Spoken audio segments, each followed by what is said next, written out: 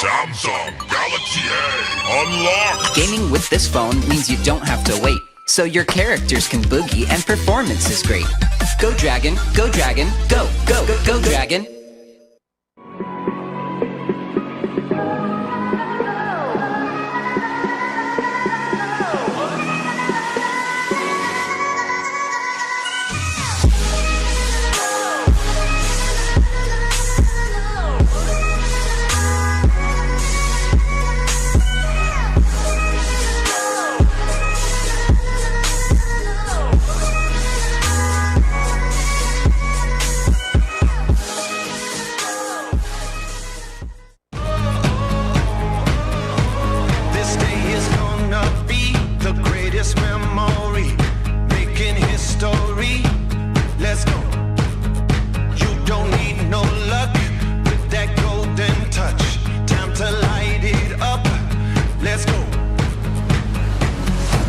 Get ready for it. Yeah, this is it. Go! Go! Go! Yeah, this is it. Go! Let's go! This is it. Visiting Singapore at the SEA Games meet and greet was actually my first time in Singapore. I honestly had no idea there'd be so many fans at the event, and hearing the cheers and meeting the fans in Singapore for the first time was an amazing experience. The boot camp at the SEA Games was definitely very interesting. It was definitely like something that's very different for me. Normally I just coach one team and usually I know all the players, and this boot camp was like, I had like an hour and a half to work with like 4 teams, I think 4 different countries, and things about TI and ET and stuff like that. It was a cool experience. It was definitely something I would be interested in the future. So I think for a lot of these players to become superstars, they just need to be noticed. They need to have a venue to really promote themselves. And I think a lot of them have potential to be superstars. I think that these players just need to play. They need to learn more about the game, get more experience, experience being in a team, because that's like the biggest thing, you know, like playing a pub game compared to being in a team, learning about people, learning about Dota, the game, strategy, all these things are what really matter. Southeast Asia has an incredible dedication to the game, and a tournament like the Southeast Asian Invitational provided by RAZER is just an amazing resource for all up-and-coming players. Get ready for it. Get ready for it. This is it.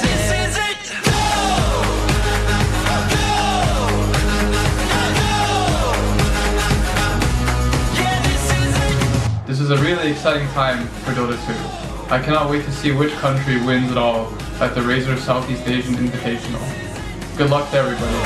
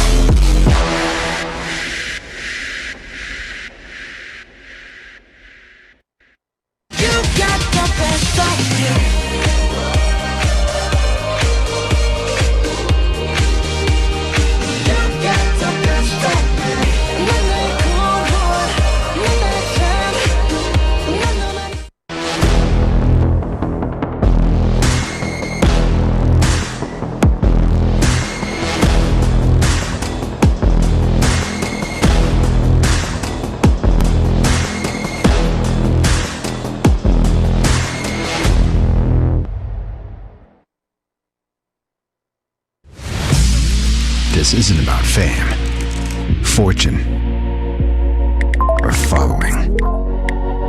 This is a calling. This is desire. This is obsession. This is what it takes to win. They search for more speed, focus, control. This is more than a game. This is esports.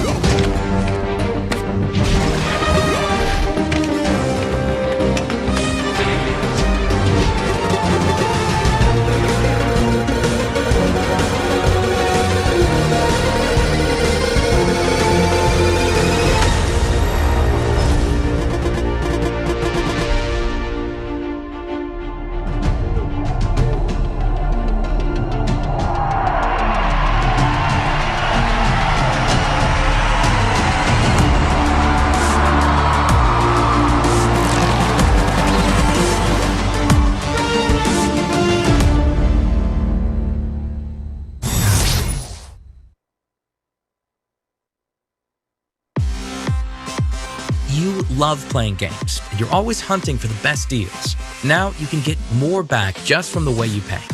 Introducing RAZER Gold, the virtual credit for games and entertainment that rewards you back. With RAZER Gold, you get to enjoy more savings with exclusive deals. Get access to special bonus gifts and in-game items you can't find anywhere else, like unique weapons and skins. What's more, with every dollar in RAZER Gold spent, you'll earn RAZER Silver, our rewards program. Just like airline miles, the more you spend, the more you'll earn.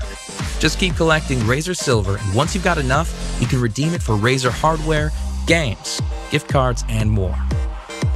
With RAZER Gold, you get more savings and gifts, and automatically earn RAZER Silver to redeem even more cool gear. It's the best way to get rewarded just for being a gamer. Get started by signing up for a RAZER ID on gold.razer.com. Take a moment to verify your account so it's totally secure. And that's it. Start filling up your e-wallet with RAZER Gold and enjoy rewards with every spend. So how do you fill up your e-wallet with RAZER Gold? It's easier than you think. We've got over 1 million partners and stores around the world, both online and offline, where you can top up your e-wallet with RAZER Gold. Don't have a credit card? No problem. Reload your wallet by purchasing these RAZER pins. You can easily find them at your nearest convenience store, supermarket chain, or pawn shop. Prefer to do things online? We've got you covered. Reload your wallet with your credit card, internet banking, and even your telco bill via direct carrier billing. Now that you're stocked on RAZER Gold and you found something you'd like to purchase, here's how you pay with RAZER Gold. Click on Pay with RAZER at the checkout segment of your purchase. Log into your RAZER Gold account and use your wallet balance to check out. If there's insufficient RAZER Gold, simply reload your wallet with a specified amount via online banking, credit card, or buying RAZER pins from a store. Here's a sweet deal to get you started. Create an account now and verify, and we'll reward you with 1,000 RAZER Silver. Start getting rewarded and getting more back when you pay with RAZER Gold now.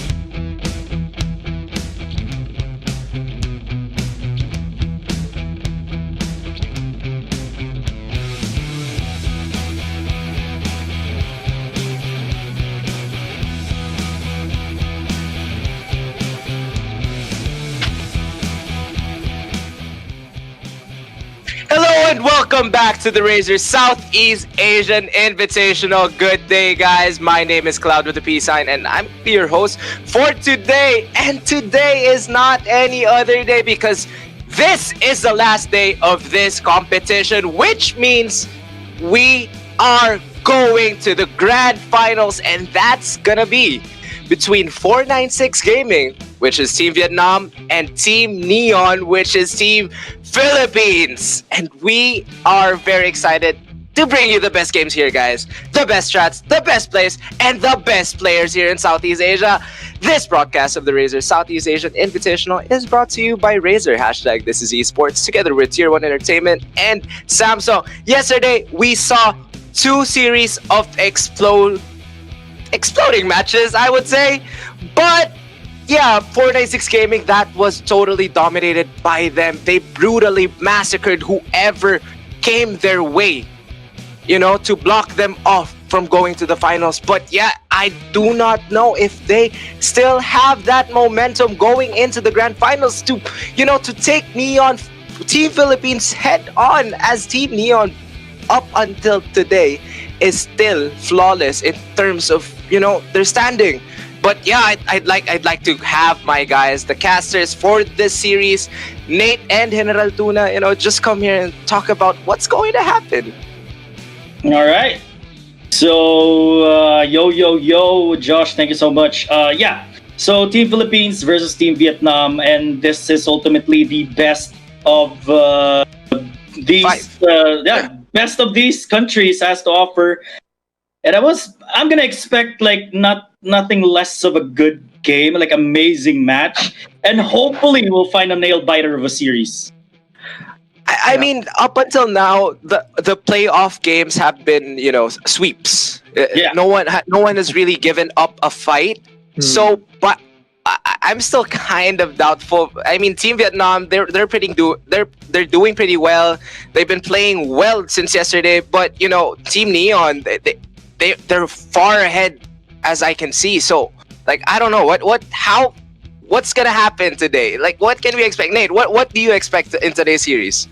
Well, to be honest, I never really know what to expect when it comes to these games. You know, it could be that game number one is like a huge challenge, you know, that it goes 40 minutes long and it's really nice. And game number two is all of a sudden just a sub 20-minute game. So it's just really been up and down, to be honest. So I really don't know what to say, to be honest. I'd like to say a lot of things can happen. Yeah, exactly. I'd like to say that it will be a good series, but it really could just be Team Neon taking over and just steamrolling through this grand finals. But I hope to be proven wrong. Team Vietnam, of course, are on a bit of a heat streak, or a hot streak, I guess, if you want to say. Team Philippines, winning all of they're on a hot streak as well. Yeah, exactly. But then again, you do have Team Philippines playing with that swagger, playing with that confidence. But both of these teams coming into the grand final have been winning their series recently, and it's good to see. And hopefully, we just see a really, really good series.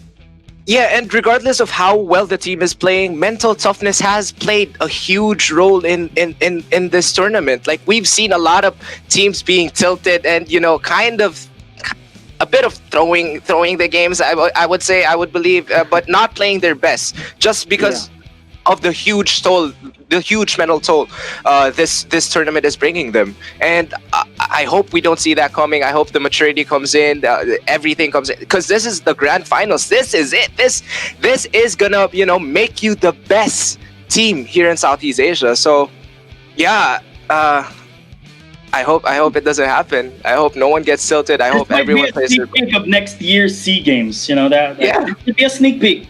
Whoever wins this might probably be, you know, the champions in the SEA Games. Yeah, not to mention it's a bit of a challenge. Yeah, Team Philippines are the defending champions. This isn't the same roster, obviously, as last year's SEA Games, but as a nation, I guess, Team Philippines making it to the grand finals once again. Going in, both these teams, Neon and Vietnam, they're both kind of overly aggressive teams. Right?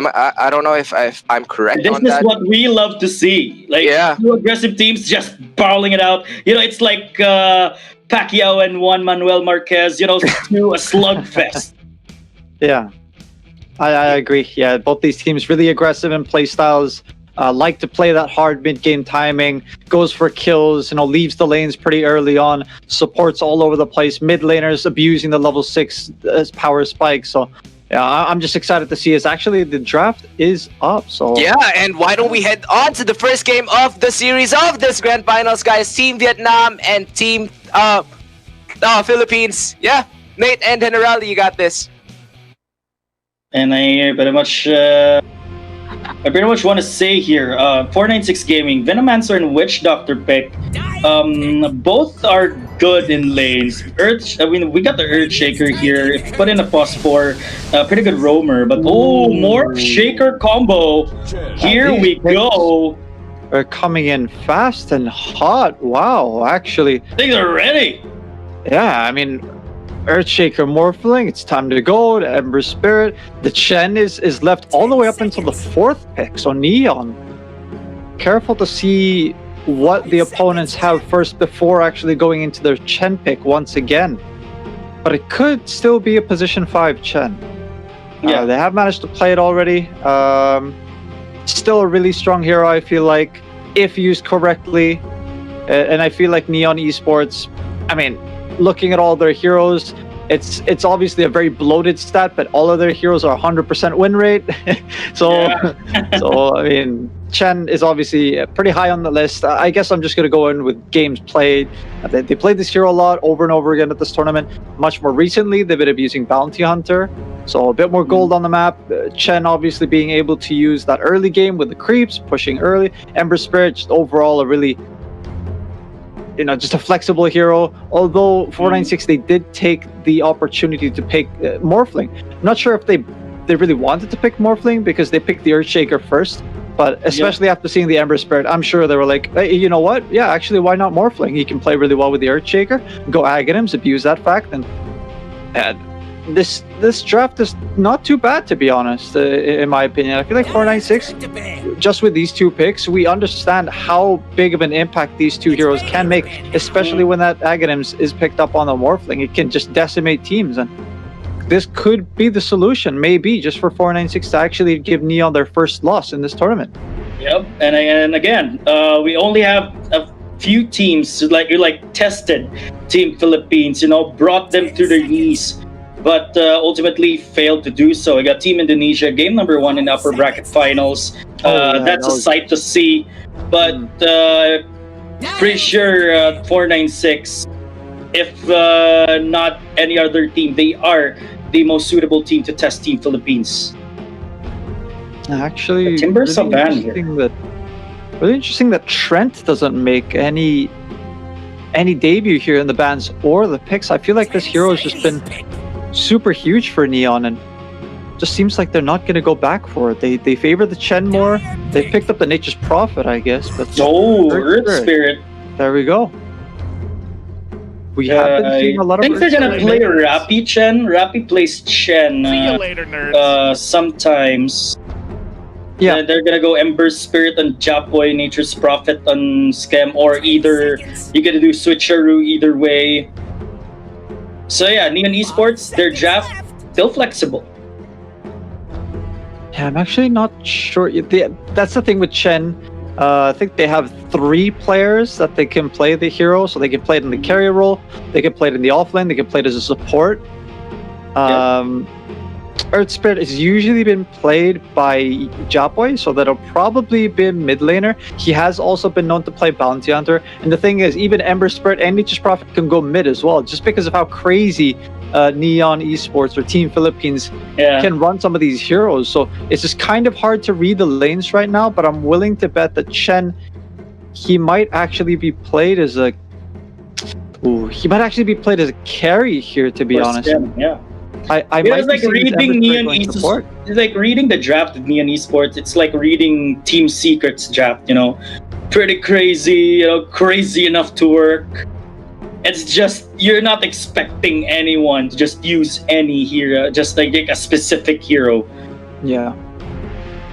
Yeah, well, with 496, I think Timber could have been the perfect pick for them.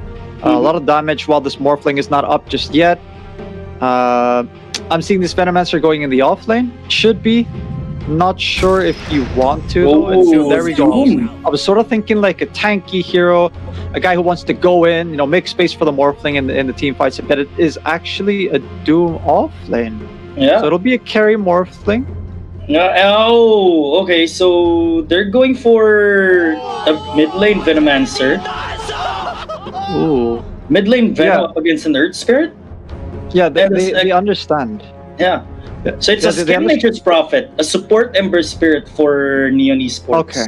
Okay, so they went the route where they go the Chen offlane. So they know, right, that Japoy, he favors these heroes like Bounty Hunter and Earth Spirit, and he most likely will not be playing Nature's Prophet.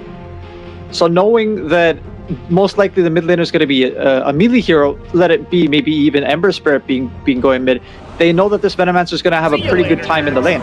Hence, they run him mid. They know that he's going to be playing at least okay versus any of the heroes that they're going to be picked by Japoy in the mid lane because they're melee. And they proceed to go on and have this off-lane Doom that can do a lot. Maybe Doom up this Earth Spirit, right? Mess up his combos, not allow him to do much in the team fights, and in the meanwhile, tanking up a little bit in the front line for this Morphling to do whatever he wants in the later parts of the game, which I feel like is a pretty good approach. I like the draft coming out from 496 here. There is, of course, that hurdle that they have to jump over, that Team Philippines have just not lost any single games. And it's not just been that, it's been a majority of these games have just been really dominant as well. So that's the thing for me, that if you can jump over this game number one and say, hey, look, we took a game off Team Philippines, we might just be able to do it. It gives you so much hype. It gives you so much confidence. As a team. The momentum, the motivation as well.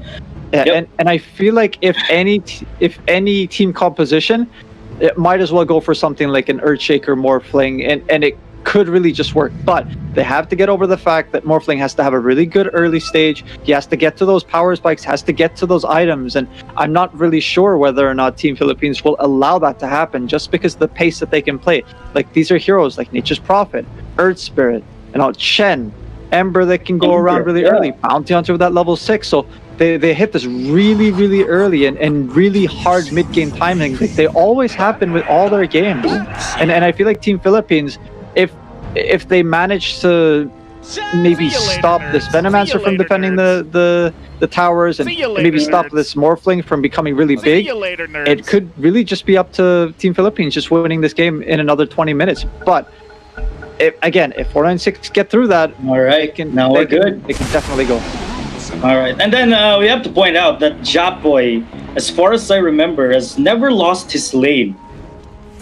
He never had this really bad lane where like he gave a lot of space and farm for the opposing mid laner. So every single time, even if he dies in the lane, he still has a good game. He's still having a good game. Yeah, for me, it's just all about the impact that this kid can do. Really young. He's still a teenager, if I'm not mistaken. 18 years old, 19 years old. This guy's just been crazy this tournament. Rarely loses the lane. If he does lose the lane, still manages to do so much in the laning phase, or in the mid game. Just has such huge impact. And big smoke coming out here. Might be first blood at the bottom lane.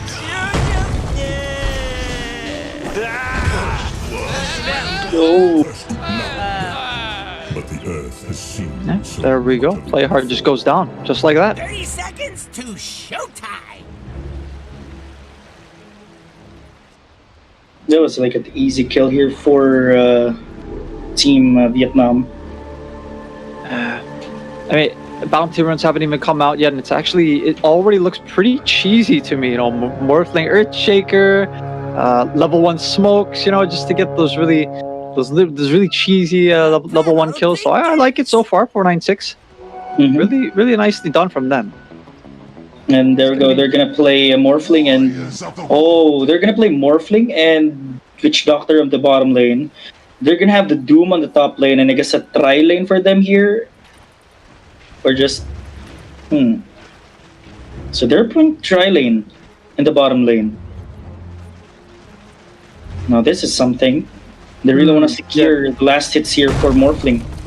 Yeah, they're going to have a really good situation here at bottom lane, especially with this Earthshaker blocking up the creeps. Once again, you usually see that, whenever it's going to be an off lane Earthshaker, but Or there we go. the Earthshaker's playing the off lane, but yeah, it seems like this Earthshaker's pretty much just done it bottom. He feels like he's done his job already. I thought they were going to protect this Morphling a bit more, but it seems like they don't want to sacrifice the Doom's lane too much, and I feel like it's okay to sacrifice the lane from Doom, actually, just because of the fact that this guy can always catch up. Come back, with a Devour. Yeah, he loses the lane a little bit. As long as he sustains it, really, especially with that Devour, he should be fine, but seems like he wants to play top. There we go. General just messing up these two heroes on the bottom lane. And we got Rappy as well. We've seen this guy play Chen and in the hands of Rappy. Oh, the cast connects here on Januel. Drops below 50, but it makes it out.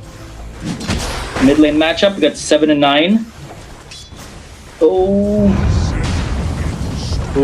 there got a roll there. And the kick. But wait. Japoy. Might actually be a kill, actually. Oh. Yeah. Or is it? Ooh, Poison Sting is doing a bit of damage, but Japoy's got that roll. I think he's fine. Yeah. Oh, no. He might have to deny himself to creeps here, actually. But this is not bad. Will he be able to make it out? Start. Yeah. There we go. Oh. Drove him out of the lane. I feel like he's gonna get that. Oh, no, never mind. I thought he was gonna get that kill on the courier mid lane, but seems to be fine for now. Japoy not going down just yet. At the end of the day, that's still Japoy, but oh, the dust connects here. Wave for Min. Januel gets spotted. Oh, is he gonna die? Oh, the kill. Oh no! Oh, that was so close. Ooh, well done. Oh, there we go. The Maledict would end him. It's just there. The courier snipe on 458's courier. Yeah, that was just the range creep from the Chen. Here we go, the build from the Venomancer. I don't see this guy going Plague Ward anytime soon. I'm pretty sure he wants to use, like, yeah, there he goes, level 4, 2 levels into the Venomous Kill, 2 levels into the Poison Sting. He just wants to dominate this lane, and I feel like Venomancer is a kind of hero that can do that. And he has been doing it so far, not too bad. Last hits and denies. Feels like Japoy's finally met his match. True. Or like for you, like in your perspective, like an Earth Spirit versus a Venomancer, you don't see this every day. You don't see this matchup every day. Oh yeah. Oh, I mean, it's only been recently that we've been really seeing this Earth Spirit going mid, huh? So, whenever you see these new heroes coming out on the mid, there are always going to be these situations where people are going to try to find out any heroes that are good versus these kinds of heroes, you know, because at the start of a meta or at the start of the tournament, you find these people, ooh, maybe they have like a little bit of a cheese pick, and you have to figure out a way to be able to play against that. And it seems like Team Vietnam have settled. Oh, all of a sudden, you know, Japoy, he's always actually been playing these melee heroes at mid, so might as well maybe run this Venomancer that can dominate any melee heroes in the mid lane. No scam. Gets caught, but there we go. Searing Chains on the Earthshaker, the chase down by Neon. Yeah, they're not gonna push through. So far, really slow-paced the early game compared to the other games we've casted. Yeah, for sure. I mean, 2 kills in only 4 minutes. Feels like these teams are playing maybe Rappy. safe, but Rappy? Yeah, they're gonna take him out. The Maledict is gonna end him as well. Okay, Team Vietnam, really good start. Courier dies once again though, so that's a bit unfortunate. It's twice now that his couriers died in quick succession, but Japoy's got to be careful. TP out. Force the TP out. Yeah, he makes it. Yeah. I think we're at Team Philippines, like, really need to find their groove here. Even a rotation. But I'm still waiting for a rotation from the Earthshaker going to the mid lane. But the problem is the Earth Spirit, he has an escape mechanic, so he could easily just roll around that fissure.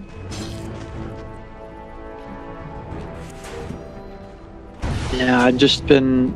Wow, I'm actually surprised. Yeah, Team Vietnam have a really good start. Okay, a bit unfortunate that they get awarded there, but those are just the little things.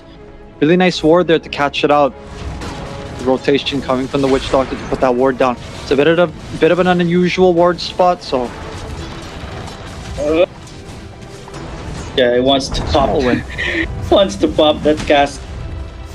Mid lane matchups, we got 34 compared to this Earth Spirit's 31. 5-minute net worth, Nature's Prophet leading with 2,600.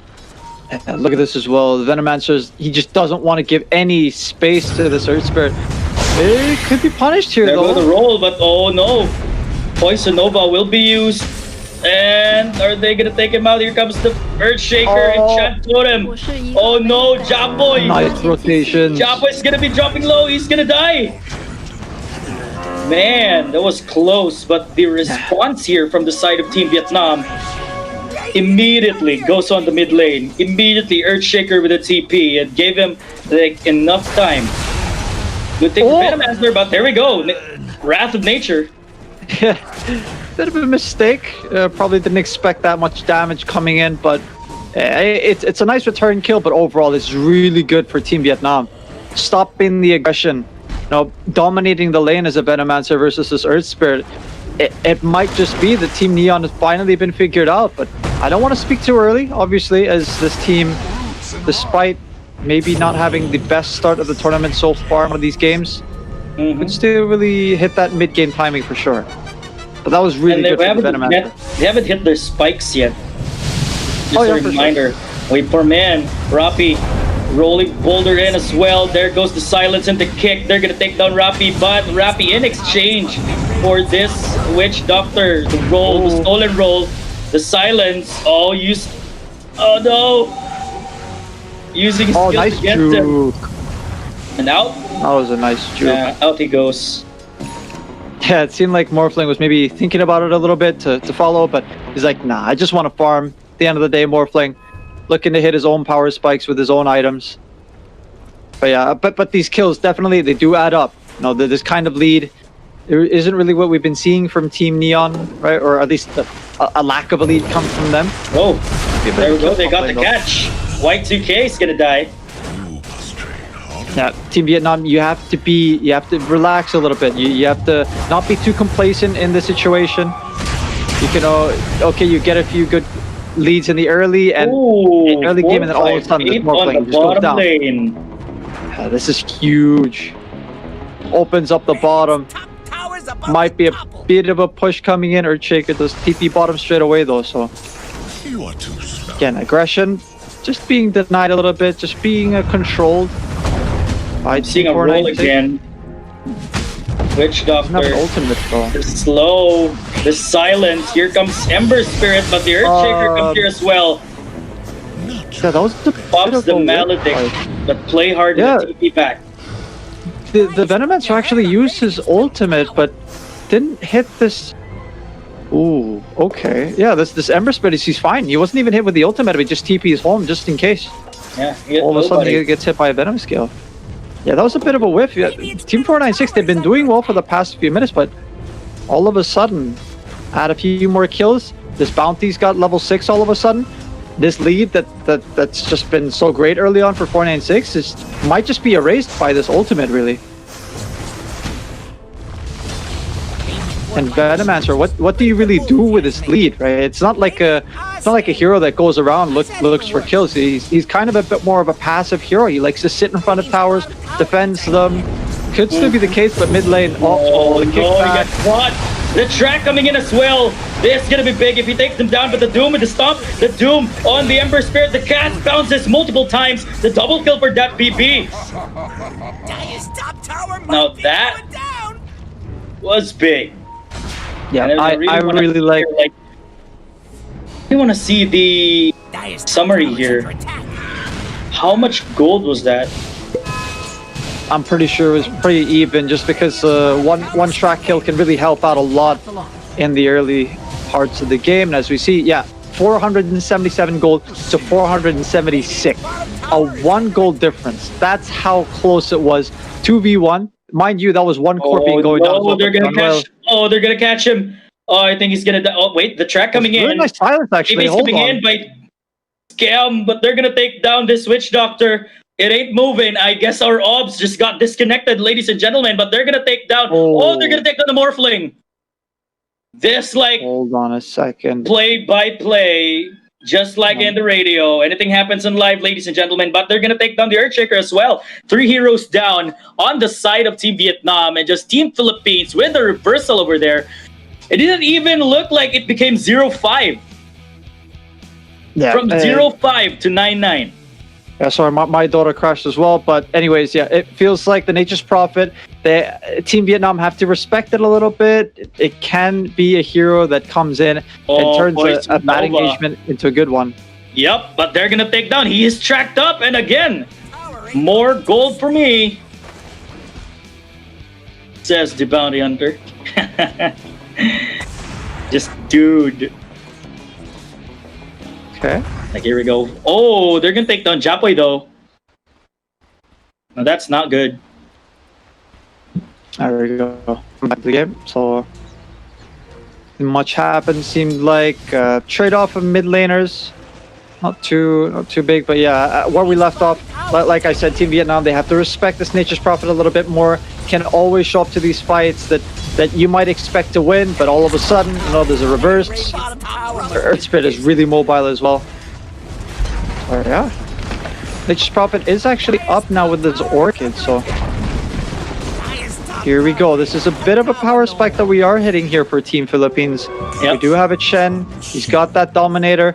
A bit early, in my opinion, but yeah, he's gonna go for the drums. So it's kind of like the same build that they have been going. Oh, yeah, mid lane though, jeez. Not that big, but a kill is a kill. Yeah, definitely would have been much more worth it if it was a mid laner or a carry, but a kill is a kill at the end of the day, and we do have a bit of an annoying bounty hunter problem here. Top lane though, one of these creeps going down. Roll here. They're gonna catch him out. He is old. Both of them are tracked up. Oh, look at that damage. Oh, that's gonna hurt. They're gonna kill down. Get Yasi in the process, and I think Von Leg. Oh. And look at this Death Ward. Just decimates Junwell. I like how these team fights are so close to one another, you know. Yeah, maybe favoring Team the Philippines just a little bit just because of the track kills, but at the end of the day, you're getting these trades, and these trades are always so good, especially when you have a Morphling on your team. It means that you're delaying the game just a little bit more. You know, you're holding back the, the aggression is at least being held off. I really like it. Team Vietnam and Team Philippines, this could still be anyone's game. And at this point, sometimes in some of the games the Team Philippines plays, it really is much a clear indication that Team Philippines is already going to be playing the game, winning the game. Sorry. But yeah, it's been really close so far. Just a 1k lead, especially with these track kills as well. Team Vietnam doing really well to stay in the game.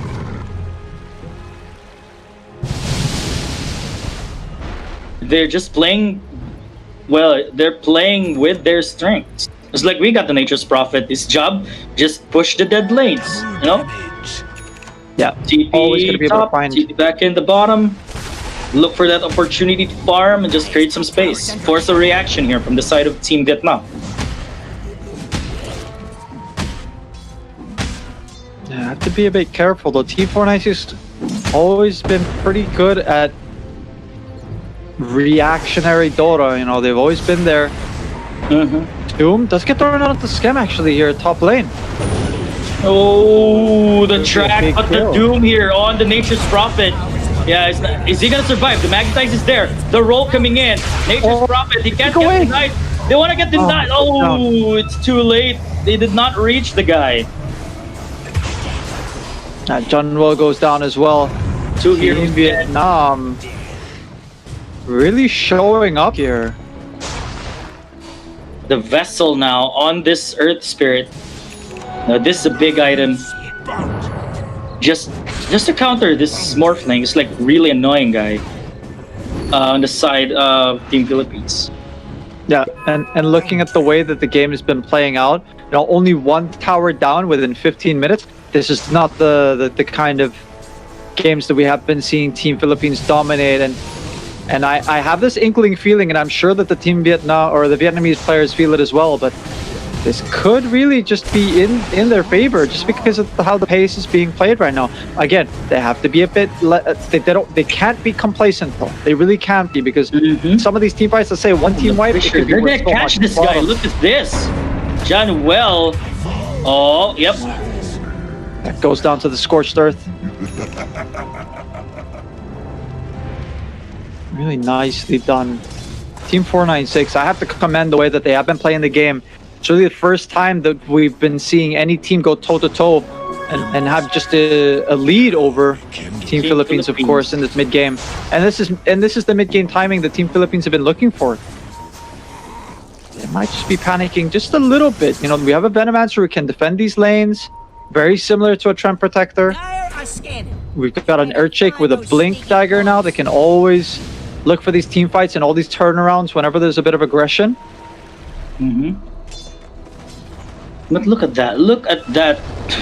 The Plague Ward, man. The Plague Ward, man. They look like mini towers at this point. A lot of Plague Wards.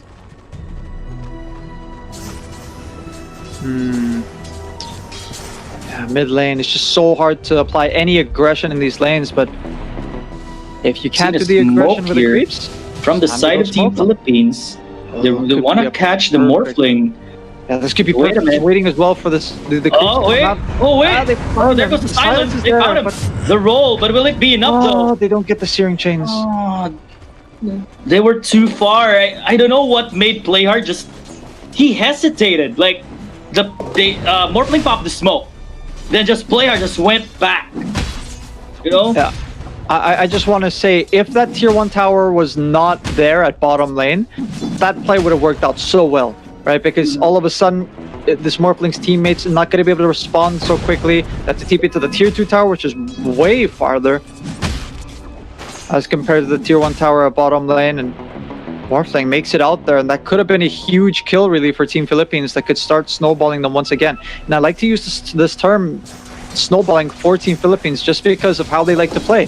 You know, they get these early kills, all of a sudden the opponents are just caught off guard in every single engagement. But it just hasn't been like that. In this tournament, we haven't seen them play from behind. Right? Oh yeah, for sure. Them play from behind. In the mid game. Yeah. Well, side of the fissure. They're gonna catch him, but there we go. The chase down here. Death Ward and Januel. The sustain coming up. Cancel. Ember Spirit. Will they go for the reversal here? They're gonna take down this Switch Doctor. Yeah, this is how we usually see these team fights always play out for Neon, right? Always find a pick off and then, well, bam, you get an objective. This Venomancer is going to start throwing these Plague Wards here in mid lane though, but these are a lot of creeps. Not just the... Tracks coming up, the roll coming in as well. Oh no.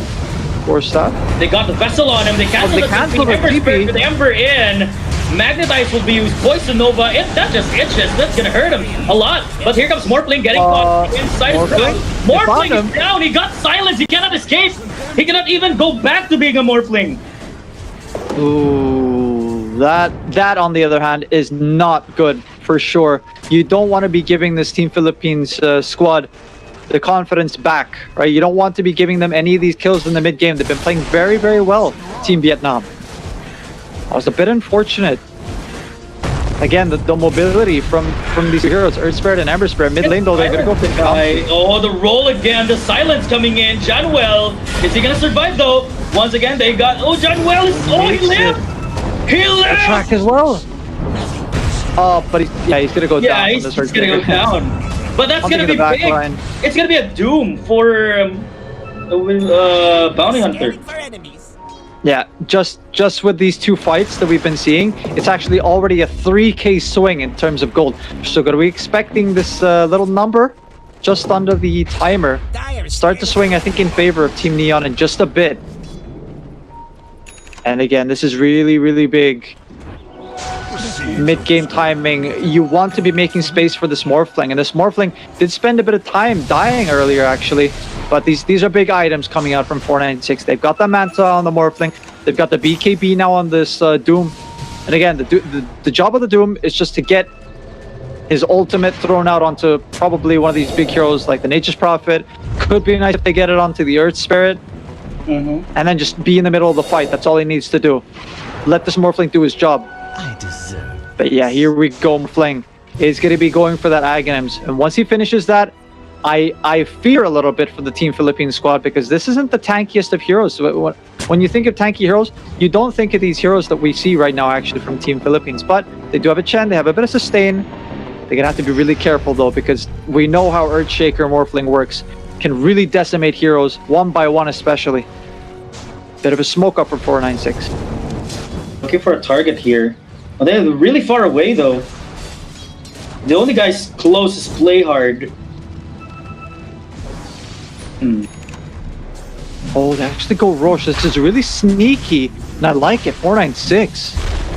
Might just be able to grab this Roshan just under the noses of Team Philippines, and this is one of those objectives that Team Philippines looks for, especially since they like to abuse these mid-game timings. Play Hard might know what's up though.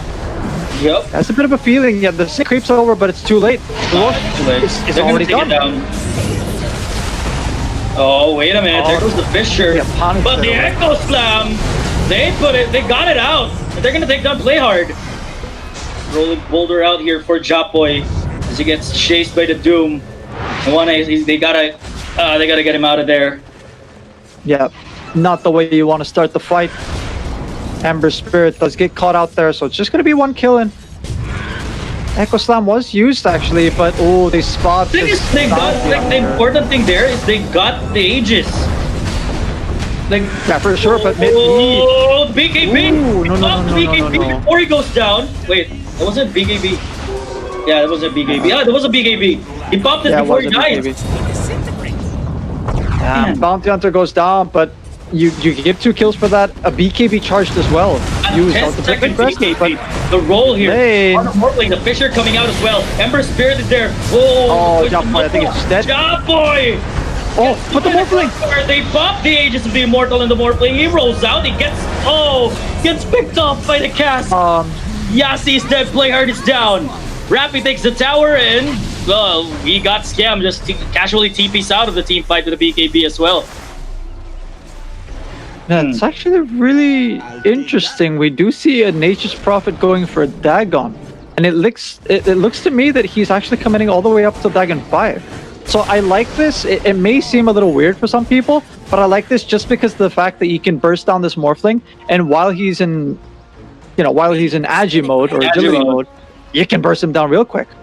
Yeah, that's okay, I guess. It's an interesting approach to it, but this mid game has not been so kind to Team Neon, and slowly but surely this Morphling is starting to get his items. Only one. I've seen a lot of league changes here. A lot of league changes. We got Team Vietnam just led as much as 3 to 4K gold. Oh, bottom. There we go. Oh, there we go. The Dagon. It's Dagon. Exactly what I was talking about. They get the track as well. Yeah, they got a Dagon on the Bounty Hunter as well, so yeah, a bit of a cute play, but it works, right? You saw that Morphling just go down real quick.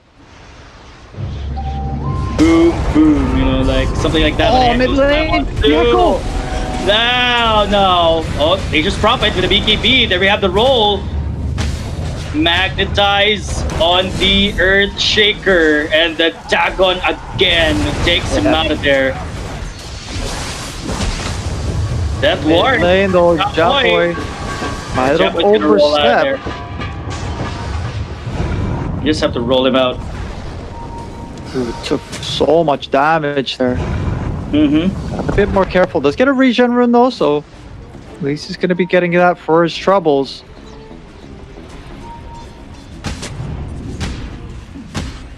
Here we go.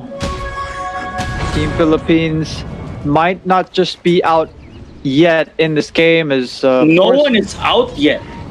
Yeah, definitely. For sure. For me, it's starting to favor 496 just a little bit. That's why I see these I don't want to say desperation plays, but these kind of weird plays that Team Neon has come up with. And this is the first time I think that I've seen them sort of adjust their playstyle just because of the fact that they didn't have a good laning stage. I feel like that's the first time that I think all of their lanes got kind of troubled a little bit.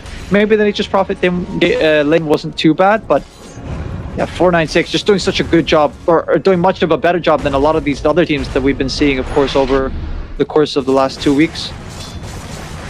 Do against Team BKB and Chapoy. That's gonna give him a bit of a fighting chance here when always gets caught in the middle of a team fight, gets hit in all places, you know. But we have an Aghanim Scepter now and a Morphling, and this is scary. Yeah, Morphling, huge power spike for him. The game changes now just because of this one item that this Morphling has. Oh, they found the DD. They got a DD there in the river. But again, Morphling, Uggs. Yeah, Morphling Aghanim's is huge. It's so huge. You have to play the game a bit differently now as Team Philippines. All of a sudden, BKBs are a bit more useful. All of a sudden, this Nature's Prophet is going for an E-Blade just to stop this right-clicking coming from the Morphling. Yeah, this Morphling has to rush a BKB. He has no choice but to. The Dagons that are coming out, it's starting to trouble him just a little bit. But Imp Claw as well. Jumps. Really disgusting combo. Of course, you get that Enchant Totem, you get that crit off of it as well. Absolutely spicy. They're going for a smoke here.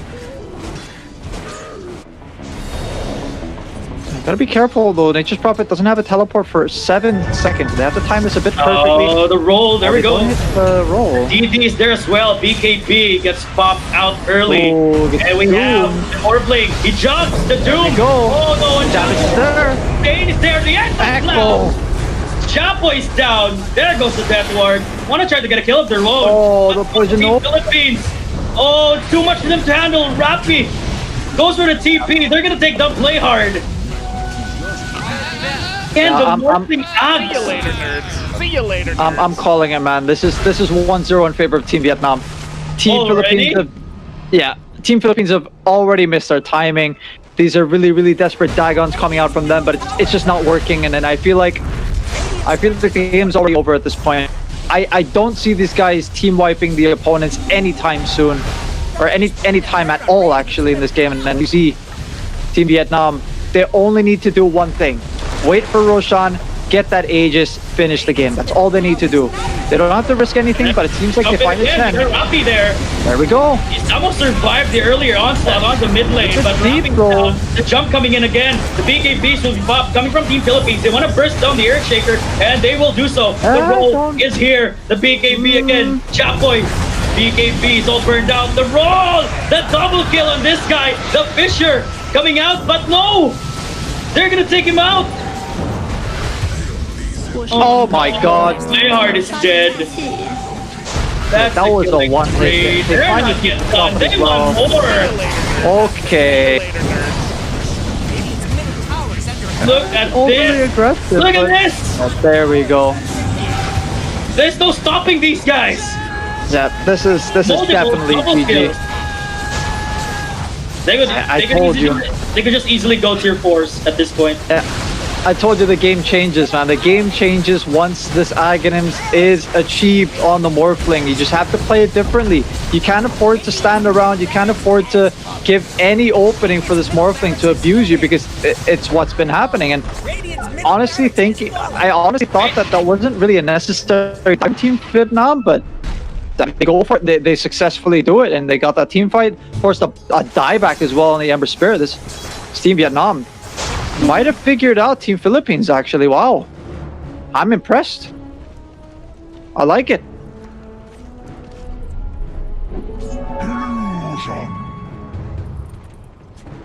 Yeah, again, Team Vietnam only have to wait for Roche, get that Aegis out onto this onto this Morphling. Hell, give him the cheese as well while you're at it, just because you want this guy to stay alive.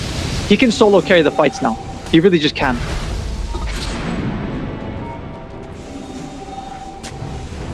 31. Again, like they're like gone after. Like after the Ags on the Morphling, he does the jump. Catches Rappy off. There we go. There we go, the roll. He pops the BKB. They want to take him out. He just kamikaze dives. But the difference is, he just won't die. Oh, they get Doom. He just won't die. They're going after, Chapoy. Chapoy's dead. Both of them. the jump coming in as well. They're taking the play hard. They're gonna kill everyone. They've taken everything. Neon Esports. Meanwhile, they just profit. Nothing to cancel the TP though, but like I said, it's just a huge difference. Team Philippines definitely 100% missed their timing. At this point, they already would have wanted at least 2 Raxes, and actually, in most of these games, would have already finished the game. But it's just a fantastic showing from Team Vietnam here, shutting down the aggression, punishing these, these aggressive movements coming out from Team Philippines and Team Vietnam. I have to commend it the way that they've been playing this, because they understand that these guys, they don't play with a hard carry. They play with a carry that has a huge mid-game timing, and as long as they survive that, and they have done so, this Morphling, they understand, will be able to carry the game. And Morphling Shaker, it sucks to lose game 1 out of this, but it's a huge boost, especially for the confidence against the Morph Shaker. But oh, we go. Team Philippines, this may be their last hurrah. One hit. The Fisher coming in as well. Morphling. Oh, Morphling. Please survive though. There goes the stomp. Taking down Playhard. Playhard is down. 4v5 situation, ladies and gentlemen. They're going after Rappy. Rappy's gonna die. And Chant Totem coming out. Here comes Japoy. Oh, the Fisher got him. This game's over. He didn't even reach the center of the team fight just to pop the magnetize, and he's dead.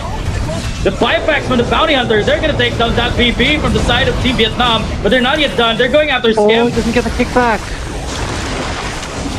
He was trying to kick him back to the fountain, but doesn't do that, I'm afraid. And a second lane of Brax is gonna go down here. Buybacks being thrown out by Team Philippines, but it's just not enough. It really is just not enough. This Morphling is just going ham. And look at that, the X marks the spot. They're going after again. Here, take a look at this guy. It just tanks. There we go. It tanks the well, and GG will be called. Team Vietnam will take game 1. I have to say, I am very impressed by this Vietnam squad. This is not the case of like us being disappointed in the Filipino team. This is us being amazed, like impressed, like you say, Team Vietnam.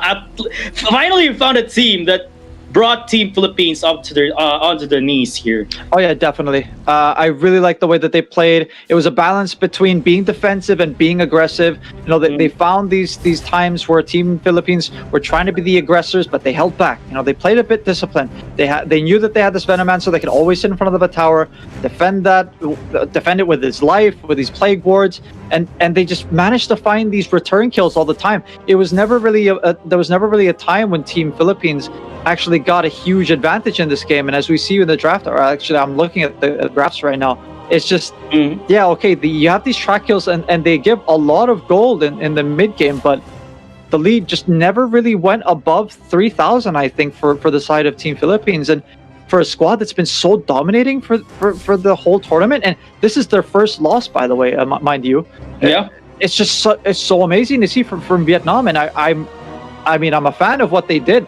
They knew how to deal with this Team Philippines squad, and I feel like Team Philippines, they might have to adjust a little bit. Maybe less of these crazy strats that have been working out from them. I'd like to say that sometimes these drafts, if you change, like some teams are really one-dimensional, right? That if you play that type of strategy, you have to play it over and over and over again. But I feel like Team Philippines, they have a few other aces up their sleeve, but see what Josh kind of thinks about these, or at least game number 1. I'm sure he's going to be amazed, and he's going to be like, what? Josh, what do you got for us, man? Well, you were on the spot, Nate. That's like, what? Exactly, yeah, it's right? impressive indeed from the Vietnamese squad. I mean, bro, they to begin with, they pacified Japoy. This is the first time I've seen Japoy struggle in his lane. Like, dude, this kid has been, pulverizing everyone in his way up until now. And was that mid lane actually a mismatch? Like, was that nothing wrong in either of these teams' draft? It was just Team Philippines. They did not capitalize on their strengths, which is like the early to mid game, because like 496 fought them back with the same level of aggression. Indeed. Like, every time Philippines, seemed like they were snowballing, Vietnam had a way of pacifying things, bringing things back to the normal. Like, dude, you gotta chill. Philippines, you gotta chill. Stay there. Stay right there. You are not gonna go anywhere. You're not gonna take this lead. Even with the Dagon decision from NP, like, I thought that was kind of gonna stop Morphling, but no. Morph just snowball. Got Aghanims, it was over pretty much, just like Nate said. When he got Aghanims, it's over for them. Definitely, you can't let this Morphling have that item. It just is so strong when he's got that Earthshaker on his team as well. It enables those really long-ranged fissures. It can always enchant Totem. You just fly over, dunk on the opponents. And we saw the mid-game team fights as well. The Echo Slams were pretty much on point. There was always a follow-up Poison Nova. I mean, these team fights in the mid game, you usually see Team Philippines just dominating these team fights, but it's just the way that they laned. Yeah, you asked that whether or not the mid lane was a mismatch. I feel like it was. The Venomancer, he didn't really own the lane in terms of killing his opponent. He out economied him. He got a lot of his denies. He got a lot of last hits. Always forced Japper to go back home. TP out. I feel like maybe if Team Philippines helped out a bit earlier with their mid laner, because they should have expected the Venomancer to at least play well, or at least go a bit, toe to toe in terms of latches and denies as well. So definitely Japboy did suffer a lot that game. A lot of the aggression was denied as well, because it feels like I said, with this Venomancer pick, it was, I think, Team Indonesia, if I'm not mistaken. They picked it up against I'll have to check later, but I'm pretty sure they picked it up versus Team Philippines, and I like that kind of pick, especially with like a Winter Wyvern, because you stop the aggression. You hold your opponents in place, or you punish them if they dive into you, and it just does so much damage. And Team Philippines, they really suffered because of that. And if you don't have that good start, you don't have that snowbally kind of mentality going on, or the kind of gameplay that you want to expect from Team Philippines, you're gonna stutter. You're gonna fail in taking those early objectives, and it's so important to get these towers as well, because especially with the nerfs in terms of gold, these towers, they're not worth as much as they used to be, and they're harder to kill. And I feel like with Team Philippines, they usually dominate the lanes at least, or win at least 2 out of 3 of the lanes. They dominate these mid game fights, and then they start to snowball. But they didn't get those early objectives. They didn't win these team fights outright, and it's just, once this Morphling, a dedicated carry that can carry just after the mid game, just after the spike of Team Philippines, Team Vietnam, they played so well. And they don't even have like someone just to counter out the Morphling. An apparition would be good for some reason, but they did not pick that up. It wasn't even banned as far as I remember. Yeah. Okay. I mean, I felt like this game, Team Philippines didn't play that bad. It was just a matter, I liked how they were nonstop ganking in the kind of mid game, and trying their aggressive ways. But it's just that Vietnam did such a good job in pacifying the situation every single time. And yeah, I think this is gonna make the series more interesting. This is the first time Philippines suffered the loss. And it's really gonna. I don't know if this is gonna be a kind of a wake up call for them, or this is gonna damage how they play.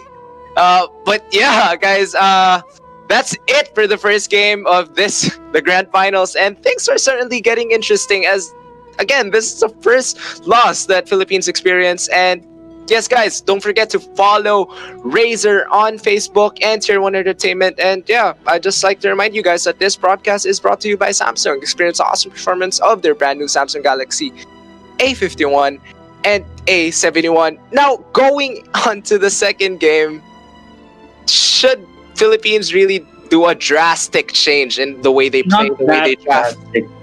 Not really that drastic. They just have to have something just to address the issue here. Because like game number 1, the issue there, if they don't have like a lot, this specific amount of lead, or like if they don't push enough, by the time this Morphling gets his Aghanim Scepter, it's pretty much over for them.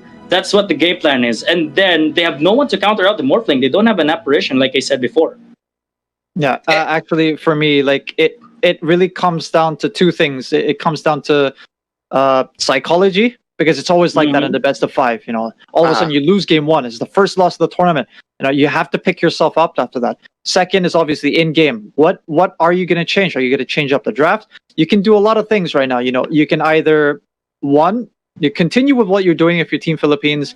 Just ban out the right heroes. Maybe remove this Venomancer, or maybe at least anticipate that they might pick Venomancer and try to switch it up a little bit. You can either completely change up the way that you play. All of a sudden you bring up because Team Philippines, they're not a one-dimensional team. They have been playing. They seem to be, if you've been watching their games only exclusively in this tournament, they seem to be one-dimensional. Yeah. But it's just that the way that they want to play. Now, if you're not winning that way, you can always change up the way that you play. And you Skem, he plays Meeple. These are little things that you have to be careful of. You have to make sure that Team Philippines they adjust a little bit, but not too much. But then again, if it still doesn't work out in game number 2, maybe they then do something really big. So again, best of 5, you always learn something about the opponents, and it's really just a learning process for both these teams. And it's a psychological game. We talked about it yesterday. Mentality is so huge, especially in these long series. Like, you can break down as a team. We talked about it, how these teams it just works like that in TI sometimes. When a team can dominate for 8 months straight. And then when that 1 month comes in, that you have to really, really, continue the way that you've been playing, or continue the fact that you've been dominating, that all of a sudden it just doesn't happen, and teams just break down. That's why there are these roster changes. That's why there are these disbands just after TI, just because of how huge the tournament is. And talking about this tournament, on the other hand, the grand final is, you have to learn something about your opponents. You have to understand that, okay, Team 496, they know what's up. They know how to play against the strategy. Now they have to decide as a team, do we continue to play like that, but be a bit more aggressive, or maybe wait a little bit, or we change up the way that we play completely. It's up to them. And I'm excited to see game number 2 for sure. Yeah. This is a bit dangerous actually for the Philippines, because regardless of you call them that they're not one-dimensional, they can shake things up, but if Team Vietnam really has them figured out, it's gonna be a great game. It's gonna be difficult for them to come back. But this is their first loss. Maybe they were kind of just testing out the waters. Maybe I don't know. This is Team Philippines, they can do anything. But it was just really surprising for me to see Japoy struggling in his lane. And you guys, definitely. Dude, and you guys mentioned that he's still a kid, and this could actually kind of be difficult for him. But guys, I'd like to see what's gonna happen on the second game. This series is gonna be full of surprises. I believe that. So, and the draft is up, and I'll leave it to these guys, General and Nate. All right. Thank you so much, Josh. And we're going straight through the draft. No more breaks. It's like this. We don't deserve any breaks, are you? Okay, we got a Nature's Prophet here for Neon Esports right off the bat. Witch Doctor for 496. And they banned out Bat Rider and, of course, the Necrophos. What kind of adjustments are they supposed to do here, Nate? Well, so far it doesn't seem like there are going to be huge adjustments. It's the 3 heroes that we already see on our screens. It's actually the same heroes that we did see last game. No other heroes were banned from the previous game, so I feel like we might just see a repeat, and maybe there is no adjustment at all. Maybe Team Philippines still believe in the way that they can play. Team Vietnam, on the other hand, they have the same heroes. They feel like that they understand that if Team Philippines tries the same as again, they have a Witch Doctor that plays quite well versus a Chen. They have a Venomancer that can always defend these heroes, but all of a sudden a Pangolier. There we go. There's a bit of a switch up now.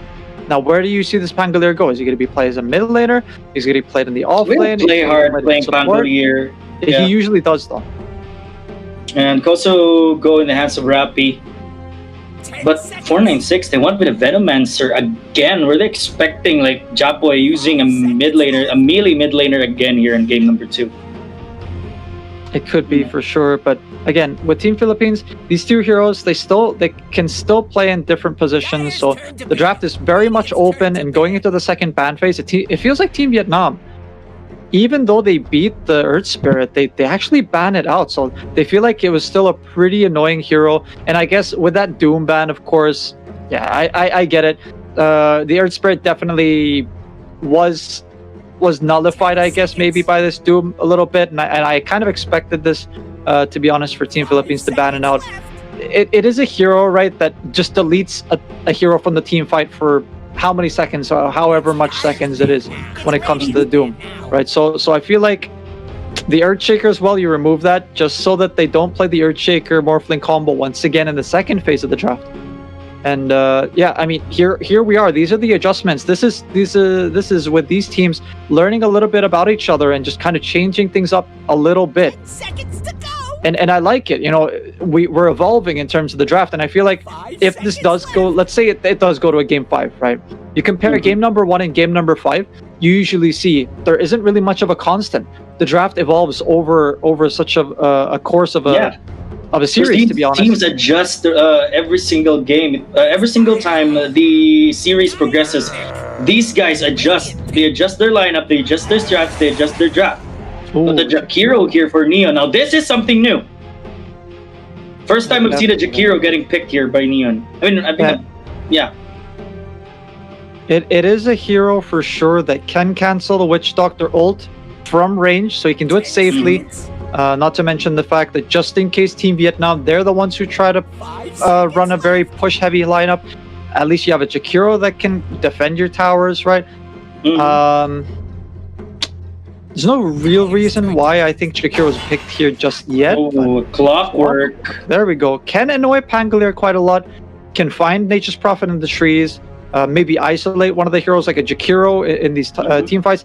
Highly depends where they're going to run. Very aggressive laner for 496. Catch potential as well, but the Queen of Pain. I was about to say, don't really think you want to run a bounty hunter in this game. It's not banned, so Team Vietnam are sort of daring the opponents to go, and they go ahead, pick your bounty hunter. We don't care. Oh, anti-mage. There we go. But the most important part of this is whether or not 458 has that persona. Yeah, that's what I'm the anti-mage persona. Yep. No persona, it's a no-no for me. Oh no. 5 seconds left. So sixth ban here for 496. Given like looking at the draft right now, Nate. It's like it's still Neon Esports, like anyone could play any hero. Yeah, I feel like Team Philippines they have to run a hard carry in this series, for sure. Just because of the fact that we see the Team Vietnam, they go for, I don't want to say 4 protect 1 lineup. It kind of seems that way, but the Morphling was pretty involved actually in a lot of those fights early on, and I feel like with an anti-mage, he's a bit more hands-off kind of hero when it comes to team fights, right? He's just like, okay, go ahead, fight away. I still just want to get my items. Bit similar to Morphling, and I like this for Team Vietnam. Identifying that they understand that this is the way that they should play the game versus Team Philippines. Team Philippines, so yeah, maybe pick a hard carry with your last pick. I feel like they need someone to at least secure their late game because they went all in mid game. In game number 1, didn't work. True. Team Vietnam read that. So yeah, Team Philippines maybe a bit more respect in terms of just picking a hard carry, just so that they can make sure. What talking about here though? That would like it's an anti-mage against an anti-mage. Usual heroes that you see to counter an anti-mage is usually like a Ricky is pretty good versus an anti-mage. I feel like a Bloodseeker is not too bad. Unfortunately, Bloodseeker is banned by Team Philippines. I guess someone with a lot of mobility, I guess. Yeah, we got the next ban here for 496, and we got an Ember Spirit ban for Neon Esports. Okay. Dyer's turn to pick. So last pick, and we have a Void Spirit. Okay. Are they going for a Void Spirit mid now? It most probably will be a mid Void Spirit. Does pretty well versus the Queen of Pain. Just in case this Nature's Prophet goes mid as well, I think the Void Spirit is not too bad at dealing with that. Hard carry. Oh, Chen. They're not going to be picked up actually for Team Philippines, so they go back for the Chen. It was pushed back. Yeah, with Team Philippines. I think it is the thing. I think they're sticking to what they know. It's going to be a carry Chen. Yeah. Against an anti-mage? Well, they should. Here's the thing. they should really commit on that mid game. Yeah, there are two ways to play against an anti-mage. Either end the game before he gets to that power spike, or you go toe-to-toe with him in late game, right? And it seems as if Team Philippines, they still believe in the way that they want to play this kind of... Hold on a second. It's like game number 1 all over again. Yeah, Jakiro offlane. Okay, so it's a bit interesting. Yeah, but it feels as if Team Philippines, they still want to play this kind of style. Okay. Yeah, like I said, you can decide to keep going whether or not, if you believe that this should be the way that you want to play it. By all means, your game is your draft. But I feel like once again, if this anti-mage reaches his power spike, I do not see Team Philippines fighting off this anti-mage. And I feel like with this Void Spirit, has to succeed.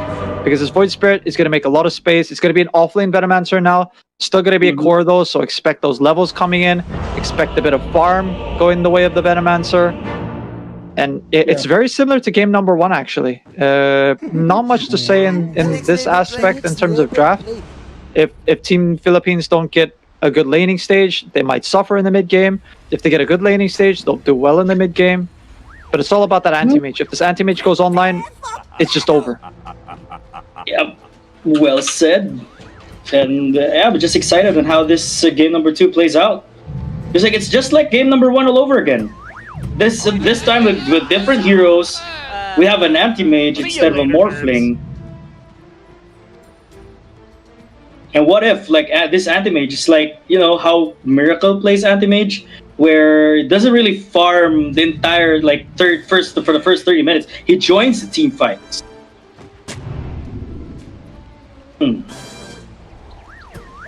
They could do that. Okay.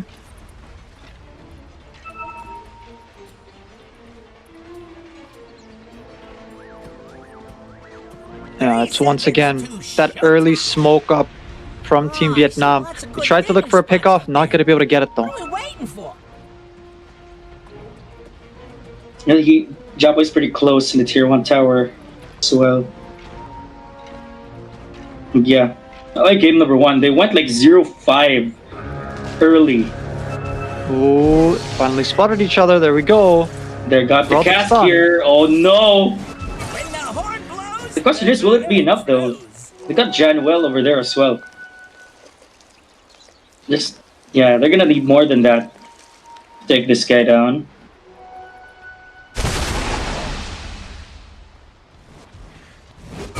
Again. He spots him. There we go, we got the cast. Will they be able to take him out? Jakiro coming in. Close.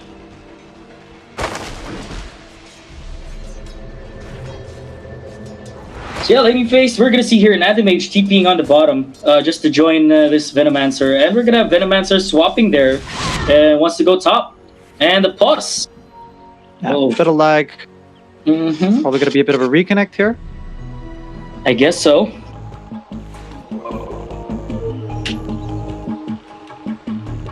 Yeah. He disconnects himself there.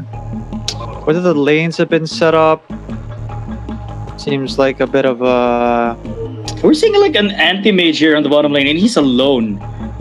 I don't think that's going to be for long. They might abuse the fact that since they have a clockwork, they want to go for a kill. Might find one, but might not. We'll see. As while we go on a break. Yeah, it's like it's gonna take a while. This might take a while. So yeah. So kill potential wise, Nate. Your thoughts on the top lane, though. Your thoughts on the top lane. It's all about that clockwork. If he gets that early kill, fine, it's going to be great. Give you that bit of confidence. I like to use these kinds of terms because it really just is a lot about that, especially in Dota, right? You get a lot of these early kills, you know, it gives you a bit more confidence. And I feel like Team Vietnam, they almost... It's very... What's the term for it? It's very tempting for some teams after they get a few early kills to try to... you know, go ahead and make more aggressive plays, because sometimes, especially in Southeast Asia, right, you have a bit of overconfidence that's ejected in some of these players sometimes. So once you have that overconfidence, sometimes you make a bit more sloppy plays, you're over aggressive, you get punished. But it's not like that for Team Vietnam. So I feel like, yeah, with the kill potential that the Clockwork has alongside the other heroes, they could go for it. Not to mention they've got a Venomancer as well. Chen, not really a hero that can TP out, especially if there's a Clockwork that can follow him around. Nature's Prophet is sort of the same, can just be followed around, can be killed, can be bullied, especially since he's a position 5 this game, not a carry actually. So yeah, I feel like it could just be a bit dangerous, to be honest, for whoever this Clockwork just starts to chase down. Oh. And like, given the fact that the draft of Team Philippines here, like 4 heroes are actually in. Look at that. Against an AM. I was supposed to point that out in the draft, but yeah.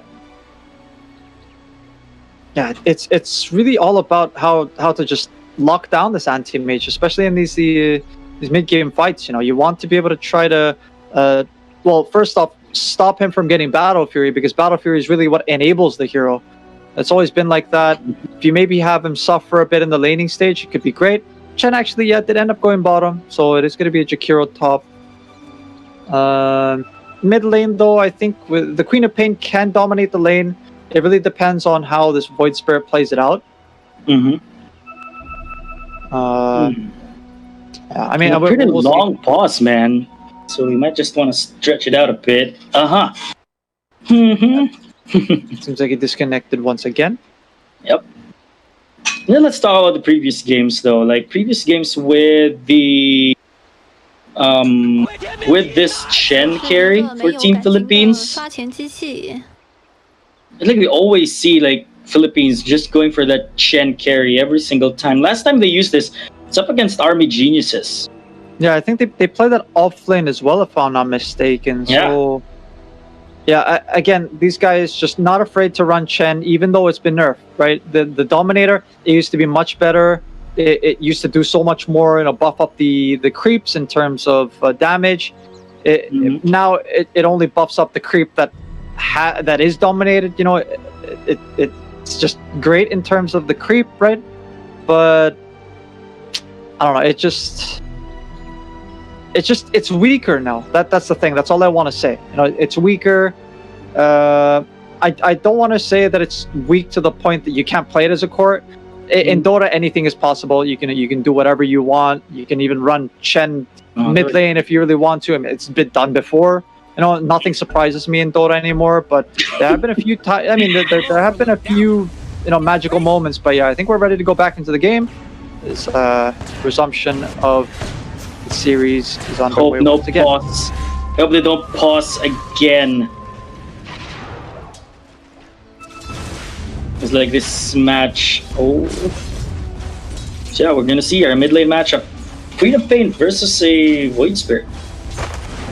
Yeah, Void Spirit is sometimes forced to skill dissimulate just to dodge the Queen of Pain with her Shadow Strike, just because Queen of Pain is known to be able to dominate these mid laners that are melee. But yeah, interested to see how HTZ plays this lane out. So far, it's not doing too bad. He's okay. But with levels, he starts to suffer a little bit. Yeah, they're still leaving the AM alone in the bottom lane. That's gonna leave him really vulnerable, but well, I think it's okay to leave in the bottom lane. He does have an escape mechanic, just like maybe putting a hero with a self-sustain alone on any lane. Just like, let's talk about kill potential here in the bottom lane. Yeah, it seems like there's been a bit of a switch up in terms of how they want to lane. Kill potential, not so much, to be honest. Not unless the anti-mage messes up his blink or whatever. Should always be able to make it out, but so far, the Jakiro, can harass on top lane though. The Chen, but Y2K, they're gonna take him out. There we go. Bit of aggression being stopped. It's gonna be a shared bounty kill, so not soloed by anyone just yet.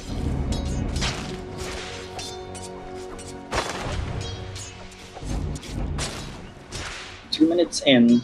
Really, there we go. We got the clockwork going in the bottom lane. Just trying to help out that AM. Yeah, you can't really leave this guy alone. He's not the best laner, but he might get punished actually. Power cogs. So this guy just came back alive. Yep. But will the damage be enough though? There we go, one more. And... Oh, he doesn't go for it. Yeah, the lucky shot didn't fall. Yep. And the fog as well. They really don't have any vision there whatsoever. We got an AM blinking out. They're just straight up chilling here on the bottom lane.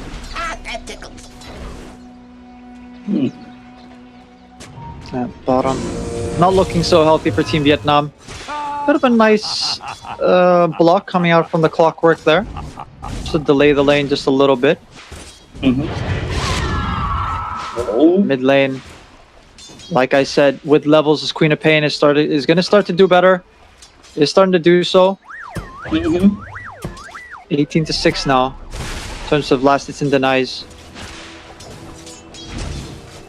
It's really just about this Void Spirit hitting level 6. Once he gets that level 6, and he gets that Aghanims as well. Yeah, Aghanims is pretty huge for sure. You dive in and then go with a Resonant Pulse. Well, no one can hurt you, basically. The Queen of Pain gets the Illusion Rune, gets it bottled. They might go for the chase down here on Y2K. So close. And they got that Sprout out. Could have been a different story. Bottom, just goes down. Yeah. Anti-mage. That's big.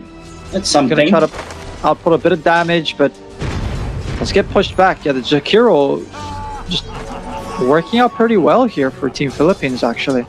You got AM here with 10 last hits at 4 minutes. And there we go. He goes top. And we got Jop Boy being taken by the Void Spirit. That's a solo kill right there. I'm not sure what happened there, actually. That shouldn't have happened. Maybe Jop Boy tried to overcommit for that kill. Yeah, that was interesting. Jump in, and then I guess he does have the Astral Step now.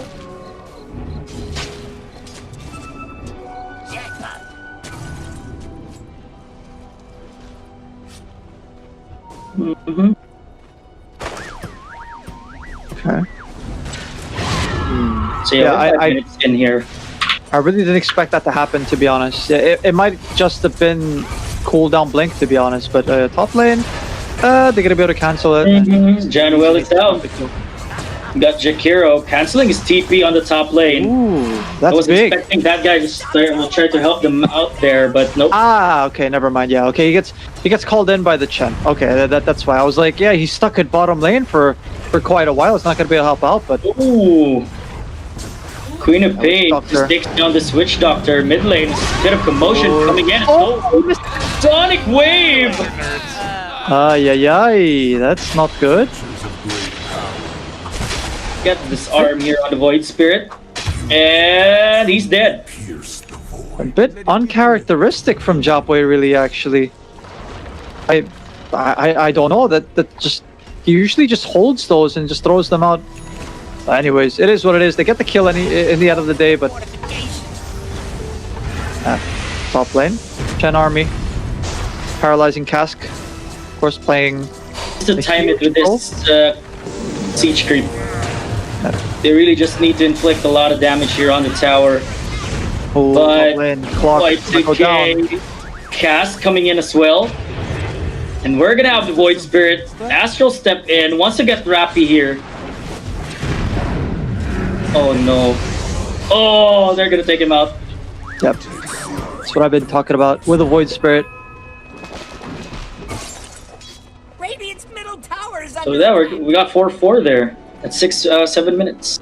A bit back and forth, but again, any trade-offs or any keeping the lead within a short lead is huge for Team Vietnam for sure, because again, we've got an anti-mage that can scale.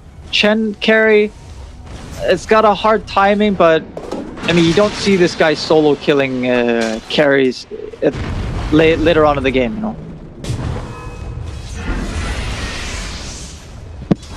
Bottom lane. We're still seeing AM here struggling with that farm. Standing at 5th here on the net worth. Not for long. They're trying to use this Nature's Prophet support, and of course Jakiro. I can push objectives really early on. As we see, tower already goes up until almost a half HP actually. And here we go. We have Nature's Prophet doing what he does best, just lane after lane. He's trying to push it out. Anti-Mage so far, after a bit of a rough first few minutes, has managed to pick himself up. He's found a bit more space on the map. The net worth doesn't really reflect that too much just yet, but once he gets that Battle Fury, this guy farms like a beast. He would actually join the team fight as well. That Battle Fury is really good against Shen's units. Yeah. I mean, he has to be careful though, especially if there are a lot of Centaurs. Bottom lane though, Witch Doctor might go down again. Yep. Let's end up doing so. This is Queen of Pain's turn to turn up the aggression a little bit. Void Spirit seemed like he was the bottom fight, but Nature's Prophet is being locked down a little bit right now. A few TPs are being committed. Mana Void not used. TP's coming out there. White this is big. They get the kill. Taken out at 458. Well, that's a good kill here for Team Philippines. Just taking down this carry at this stage early in the game. Just gonna delay that Battle Fury. Looks like it's just going to be the same build. And of course, you put this Chen on the carry. It was off lane earlier, which meant that in terms of farm, the Chen wasn't really prioritized. But now that you've got to carry a Chen, you might hit that timing a bit earlier, and you might hit it a bit harder. So Team Philippines, again, still believing that they can play this game. They can play this really high-tempo lineup. And so far, it's not been too bad. This looks a bit more like the Team Philippines we know. 10 minutes in, 4K lead. Straight up continue what they're doing at this point. It's like top 3 in the net worth. We have 3 heroes from Team Philippines. Yeah, this is the way we've been seeing them play the tournament. Check this AM, Oh, catch him. Power cogs coming in, but that's not going to save you. Yeah, the next 5 minutes is going to be so crucial here for Team Vietnam. They have to make sure that they don't give up too much in terms of objectives. If they get this Nature's Prophet kill though, that could help for sure. Oh, wait a minute. Yeah. Oh yeah, he goes down to the Rolling Thunder. Sonic Wave again, hits 2. Yeah, he's gonna hit him again. And another one, a double kill for Japoy. They can't give up these kills like this. It's not going to bode too well for them. Japoy, though, does see this Void Spirit. There was a sentry there. There we go. The zoo has arrived. Oh, the stun connects. See you later. Yeah, the Centaur creep. The Centaur stun, they got him. Swashbuckle and scream. That was really aggressive from the Void Spirit. It was pretty low at that point.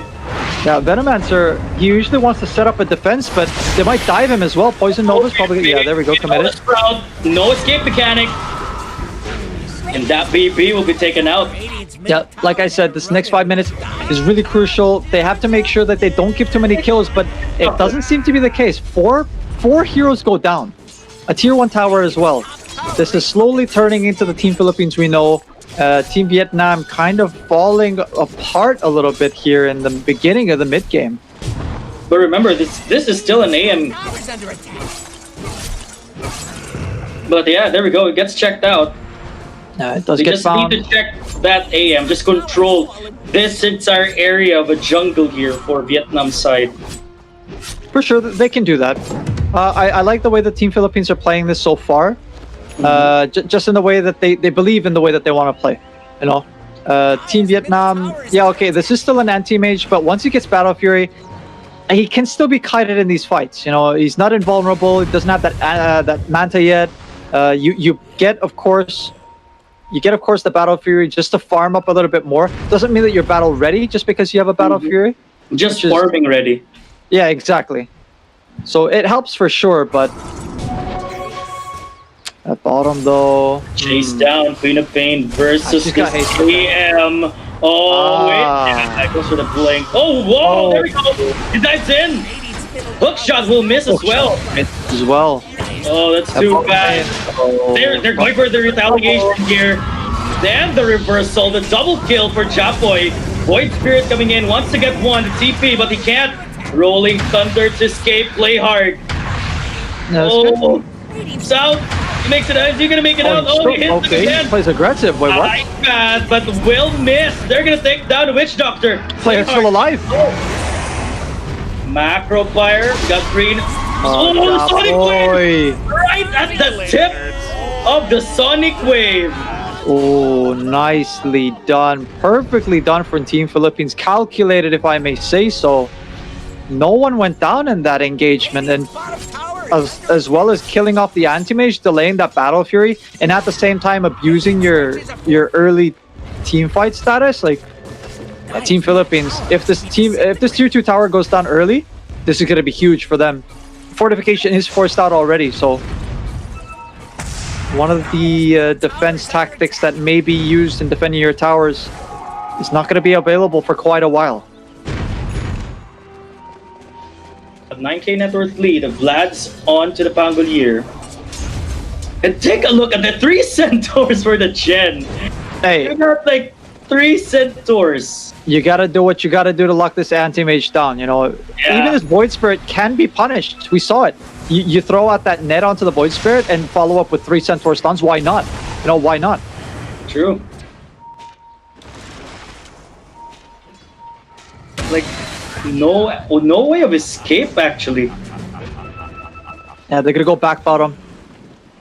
A bit unfortunate because the Venomancer has thrown out... Oh. Silence. Oh my god. There we got the Death Ward as well. Japoy, but he survives. They're gonna take down 2. And a double kill for Japoy. Team Philippines. Important here. The tier 2 tower. They can control the jungle now. Don't tell me they're getting ready to go high ground. Actually, you know, might as well. They've got the Orchid. They can lock this Void Spirit down. There we go. There goes the pull. Goes for the dissimulate. Queen of Pain with the blink out. They gotta be a bit careful though. They don't have a siege creep. They do have a few creeps that can tank a bit of the paralyzing casks and a few hits. The thing is, right, they know that they don't have fortification, so they can try to abuse this, but a lot of wave clear and the Venomancer's back. I don't think you want to pursue this really as Team Philippines. Not unless they want to abuse the fact that they've got a siege creep soon. If just someone, you know, someone bravely blinks in and gets the drop on just anyone here on the side of Team Vietnam, this is gonna be big. But AM, I guess he got his Battle Fury already and starts farming there. There we go, that's the dive. Just like I said, Ice Path catching no one here. But the pull will miss. They're gonna take down tier 3. And the Poison Nova as well, but nobody. Punish. We need a Bane with the Sonic Wave. Gets 2. Macrofire's there as well. The Rolling Thunder takes that BB.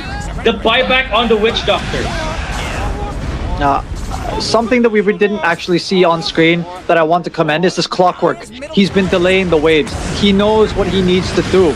So here we go. Japoy comes in once again. And they can't go for this anymore. This is huge. Just because you delayed this, right? Okay, the Clock might pay for it with his life, but...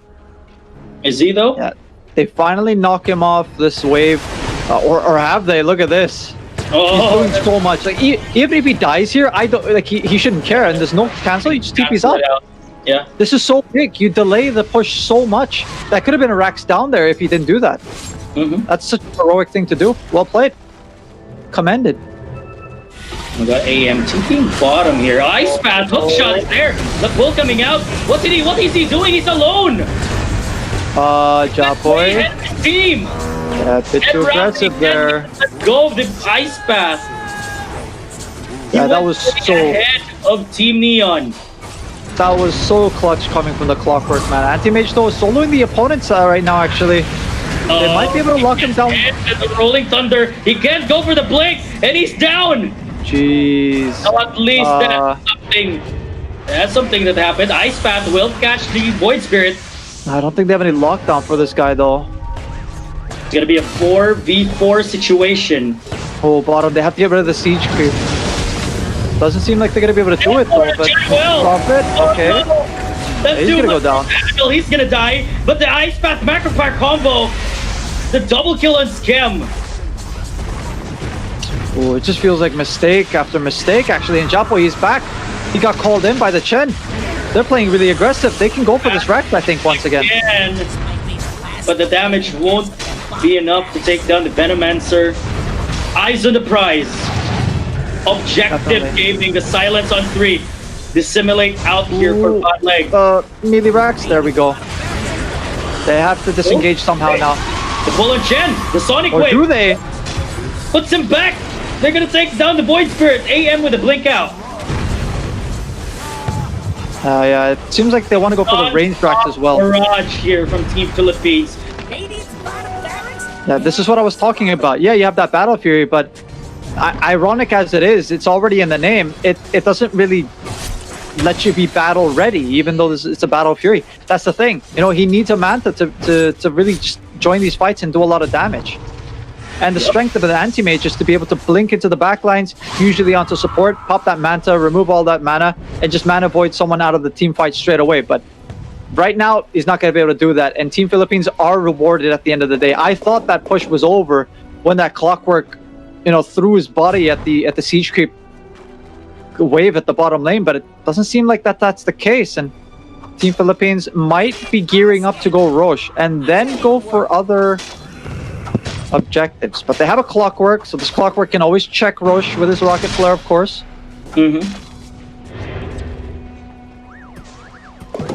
Team Philippines, yeah, this really is turning out to be a bit of a stomp. It's not over just yet, though. Yeah, it's definitely not over just yet. Let's say that that's the only racks that Team Philippines are going to get. Anti-Mage still can carry in the late game. Can out-carry, of course, a Chen, a Queen of Pain, but he needs that Manta. He really needs it so badly. Seems like he's going to be able to pull back an outpost, so that's fine, at least. Now, Roshan for Team Philippines. They need this. Oh, they see the Void. Oh, they might get him here. With an ice path. Macropyre's there, the silence, and no way of escape. Oh, beautiful Observer Ward planted there by Team Philippines. They continue to go Roche. I don't think Team Vietnam can go for this. They don't seem like they want to put any more of their heroes at risk. Yep. All you have to do here as Team Philippines is to get rid of these tier 2 towers. That opens up, of course, the racks top and mid. But they can afford to go top, in my opinion, since bottom is always going to be pushing in, as that's already megaed up. But it seems like they're gearing to go mid lane instead, so that's okay, I guess.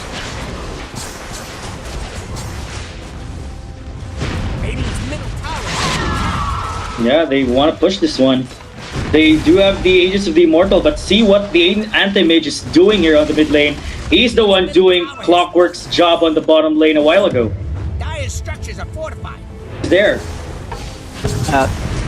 Anti-Mage probably going to try to cut these creeps, so fortification. But they need AM though. Yeah, this push might just be over if the siege creep goes down, but it seems like Team Philippines have protected it quite well. They're going to back off a little bit though, but yeah, they have to expect the fact that Anti-Mage... Oh, they threw a few TPs, but the Anti-Mage ended up going back. He might go back for this wave though, and it's really important that he does. On the mid lane, Ice Path, there we go, Rolling Thunder, clicks in, catches one, and is he gonna hit Y2K? The Power Cogs will save him. Queen of Pain is there as well. Oh, he's down. 2 heroes dead on the side of Team Vietnam. Yeah, they're just throwing bodies at the racks right now. And Anti-Mage is not ready to He is not concerned about this mid lane. And they're just gonna take it. He's gonna get a courier for his troubles, but mid lane doesn't really matter that there are no more creeps because bottom is pushing in. Aegis does get popped though. Yeah. But even the top lane, they're gonna need like to push it out because like it's all pushed in Team Vietnam's favor. But they're going after tier 4s already. Look at this. They want to end it. And they want to end it now. The silence. Yeah. Well, they can, to be honest. They can with the heroes that they have and the Pain with the BKB. The lead that they have. It's 9-30. Vietnam is still not. It's not going back. It's like just farm. There we go. The ancient is exposed. Yeah. There we go. AM is there, but the Sonic Wave. Oh, the damage. The triple kill for Japoy. Oh my, AM gets caught. He got the BKB. AM This is why I dead. didn't want to join the fight. This is it. This is over for sure. Oh no. Game number 2 in the I bag. guess he got RTZ'd so bad right there. Yeah, definitely. Did pop up for sure an RTZ meme in my head once I did see that game unfold, but yeah, that was just not good. Definitely a very different performance than in game number 1 for Team Vietnam. I feel like I thought that they read the game quite well already, so I thought that they understood what they had to do. But the thing is, the Team Philippines, again, they believed in the way that they wanted to play. What they know, they that's their way of Dota. Why do they have to change their way of Dota if they're good at that? You know, just do it better, I guess. Yeah, exactly. And I just want to commend the Team Philippines for sure for, I guess, just believing in the draft, believing that they have to play that way. But I explained how the 10 to 15 minute mark is so crucial. Again, right after the laning phase, we talked about how Team Philippines didn't have such a great laning stage in game number 1, but in game number 2 is a bit of a different story. You know, I feel like Team Philippines got quite a lot out of that laning stage, and it seems like they just, as long as they have a good laning stage, or at least a decent one, they can just take over in the mid game, and that's exactly what happened. So there we go. Game number 2 will go to Team Philippines and the equalizer for them in a 1-1 series. Josh, what do you got for us, man? First of all, dude, this is the series we are talking about. This is an actual series. This is a proper grand final series. You know, a back and forth game. It's not 2-0.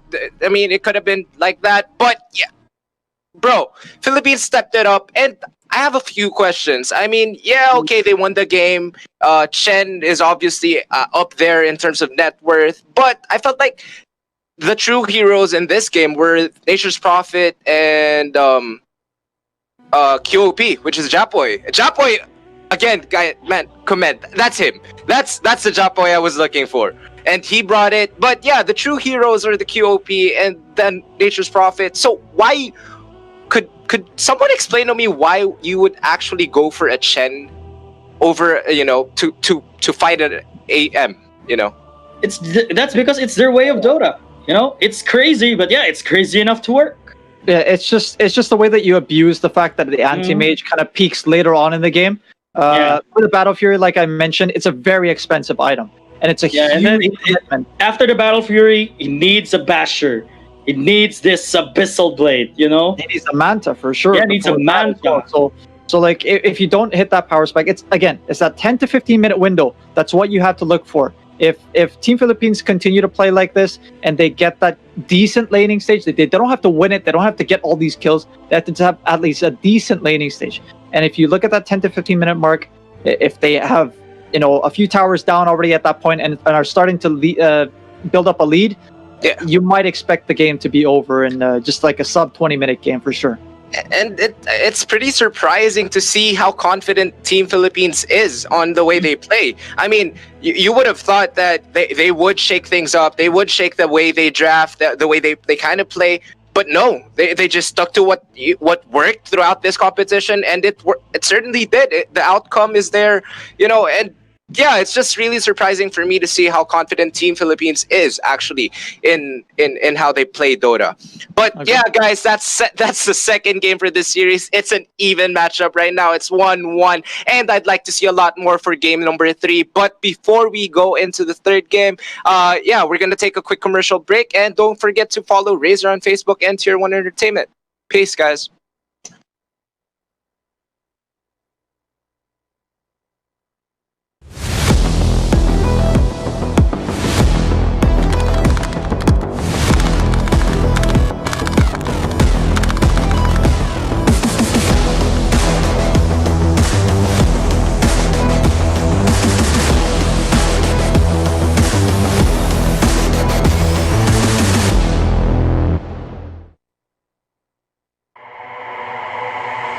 Samsung Galaxy A unlocked. Gaming with this phone means you don't have to wait, so your characters can boogie and performance is great. Go Dragon, go Dragon, go, go, go, go Dragon.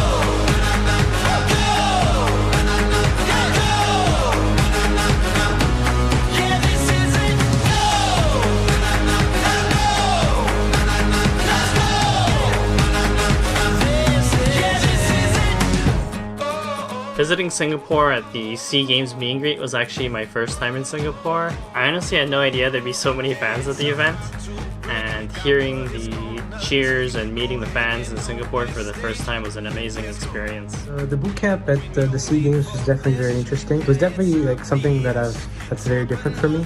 Normally I just coach one team and usually I know all the players, and this boot camp was like I had like an hour and a half to work with like 4 teams, I think 4 different countries, and things about TI and EG and stuff like that. It was a cool experience. It was definitely something I would be interested in doing in the future.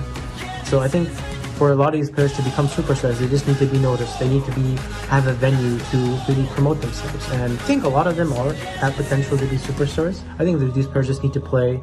They need to learn more about the game, get more experience, get more experience being in a team, because that's like the biggest thing, like playing a club game compared to being in a team, learning about people, learning about Dota, the game, strategy, all these things are what really matter. Southeast Asia has an incredible dedication to the game, and a tournament like the Southeast Asian Invitational, provided by RAZER, is just an amazing resource for all up-and-coming players. Get ready for it. Get ready for it. This is it.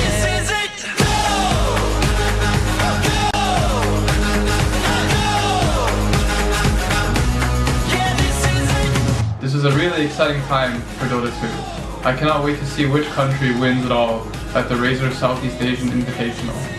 Good luck to everybody.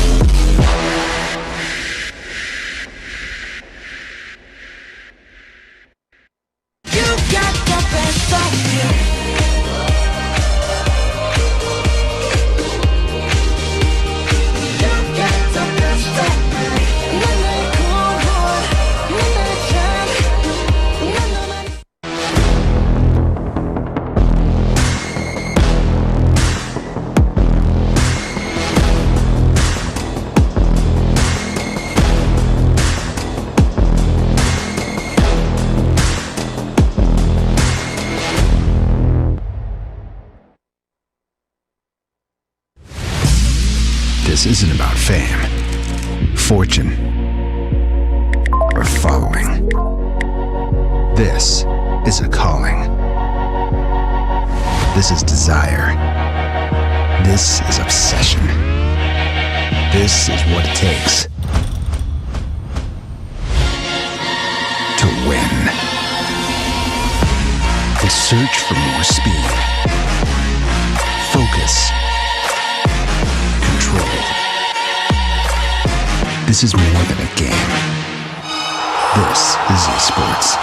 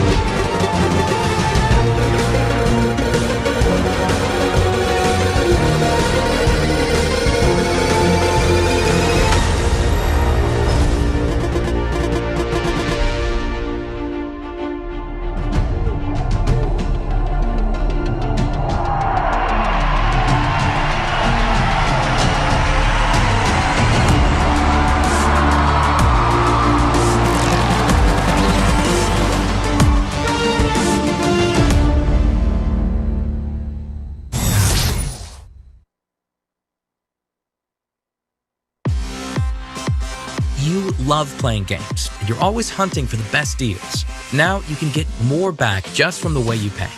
Introducing RAZER Gold, the virtual credit for games and entertainment that rewards you back. With RAZER Gold, you get to enjoy more savings with exclusive deals. Get access to special bonus gifts and in-game items you can't find anywhere else, like unique weapons and skins. What's more, with every dollar in RAZER Gold spent, you'll earn RAZER Silver, our rewards program. Just like airline miles, the more you spend, the more you'll earn. Just keep collecting RAZER Silver, and once you've got enough, you can redeem it for RAZER hardware, games, gift cards, and more. With RAZER Gold, you get more savings and gifts, and automatically earn RAZER Silver to redeem even more cool gear. It's the best way to get rewarded just for being a gamer.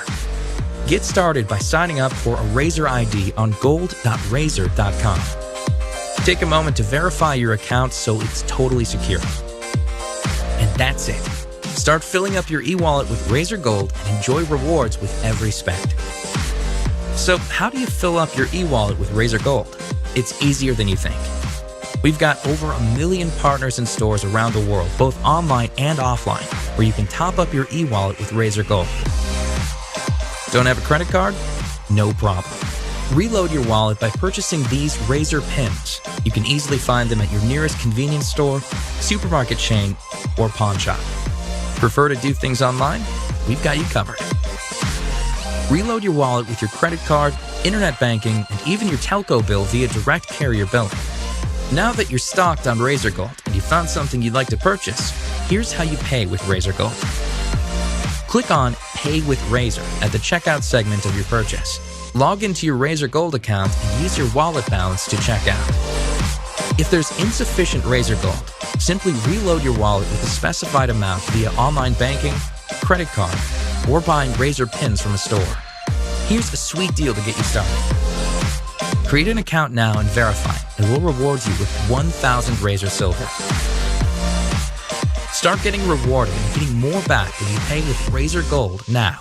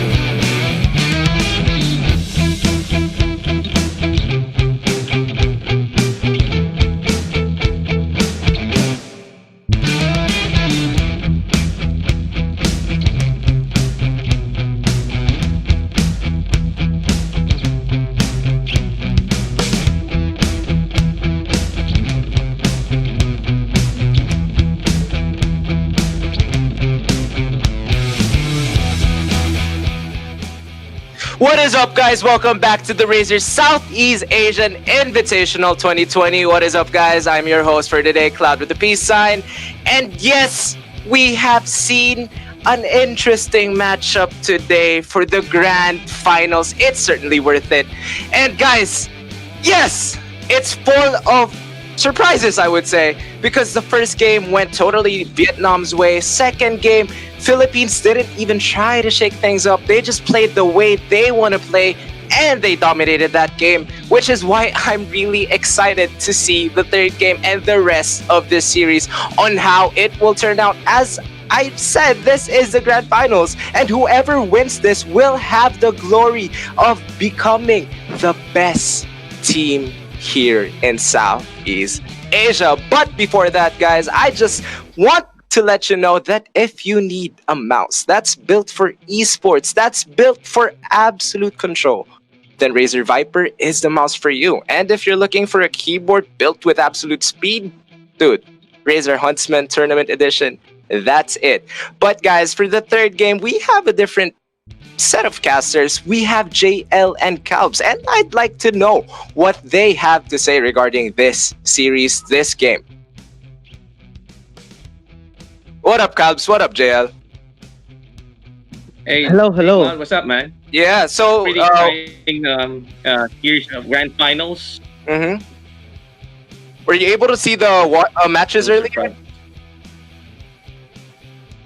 Yeah, I'm actually right now. Yeah.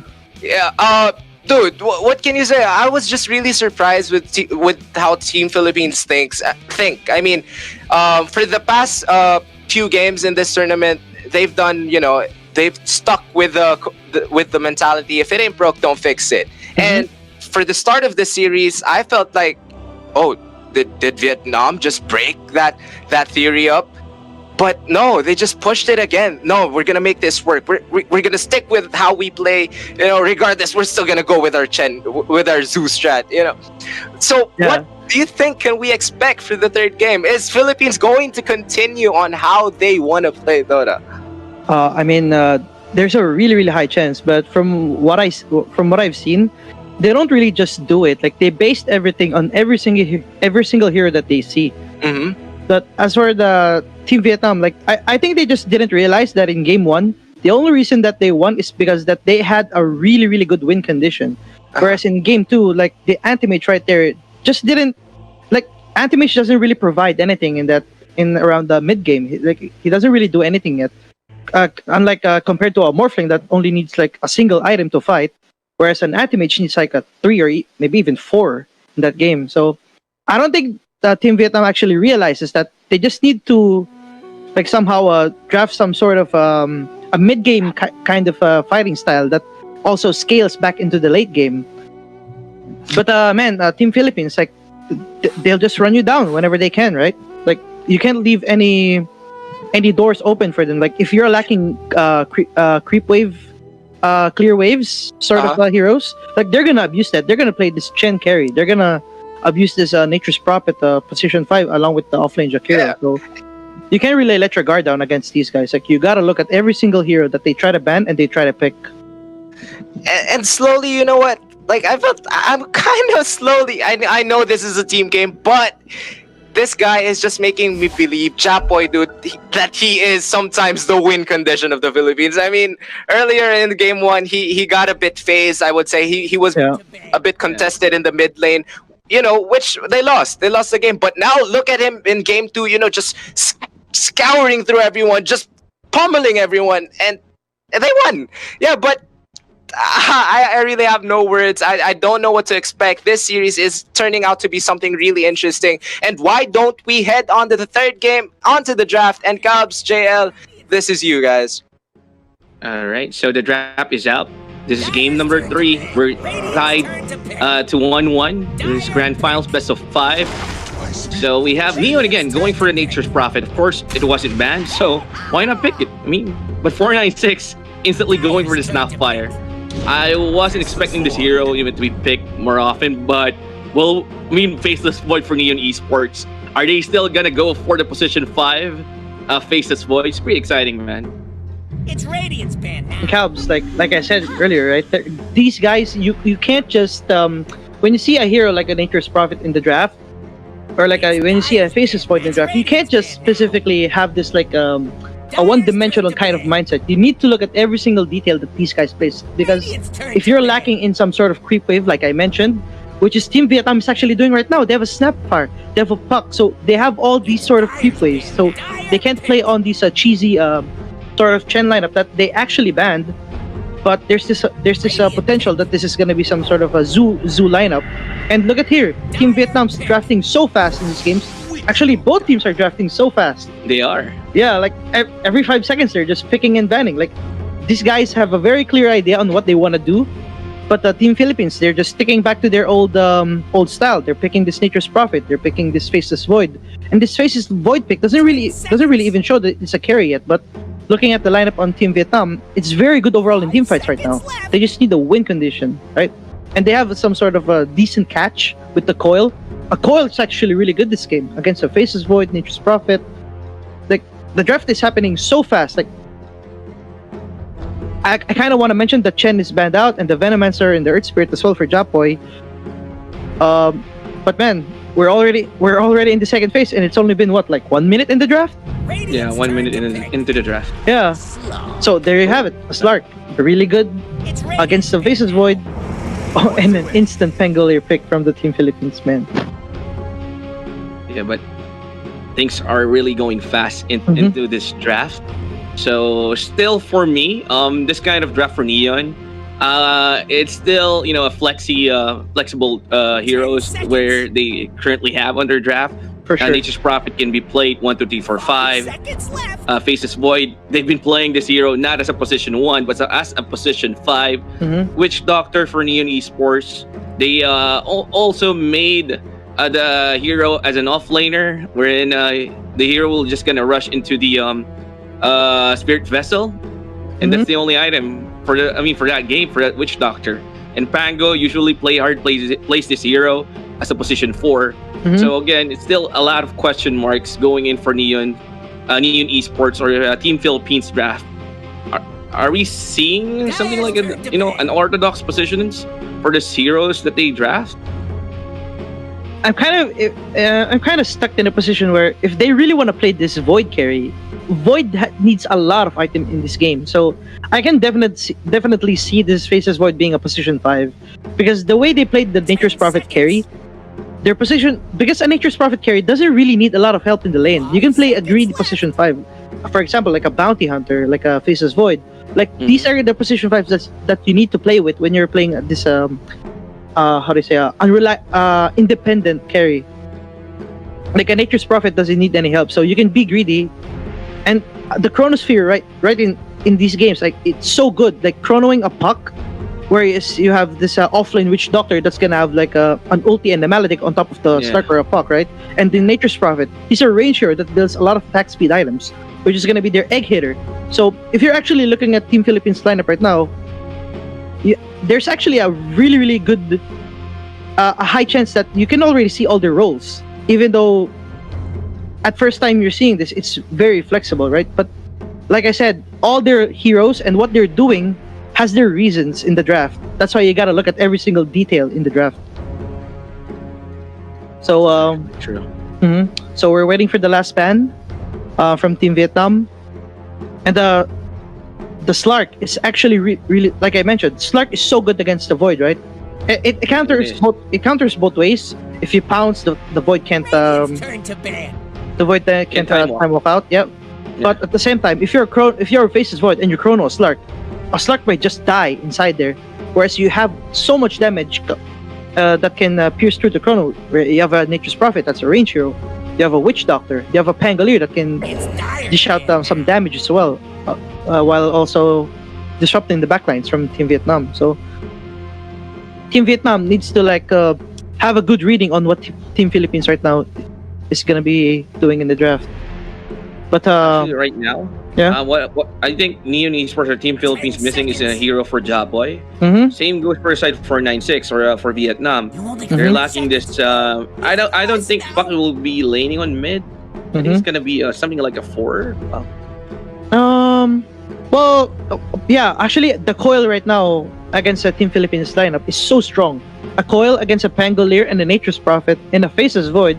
Like these guys will just stand the ground. And we've seen like Yasi. He played this amazing puck in the previous series, like in the previous games. I mean, in the tournament. But yeah.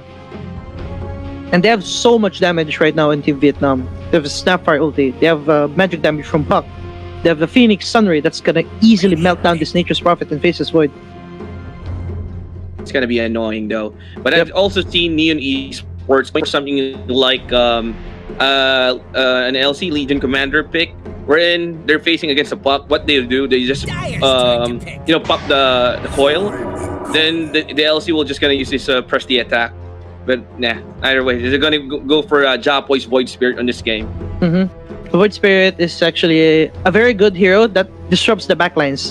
Like you can easily, you can build Aghanims and just ulti your way into getting into the Phoenix and the Snapfire. And silencing Snapfire and Phoenix is gonna be so good in these fights. You only need like a Yules to save yourself from the coil, possibly a BKB, but we'll have to see in the game. Aghanim Scepter for the Void Spirit is really, really good in this game. For sure. It was for the puck. Ooh, they went for the Mars, alright. Oh my god, the combo, sir. Phoenix, Mars, Arena of Blood into the Supernova, plus Snapfire's Mortimer Kisses, and the coil. I actually favor 496 team fight. They have all the tools that you need for a big team fight. Okay, so right there, looking at the Team Philippines lineup, right? Like it's so obvious. Like if you're looking at it in a very detailed way, you can easily see that it's gonna be a carry Nature's Prophet, because you don't want the Void to be hitting the egg, right? You want a range hero. So, like I said, they're gonna play this position 5, which is the position 5 faces Void, which is gonna be pretty decent in the game overall. His Chronosphere is gonna be so powerful in the game. But yeah, we're gonna see this Nature's Prophet that actually lanes pretty well against the harassment coming out from the Nature's Prophet. And if you're an offlane Mars, you don't really care about a faces Void hitting you, right? Yeah, because you have that passive ability, the Bulwark. But we're actually gonna see a mid puck, and then offlane Snapfire.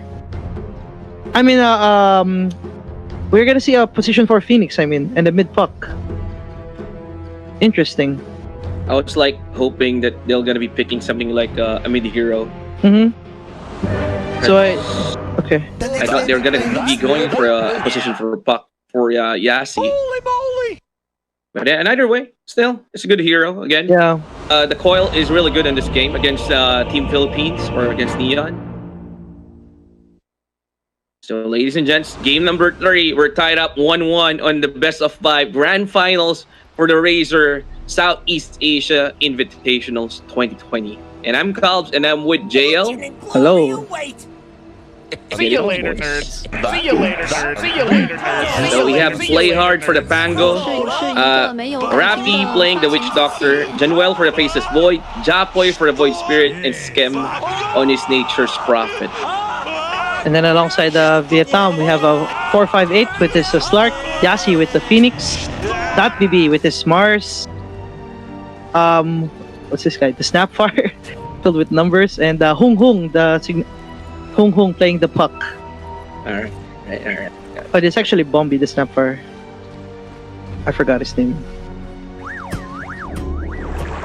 So, yeah, I mean, no cheesy lane switches happening right now. Everything seems very standard. 30 seconds to battle. But feel free to start killing before that. We're not sticklers. Yeah, I just try to farm out the trends, but it already expired, so that's unfortunate though.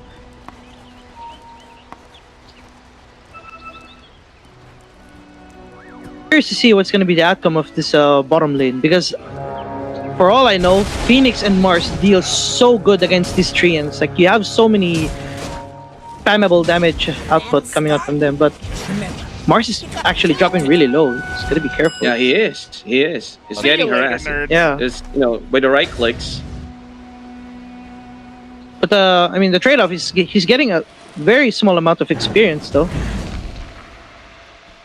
For the trade of harassment, I guess Nature's Prophet is pretty fine with that. So the only thing that the Faceless Void needs to do in this game is farm his blink and his meet their hammer, and also get a decent lane, get decent levels to start things off, and he's gonna try to harass Y2K on his Phoenix here on the bottom. Yeah, because whenever Phoenix doesn't have his second spell, he's like a big creep. Like, he doesn't really provide anything. So, oh man, Mars is actually dropping really low this lane. Yeah, just with the right clicks plus the Blightstone. I bet Skem has a Blightstone on his Nature's Prophet here. He actually does. It's gonna provide so much physical damage. Look at that. Mars has an amazing skin, man. The treasure. Was tried to open the treasure. Yeah, I got one. No. I didn't have the Mirana though, but still. And Japoy harassing the puck on the mid. Just right click harass the zero. This lane is pretty, I'd say, even. Yeah, but it all comes down to how does the both heroes actually try to rotate. Because the mid lane right now is very rotation heavy. They're both heroes, like they rotate so these two heroes rotate so good in the game. So the top lane. Oh, there you go. First blood will be taken by the side of Neon Esports or Team. Gotta be careful. Another one. Instantly 2 heroes down. Slark and the Snapfire. Good start for the side of Philippines. Oh, of course, it's an off lane Witch Doctor. He's gonna go for the vessel still, for sure. Oh man! Oh no, Bombi! He's in trouble. Yeah, and play hard. No proc for you, sir, for your lucky shot to disarm. And Witch Doctor is about to fall as well. It's just try to get something in return, but doesn't get it. Oh anyway. man, that's pretty good. That's pretty good for them. Like their creep wave right now is in front of their tower. Like Stark is gonna be able to free farm. Really safe. Oh, that was a nice either remnant, but still lacks the burst damage to take out the puck. He's gonna be using his battle charges for the spot on his game, but pretty nice harassment for Japoy and his Void Spirit. So we actually see 2 bottles being picked up for both heroes right now in mid lane, and for sure we're gonna see a rune fight in about a minute later on. We're gonna see the both position 4s going for the rune, possibly the position 5 as well. We're almost at 5, couple minutes. Mm-hmm. Yeah, 2 more minutes for the first 5-minute bounty rune for this game.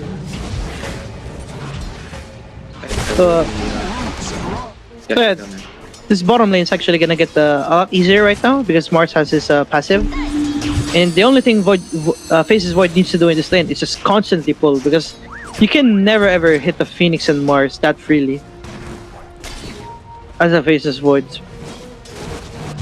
Yeah, of course. Really hard. And of course the combo as well. Arena of Blood into the Supernova. Once you get trapped inside, it's over, man.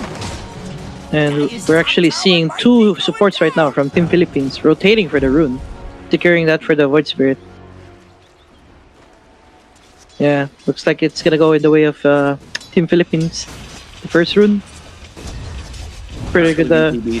BKB is really essential for the side of Philippines here. Yeah, for sure. But that's probably gonna be like a second item from the Nature's Prophet after the Orchid. Like it's gonna help him be able to hit the egg, or maybe even step out of the arena to hit the egg.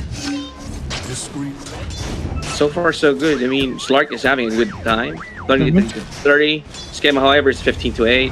And Japoy being chased down by the puck in the mid lane. Quite a bit of a harassment, but still has a healing style, so he's fine. Yeah, and we're actually seeing a pretty good, a high amount of last hits coming out from this Mars. But some of those might be some treants. But like I said earlier, Mars doesn't really... It's actually pretty good against the Nature's Prophet carry because of the passive ability. But man, the supports from Neon actually, I mean Team Philippines, like they're doing a really good job at contesting the runes. Puck has to do the walk of shame right now, going back to the base because he didn't get a bounty rune. That was a nice spear of Mars, connects to Scam. Scam will try to TP out and he will survive. Yeah, he should be fine.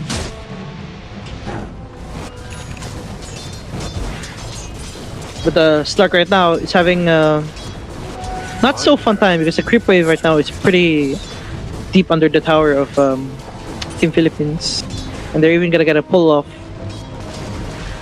Yep. Oh, this is a good catch. Okay, paralyzing that's what's used, and Witch Doctor survives on that one. It's quite a bit scary for him though. Yeah. It's just easily gonna salve up at mid lane. Nice try attempt from Japoy. Yeah, the remnant misses though. Oh, he's low. Oh, he missed.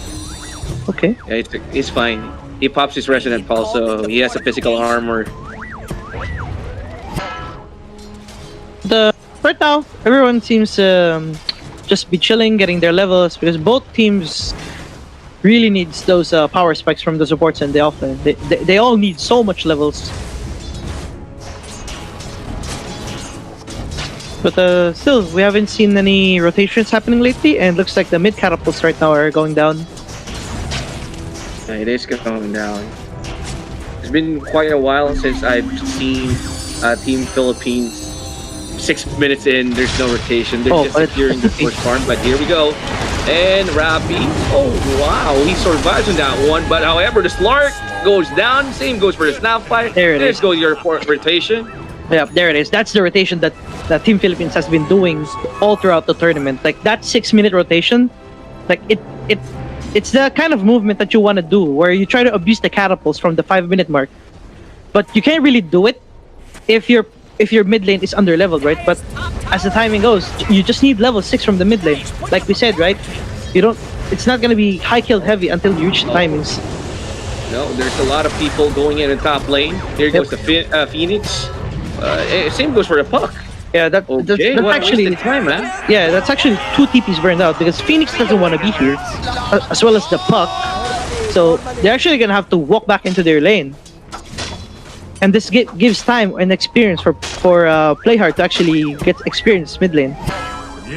And they wasted TPs, a little bit of economical value for the TP scroll. It's quite expensive now, unlike before.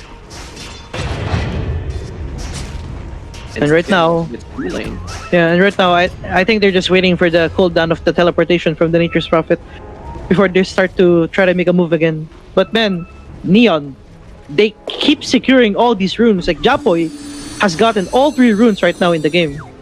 That's 3 out of 3. And we can see him running down bottom, trying to make that sort of pressure rotation.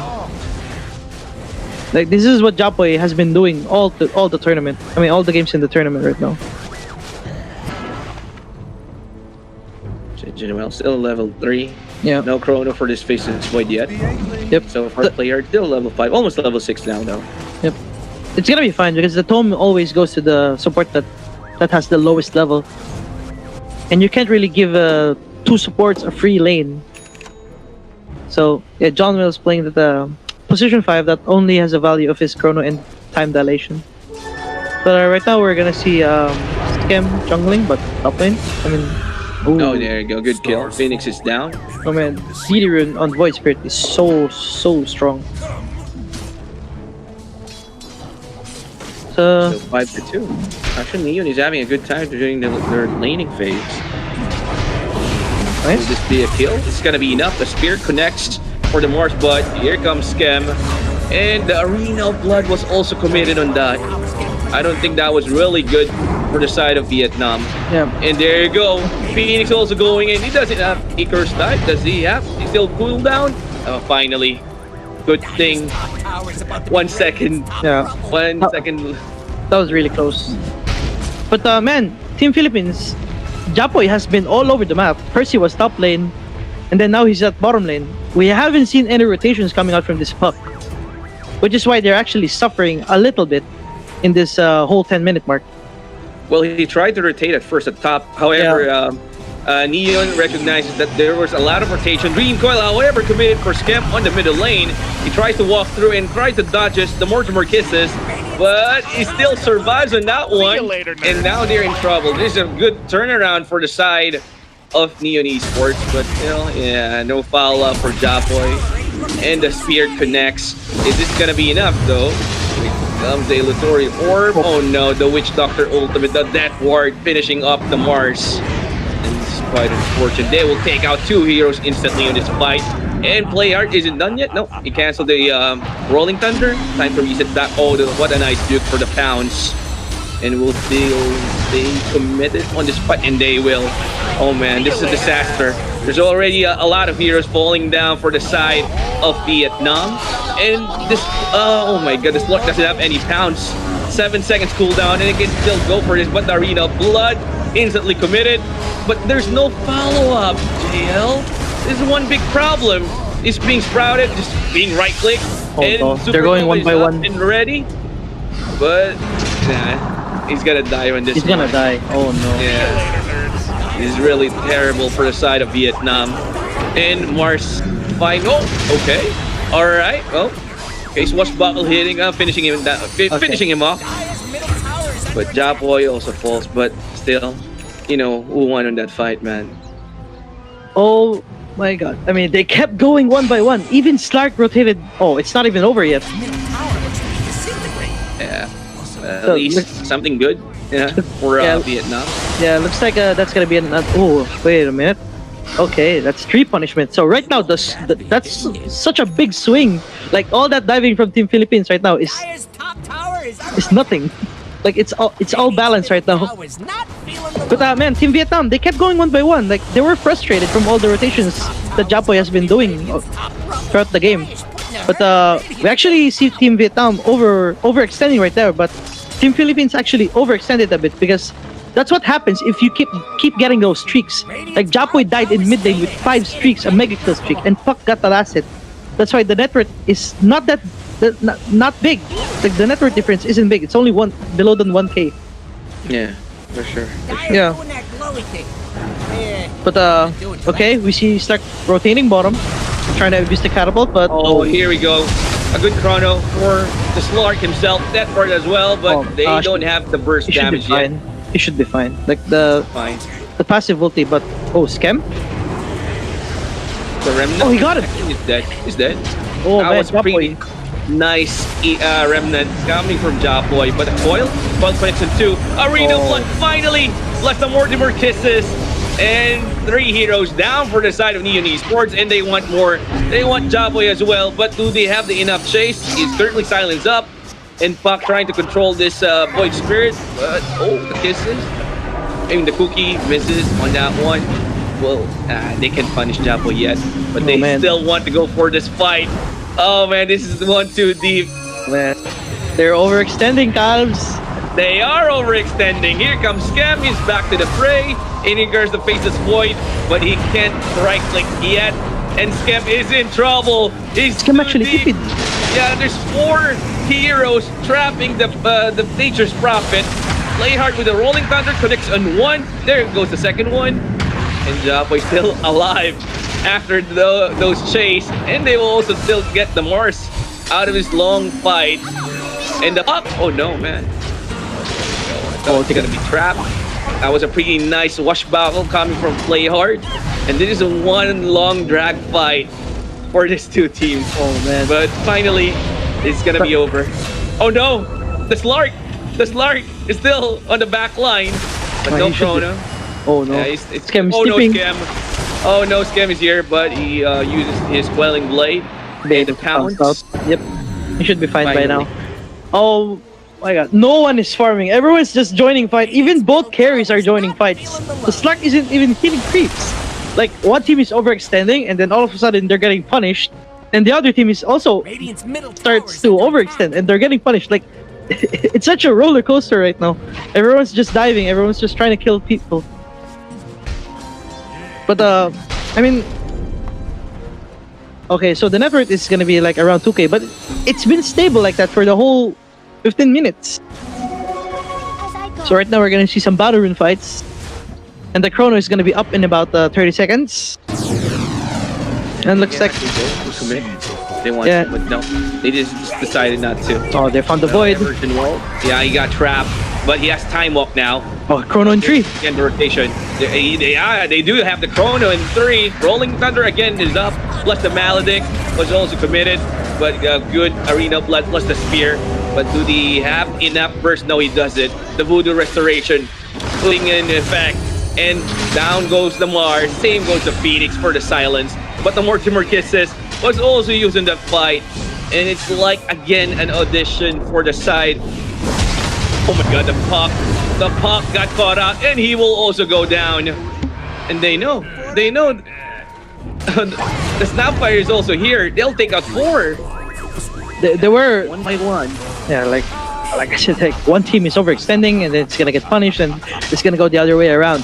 But John Mel actually held his chrono like for so long. He wanted to chrono the puck at first, and then he stopped and looked at the snap bar, and then he looked at the puck again to just instantly chrono. Johnwell has been playing very crucial with his chrono. He's looking at his teammates if they have enough damage to actually play in the chrono. Like he's been playing with Rappy every single time he has chrono. But man, this Slark needs to somehow like try to recover and just relax a bit. But right now they have the Team Philippines doesn't have a chrono, so we might start seeing a rotation happen right now. Yep. Oh my god, here we go again for the deep dives. The puck is trapped and the Remnant connects and is dead. And they want to chase out the Mars. Will they be able to chase it? No. Oh, but on the middle lane, it's action as well. Oh my god, the damage output. There goes the Snapfire. And of course, they'll still get an exit kill. Skem is also in trouble in the middle lane. The Pounce connects even the Supernova. Oh, the Sunray heals. Yeah, the heals. But bottom lane? However, yeah, on the bottom. Oh my god. Fights all over the map, man. I mean, everyone's just playing like crazy Dota. Like, there's three heroes trying to make a play down bottom, and there's 2 heroes trying to make a play on mid. Like, it's so crazy because okay. Yeah, he just TP's out. Yeah, this is actually hurting Skem so much. Because he keeps on dying. He keeps on teleporting in these awkward spots where it's this Slark has been the one trying to participate. But bottom lane again, a silence. Good silence. That was a pretty nice silence. That ward, oh my god! He ate a lot of it, but Phoenix still survives, and the Rolling Thunder was used on the team fight. Where's the Remnant? There goes the Remnant, and it's a sure death for the puck. And Skem died again. Arena of Blood was used. Yep, Skem TP'd in a very awkward spot again, trying to find that Phoenix kill. But little did he know, Mars and Sapphire was actually waiting in the backlines. But man, no one's farming. Everyone's just trying to kill. Like it's 24-16 in 18 minutes. That's so high. Chapoy? You got yeah, you gotta be careful here. Yeah, for the extra sustain. Like they really need to be careful. Like this Phoenix Sunray is actually dishing out so much damage right now. But we see Slark pushing out top lane. Meanwhile, 4 heroes of Neon right now is trying to make something happen down bottom. But Slark looking for this Nature's Prophet kill. Looks like he's not gonna go for it. Man, bottom is gonna be a 4v4. I don't know. Everyone wants to take fights. A lot of fights for the coil. Yeah, that was a pretty nice call. But the Mortimer kisses. It connects in a couple of heroes. But here comes the face of Void. But wasn't able to go for the Chronospear yet. Rolling Thunder. Finally, Witch Doctor was taken out. Even the Phoenix Egg was instantly burst. Oh, play hard, dodging this.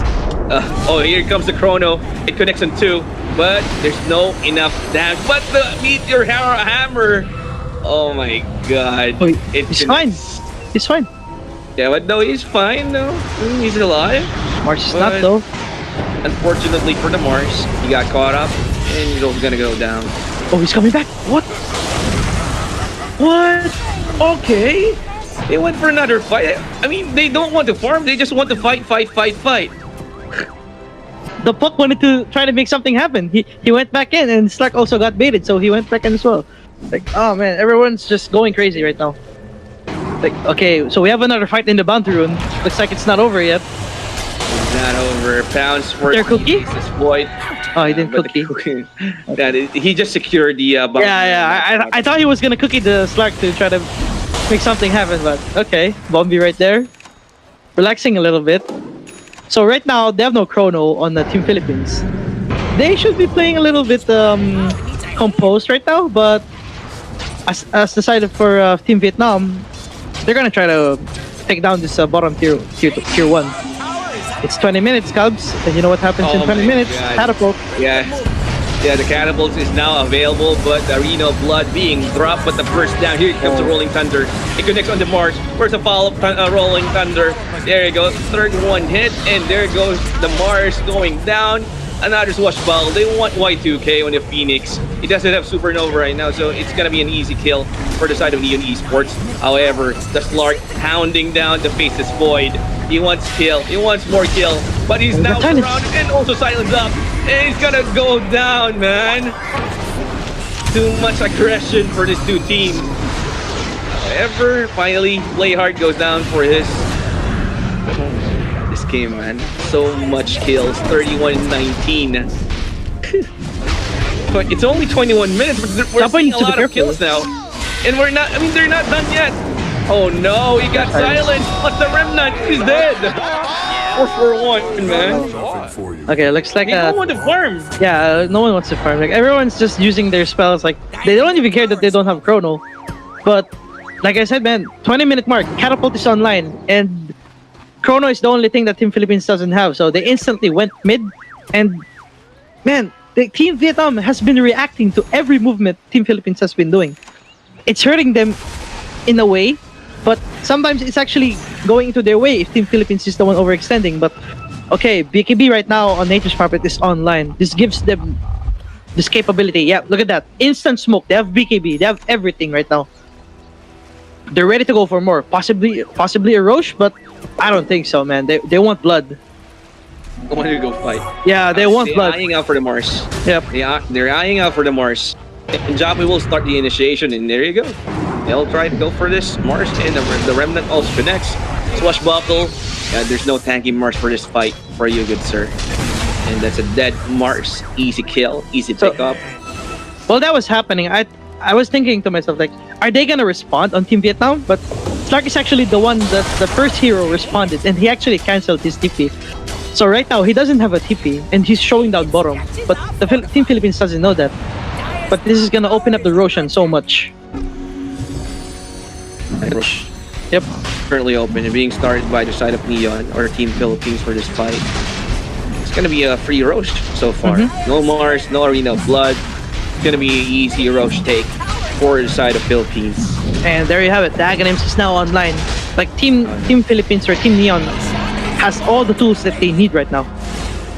They just need to try to make a play. Looks like it. We're gonna go in. There you go. Where's the Remnant? Remnant connects. Here comes the follow-up. Where's the Meteor Hammer? Oh no, it's just a simple Chrono. What are you talking, Calbs? Oh, but the Yules, a pretty nice Yules to cancel the Meteor Hammer. But the Rolling Thunder was committed. They can still chase this Clark down. But a pretty nice Squall too. Oh, Swashbuckle, but here comes another time. But Dark Pack canceling the Orchid Malevolence. So still get a kill for the fight. 5-man Dota coming out from Team Philippines every single time. Like that's why they love playing this Nature's Prophet carry. And instant smoke again. They have all the tools they need. The only thing they're missing is Rolling Thunder and Chrono. But they don't care. They have Aegis. But the counter smoke. There you go. 3-man silence from the Void Spirit. And Phoenix doesn't have a chance. Here goes the Death Ward from the Witch Doctor. They'll take out 2 heroes instantly. Oh, scam with the Orchid. And there goes the Snapfire. Same goes for this pop. It's a full team wipe, man. Yeah, I mean, the Aghanims coming into play. That's what makes this Void Spirit so powerful. Like, just one ulti in, and you press your third spell. All of a sudden, the enemy doesn't. It's all silenced, and it's so crucial for heroes like Snapfire and Phoenix. But man, that's what I also mentioned earlier in the draft. Oh, sorry. The agent for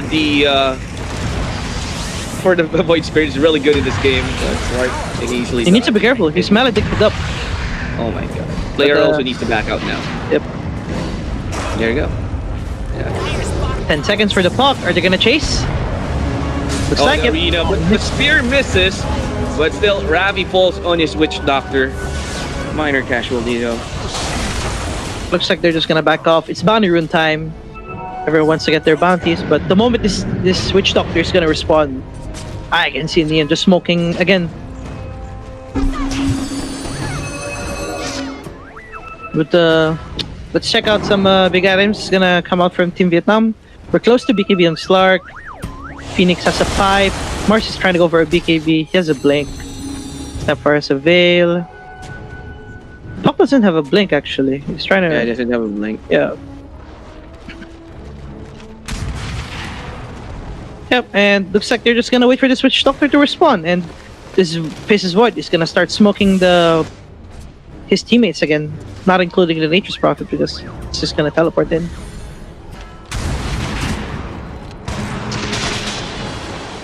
Okay. I thought they were gonna die. Scam actually planning to TP, but he canceled it anyway. Yeah. And right now, if Team Philippines doesn't want to do anything, it's actually favoring Team Vietnam because they're trying to get these big items. The BKB on Slark, the BKB on Mars, the Blink Dagger on Fox. All these are very key items. And doesn't have anything to cancel. Oh, TP that's from the pop. that hurts so much. The critical from the info, but mid lane. Yeah, but Jabboy has an actual step, so he doesn't care. He even has the Aegis, so he can actually come in for a fight here. He's just waiting for someone for his teammate. There you go. There's the time dilation and the stun from the Witch Doctor. And okay, all right, they committed. They Jabboy. Jabboy still has to use what a dodge. Was able to dodge it, and there's the chrono on 2. It connects, and the meter hammer. No, it was canceled though. No one dies from that. Only the Phoenix. And Snapfire was also. Oh no, he's dead. I thought he was able to survive in that fight. The fuck. He's still alive. Oh, yeah. Still alive. But they were able to get a lot of kills out from that fight. Agrapi was sustaining himself so much. They tried to go on him, but the Glibber Cape in the force staff just kept him survive for a really, really long time. And this dilation in the team fights, it's so annoying, the dilation from the basis void. Like if you, like if you're time dilating the Slark or a Puck, or maybe even a Phoenix has a really, really long cooldown. It's making him like unable to play. And this kind of strat for Neon Esports or Team Philippines working Slark has the BKB. Oh, the Slark. Oh no. Okay, he pops his BKB. He's kind of low though. Oh no, Jabboy still has the Aegis so they can reset Skim. However, BKB then TP's out. And Jabboy with the 2-man silence, but he got caught by the... Okay, he got leashed by the Slark, but he has to disable it. Oh, that was a pretty nasty Rolling Thunder. Time for play hard. And he wants to chase the Mars, and Mars falls. Look at the damage count from Skep on the Nature's Prophet. And the Snapfire is about to fall. That was a pretty nice Ether Remnant coming from Jabboy. See you later, nerd. And 2 buybacks was committed for the side of Vietnam. Oh, they're really in trouble. The pretty nice Arena of Blood on 4. The Spirals connects, but the Remnant is so annoying on the game. Oh no, it's a dieback for the Mars. Same goes for the Phoenix here. I guess that's the game for you, man. See you later, nerds. Yep, See looks you like later. See you later, nerds. Yep, that's game. Oh, Jabboy died, but okay. But still, they have Scam with the Teso. So it's gonna be a fast. Even the Quell is trying to prolong the game, but the Yules, good thing they don't have Jabboy, but they don't care about the puck. They'll just go for the throne. Let's do one for you, sir. Very. Like, man, there's so much happening in the map. Like, it's like they're not even trying to communicate to one another, but everyone's just trying to do their own thing. I remember one play that they were trying to make a play down bottom, Team Vietnam. They went 3 heroes down bottom, but the Slark was at mid lane. Like, he was trying to do something else. He called in one support. I think it was Snapfire, and they just wasn't in sync. Like, Team Philippines, Team Neon, they were playing all together. They were playing this 4-1 strat, this Nature's Prophet, just constantly tipping in, and all the other 4 heroes. Even if they don't have Chrono, they kept on trying to make a play with the Void Spirit rotation. And from the early stages of the game, the first 6-minute mark, like as we talked about, they kept on abusing that sort of timing. I asked you guys, what happens in 5 minutes? What happens in 20 minutes? Like catapults. Team Philippines keeps on abusing all these small objectives that they kept on maximizing, whereas Team Vietnam, they were doing their own thing. Like, they were so scattered all over the map. Well, yeah. Cloud, what can you say about this game, man?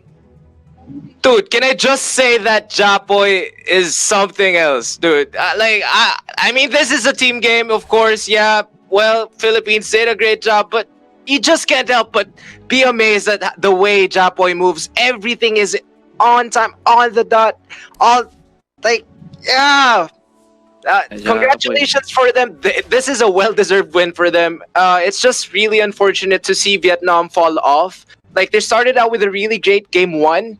They played it out. They played it out really well. You know, and then suddenly you see them falling off. I mean, this is the grand finals. You can't have stuff happening like that. You can't just suddenly fall off. What could have been the major case here? Like, JL, what do you think was the major case here? I think it's just Japoy recognizing that, like, Japoy, he's a really, really good team player. Like, at the laning stage, all his you can tell from the game, his mindset was just to get levels. Wasn't trying to make any big sort of plays in the mid lane. But when the time was right, 6-minute mark, he has a Nature's Prophet in his team, so he can abuse that catapult in the top lane because they have a Witch Doctor. A Witch Doctor provides so much team fight in the early stages of the game, and they have a Pangolier as well. So Japoy just making all the moves at the right time, and man, that just made Neon win all those laning stages from the 10-minute mark. That's what, yeah. See, it's slowly trying to prove, that Japoy is the winning condition. Like, yeah, you got heroes, you got the draft. You notice that, okay, this guy Japoy, he is the winning condition, and it's certainly amazing to see them play. And I just don't understand what's happening to Team Vietnam. Puck had a lot of awful plays, like really, really nasty decisions. Like, why would you do that, man? It would really feel bad, But the game's not over. The series is not over. Certainly, they can still, come back on this. Cubs, what do you think? Should Team Vietnam adjust? Well, they shouldn't go for uncertain team fights. Well, they go one by one. Poor decision making for this, at least on this game, they played really well in game number 1. They just need to redo what they did on the first game. They really dominated. I mean, that's the first time on this tournament wherein I've seen Neon struggle during the laning phase. They got punished heavily. They didn't got the tempo that he needed.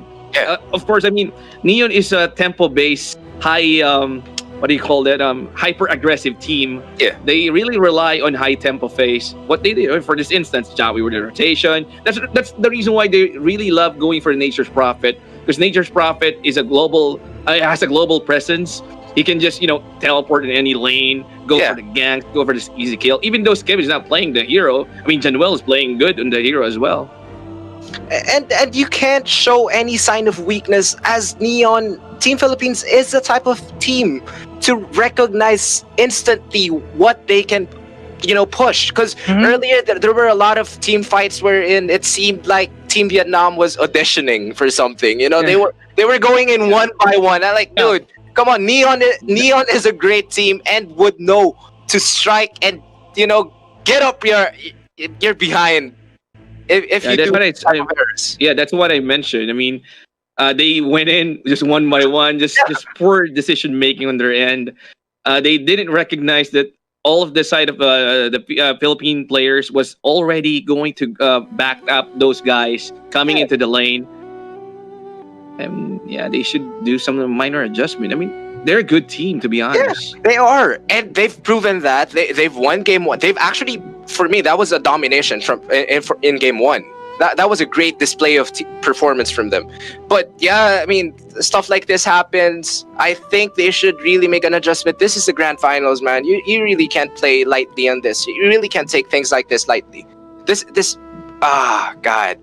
But I'd certainly want to see what will happen to the fourth game. But before that, guys, I'd just like to remind you that this broadcast is brought to you by Samsung. Experience the awesome performance of their brand new Samsung Galaxy A51 and A71. So I think we're not going to have any commercial as we're going to head on to the fourth game straight. So I'd just like to give you a brief background on this. RAZER has been a leader in Southeast Asian esports for the longest time, and most recently with the success of the 30th Southeast Asian Games, where esports was a medal event for the first time in history. They've taken that momentum and created the Southeast Asian Invitational.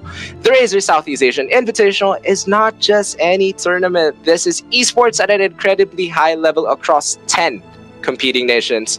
Over 400 teams and 3,000 athletes battled it out to make it here to represent their country. That means these guys here are truly the best. At SEA Games 2019, RAZER worked with each of the national esports federations to help bring esports to a larger audience. Now, they've done it again with the Southeast Asian Invitational, making it a more inclusive event. this time with 10 countries represented. This event will help the athletes and organizations prepare for the planned SEA Games in 2021 in Vietnam. So guys, what we are seeing here actually is, a preview of what we can expect at SEA Games for 2021. And I think this is a great learning experience for all the teams involved, regardless if you weren't able to go to the playoff stages.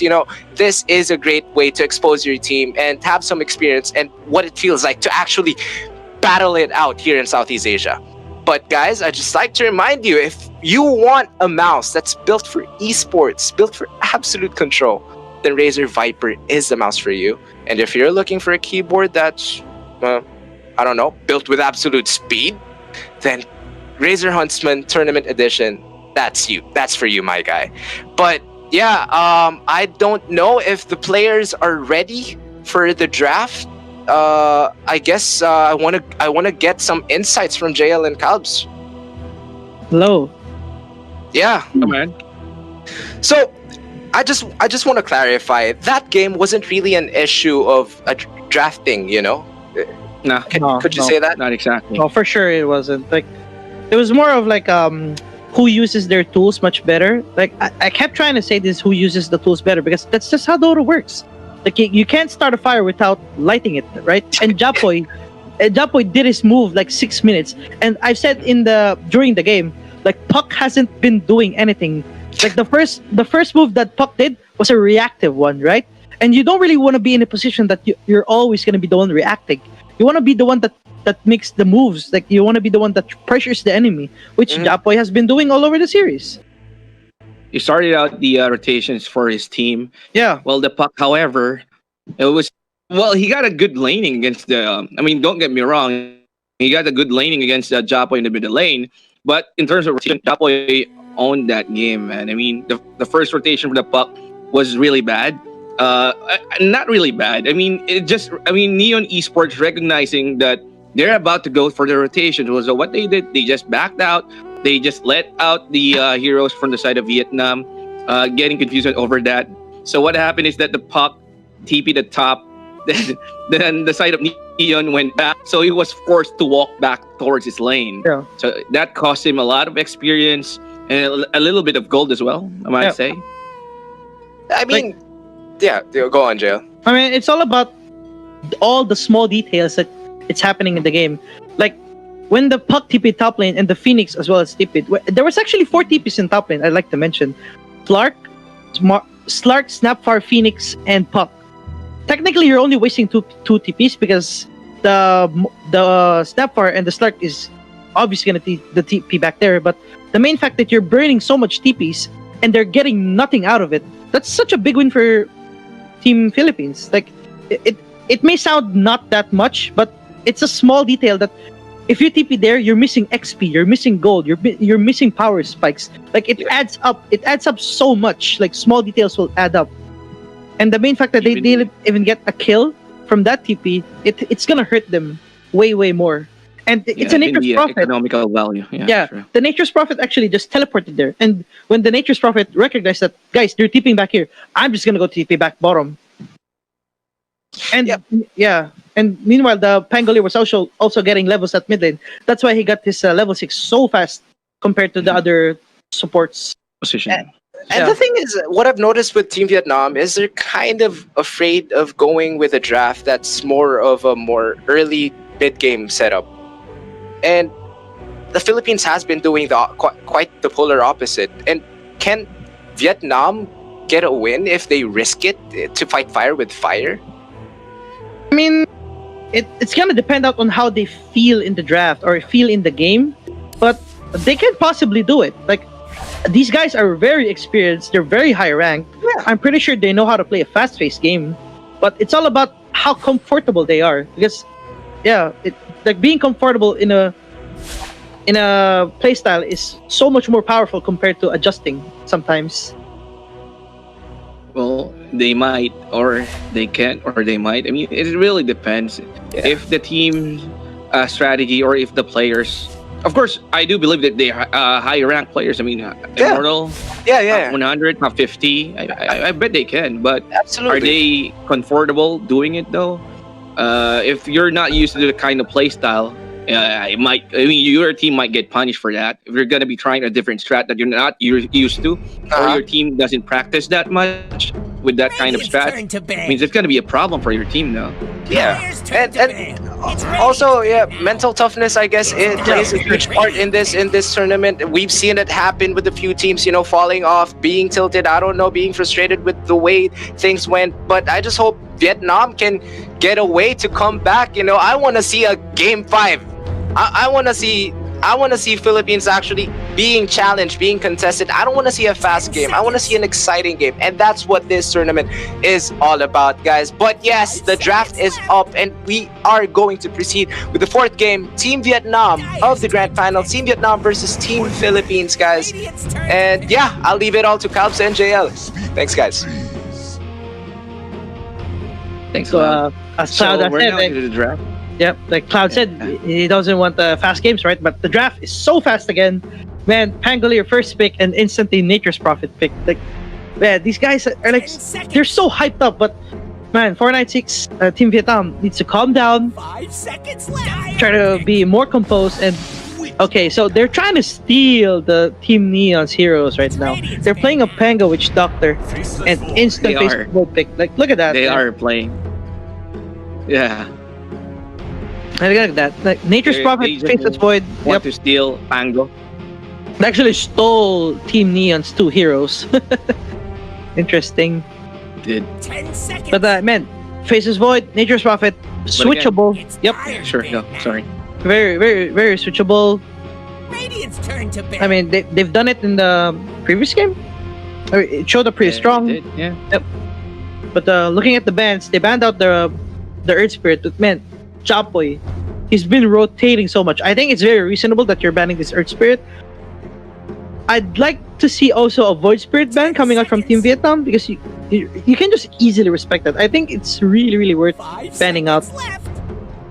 Right now, especially you're playing a Pangolier and Witch This is what I Doctor. like about Neon Esports. Yeah? Dyer's turn to ban. Radiant's turn to ban. Yeah, sure. Yeah, I was just trying to say that this is what I love about Neon Esports or Team Philippines on their draft. They go for like Earth Spirit mid, something like a cheeky or a cheesy hero that you wouldn't think that they're gonna go for a core. What the opponent will do is that they're gonna ban that hero, which is for me it's kind of they can ban at least a better hero out from the for the Earth Spirit ban, so they can go for a different one though. I mean that's what I'm trying to do.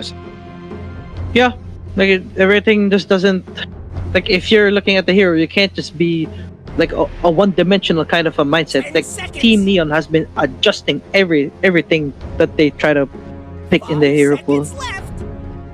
So we're gonna see some Earth Spirit ban, Abaddon ban, very push-heavy bans, a Chen ban as well coming out from Team Vietnam. But on the side of Team Neon, Team Philippines, they banned out the Doom, the Shaker, and the Ursa. I think the Ursa ban is just a very strong counter to a Nature's Puppet and a Void because if you sprout on Ursa, he's just gonna Earth Shock himself out of there. And for the Chrono, you can just instantly press his ulti and all of a sudden you're taking only 20% damage. So pretty standard bans overall. And we're gonna see a 3rd pick Phoenix coming out from Team Philippines and Team Neon.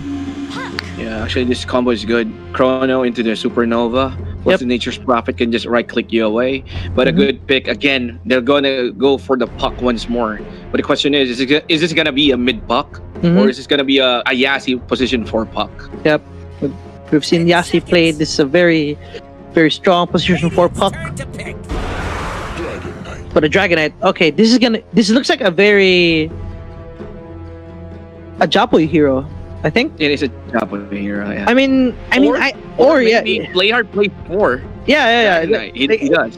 The heroes that Neon picks every single time, and it just doesn't seem what it looks like. But it has its reason. It has its reasons, right? Like a Dragonite is so good against a puck in the laning phase, like 1v1 in mid. Like Dragonite deals so well. He doesn't care about the harassment coming out from the puck, but immediate Slark counter from Team Vietnam. Slark does pretty well against DK. Potentially this might be a mid Slark, but that's gonna depend on them. But well, if it's against a Dragonite, I mean Slark is good against a hero. Exactly. So right now, 10 seconds.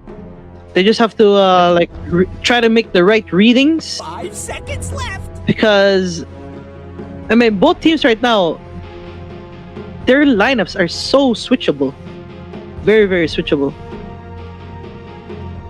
Like this Slark pick doesn't even show that it's a carry. Like they can even play like the mid, right? And they still have another pick coming up. So It's just weird that the Beastmaster is, being left out, not being banned or not even picked. This is kind of weird. Normally, a lot of teams is prioritize banning out Beastmaster. First fake ban. Right? Yeah. I mean, just like that. You won't make it 5 seconds. especially against Team Vietnam, they've been playing a really really good Beastmaster. That BB has been playing so good on the Beastmaster, and Beastmaster is actually really good in this game. To be honest, Good against Pango. Good against Puck, even the Slark. Or even Faces Void. I mean, like in both teams, it's actually really good. Yeah. But we're gonna see a Dazzle banned out, pretty strong, because you don't want the Slark that's gonna be graved every single time.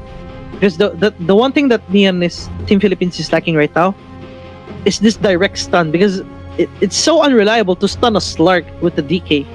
You're obviously gonna see it coming. So having a Dazzle behind that, it's gonna be very very scary. The very reasonable ban coming out from Team Philippines. Whereas Team Vietnam, they banned out the Veno.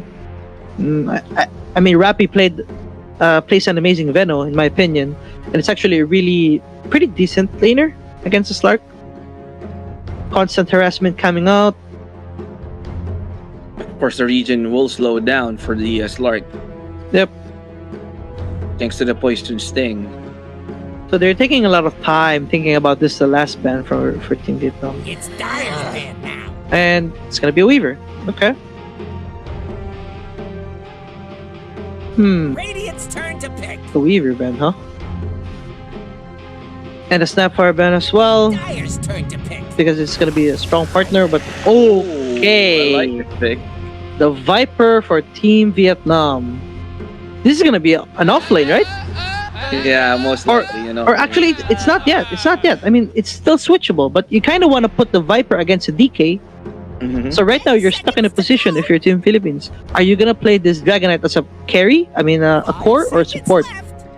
I can see Playhard playing support Dragonite right now. Man, yeah, because you don't want to be laning against a Puck, I think. And Scam can play a really strong Nature's Prophet. They can just last pick their mid lane right now on Team Philippines. That's strong against a Viper and a Puck, yeah. But the question is, Cubs, what hero is that? Well, Void is also good. I mean, Void Spirit, it wasn't bad in this game. They can still pick the Void Spirit. Aghanim Scepter again is so good. For sure. Mango with Doctor, even the Slark, or especially to the Puck. It's a good matchup against the Puck, man. They have 2 minutes Viper to doesn't think mind about being this. silenced. Yep. Just right clicks. They're actually gonna spend most of their reserve time thinking about this last pick. And I can go for Void Spirit here. Yeah, it's pretty reasonable. You called it, Cubs. Yeah, you called it. Like that Japoy signature Void Spirit, making that all sorts of rotation around the map. And this is looking like a position for Dragonite. It is going to be a position for play hard Dragon Knight. For sure. It's going to be offlane Phoenix, position 5 Void. I mean, Faces Void. So, yeah. There you have it. They're thinking about it if Scam is going to be playing the Void here. They're thinking about it, guys. Come on. I mean, Nature's Prophet. Look at the Pango. Look at the Pango. It doesn't want. They don't want to pick. It's a position for. That maybe. Yeah, it's a 4 Puck. So this is gonna be what? Come on. It's gonna be hard lane for. It's going to be hard lane for Japoy. So there it is. The carry, Nature's Prophet again. We're gonna see. Man, look at these 2 support combos, man. Team Philippines, Team Neon. They're adjusting so much in the draft, and it shows that it's actually so good. Their play style, their drafting style, it's really good. It's what got them to this finale. I'm actually not sure which draft I favor, Cubs. Well, it really depends though on how the laning phase pans out. But for sure, Japoy will be having a hard time against a Viper on mid. For sure. However, Nature's Prophet, on the laning phase, well, I think he had a decent time against the heroes on that lane. There's the offlaner for. We check. And it looks like the game's about to start. Yeah, the offlane is going to be the pump.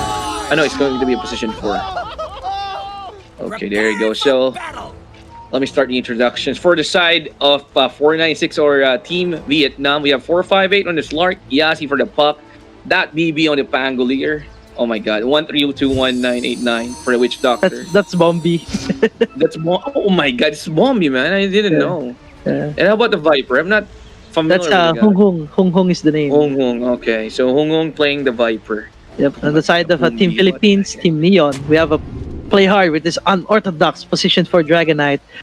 Rappy with his Phoenix. John Will with his another very unorthodox support. Position 5 faces Void. And Japoy with his signature Void Spirit, and Skem with his Nature's Prophet. And looks like Cubs, they're actually gonna put the Nature's Prophet down bottom lane. They try to dodge. They're gonna dodge this off-lane Pangolier, and just gonna put this Phoenix in the top lane. They're expecting Phoenix to lane against the Pangolier, but looks like that's not gonna be the case. And we're actually gonna see both teams trying to switch up the lanes. I always wanted to see an ancient. Here we go, guys. Game number 4. Best of 5 series. So Neon Esports on top 2 games over Vietnam. Vietnam needs to win this game to force a game number 5, or else Neon Esports or Team Philippines will be the crowned as the champion for the RAZER Southeast Asia Invitationals 2020. It's like a SEA Games 2.0 in preparation for the upcoming SEA Games. So here we go, the mid lane, just as we expected, Viper versus Void Spirit, right? And we've seen Japoy rotated so much. But I'm curious to see, Cubs, can Japoy actually rotate by having a bad lane? Because this lane is gonna get so hard when Viper starts getting that level 3. Getting that level 10 poison attack. Yeah. Actually, what I've heard from the pro players that I've talked to, I asked them, what will you do if you lose the lane so hard? Will you be just camping out the lane, just going for the farm?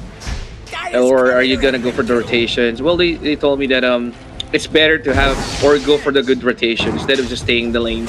Not being active. Being active is better than staying in the lane if you lose your lane really hard. We actually saw 2 couriers dying down top lane. That's gonna be so big for them. Exagol. Examula. And right now, Pangolier is actually level 2. He's trying to pressure this Nature's Prophet, but looks like Playhard got the pull on the big camp on the left side, which is gonna make Scam feel safer to farm. And both teams actually did the big camp pull. Interesting. Yeah. And look at the Pango. Finishing off the neutral camp. That's good. That's actually giving Scam the free solo XP and a safer time to farm, dragging out the creep wave as well. So mid lane, Japoy not really doing bad. 7-3, 6-2. And he was so close. Oh, one more. I think Japoy's dead. Yeah. Oh man, that's. But yeah, like we said, right? Can Japoy recover by rotating after having a bad laning stage? That's a good ward, man. That's a pretty nice observer ward. That's the reason why the Viper was able to right-click the Void Spirit on the tree line. Oh yeah, the high ground ward right there on the cliff. Yeah, he was pinging it. Pinging it. So right now, Japoy coming back into the lane with full status. But Viper already sending out a lot of consumables. Salves, tangos, mangoes. And looks like the ward is gonna get rewarded. Like Japoy already knew. Yeah, there's no ward there. And this rotation is gonna either start from mid lane or from the Nature's Prophet. But as we've seen from all the Neon games, it always starts from this Japoy rotation. Man, I'm so curious to see how he is gonna start to recover. Oh, Courier? Another Courier. Oh man, Couriers has been dying all over the map. That's the third one. Yeah. That's the thing about all these unorthodox supports. They don't really provide that much in the lane, but when they get their ultimates, they become so strong. Yeah, it's a different story. Yeah. Once they hit level 6. But because of all the patch changes, right now you actually secure yourself the outpost, so you're never gonna be concerned about the enemy taking your outpost at 10 minutes. So you're always gonna get that first experience boost. But top lane. Okay. Yeah, General being caught out. Oh, he jumped in. So aggressive. Yeah, that was so aggressive. Oh, the puck goes down. That's a position 4. Here comes Play Hard with a rotation. Will they punish Neon for this one? Oh man, DK needs to be careful right here. Yeah, he needs to be careful. Okay. Paralyzing cast connects on Rafi, but the Faceless Void is now back on the lane. And 458 was able to bounce out. Oh no, bashes. But yeah, the Breed Fire finishing him up. Where's the bash? No bash. No bash. General hoping for... No. Never mind. The Japoy is actually having a pretty decent time. He got a rune, and he's salving himself up. His last hit is 15. That's pretty decent against a losing matchup. Yeah. Yeah, and look what he's doing right now. I guess the only bad thing about this is that a Void Spirit can't really jungle that fast, but we see a TP. Japoy actually TP top lane with Haste Rune. This is what I'm talking about. I mean, the first rotation, if you lose your lane, you don't stay on lane. You go for the rotation. There you go. You see if we're gonna take the enemy boundary runes. This is gonna be big for him. Man, the Haste Rune. How many boundary runes do they have? They got 3. Oh man, they got 3. Wait. Oh yeah, they got 3. They got 3. Oh no, wait, they got only 2. Okay, never mind. Two Yeah. So that's so much better than getting just 1, right? So man, Japoy is already level 5 at 5 minutes in. It's like he's not even playing he's playing this losing matchup really good. I guess it's kind of based on luck as well, because if that wasn't the Haste Rune, right, he wouldn't be able. Yeah, it's gonna be different. But man, Japoy making the most out of everything. But we see right now the 6-minute mark. Is it gonna be quiet? Looks like it, because Japoy is still level 5. Let's see if they try to make a play with the Dangerous Prophet. But the Prophet, just, staying in lane, making sure that he's not gonna die. Yep. Same goes for Japoy. He needs to play it safe. Yeah, they're looking out for the power runes, but Invisibility Rune will go into the hands of the Void Spirit. Oh man, Japoy. All the in game 1, Japoy got all first three runes right now, and in this game he got 2 runes already. 2 out of 2. But man, Viper, oh man, another lucky rune. If that wasn't an inner rune, Cubs. Yeah, and it's gonna be a big problem. He's body blocking. Is he gonna run them? Oh, he tried it. He tried it, man. But then, where's the Sprout? There goes the Sprout. But the dissimulated body block? Where's the page? There the body block again comes from Japoy. He's being hounded. It's only a buck level 3. They don't care. They don't mind. They'll still go for the fight. And Japoy falls down. No back. Rolling Thunder comes in. And they will get punished for their aggression. Oh, that was really good for Team Vietnam. They immediately tipped it down 4 heroes as well. 3 heroes. Wow. And they're angry, Cubs. Team Vietnam's angry. Yeah. You can feel it. Everyone TP's on the mid. Now you're not gonna get a kill for our Viper. Yep. It looks like this bad laning stage from Japoy is actually hurting them right now.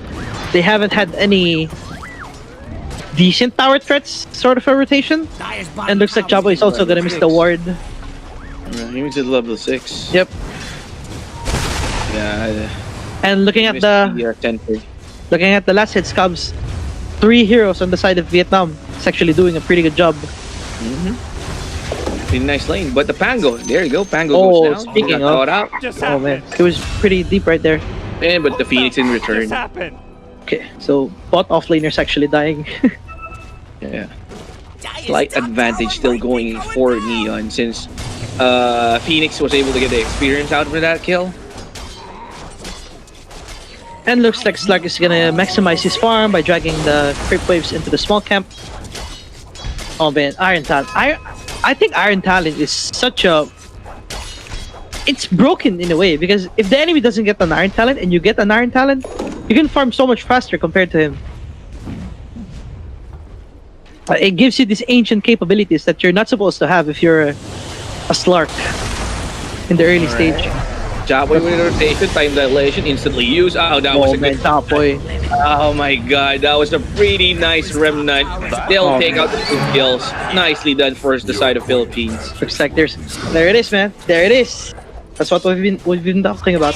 Play hard always gets experience from mid lane while Japoy rotates. And Viper, we've seen even in the last game, his puck didn't start rotating. He kept playing on this lane. But looks like that's not gonna be enough to be a tower threat. Just some sort of rotation that's gonna help him recover. And look at Japoy's net worth. It's 3k, only 700 behind. Yeah, it is 3k. Only 700 behind. Not the best, but not the worst as well. Decent. That's the reason why making rotations is better. Just sitting out in your lane. If you're if you really had a bad start. For sure. That's what some analyst coaches is emphasizing to their players. Yeah, and looks like they're just gonna chill for now, waiting for the bounty runes. And we actually see the supports right now from Team Vietnam going down bottom. Holding Thunder. Yeah, they want Scam, but Scam is way too far. Yeah. Oh, okay. Oh, play hard. Viper strike. Oh my god, the damage. So much damage, man. He got decimated instantly, but the Furion's Wrath. Japoy needs to be careful. Paralyzing cast connects, and He's the Maledict maledicted. is taking, and it's about to go down, and he will go down. The Maledict from Bombi. Pretty clutch. So Bunny runes to actually see. Whoa, actually 3. The John will actually snatched one on the top 3. But that's actually gonna force their 2 heroes to TP. John will, is he gonna be alive? No time walk. But there's no coil online yet, so he should be fine. Yeah, he's gonna be fine. Plus the invisibility. Even snatching a Invi rune. Oops, we have a pause. And looks like we have a pause. Alright guys, so this is the Grand Finals Best of 5 game number 4. Neon is on top by 2 games against Vietnam. So Vietnam needs to win this series. To win this game to force a game 5. Yep. Yeah, because this is the Best of 5 series, guys. This is the RAZER Southeast Asia Invitationals 2020.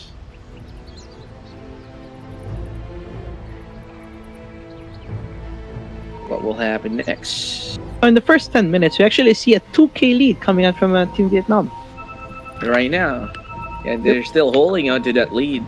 Yeah, and they're kind of approaching this game. It's actually just to dominate the lane, right? And yeah, they kind of recognized it, that whenever Team Philippines or Team Neon doesn't have a decent laning stage, their fast timing slows down, right? So that's why they can try to like slow down the pressure coming out from Team Philippines, which is what we're seeing right now. Heads up, we're back. But let's see if it's gonna be enough. Attempt to push on mid lane. Dire's middle tower is under. They're using the catapult with the Viper, but oh, Maledict misses. He's dead. Oh, he's dead. Oh, the silence reaches him. That's pretty big. Yeah, Viper strike. I'm sorry, yeah. The right clicks from the Viper plus the silence. Yep. It's enough. Oh, he's actually tanking the catapult. It's hurting him though. He's dropping low. Viper on half HP, and looks like they're not gonna use the catapult anymore. Yeah, they know. Oh, they even got the deny. That's pretty big.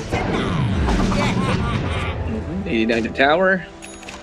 So 8-6 still our score. 11 minutes. Game number 4. So the game is lead, but the puck. Okay, the puck got caught out here.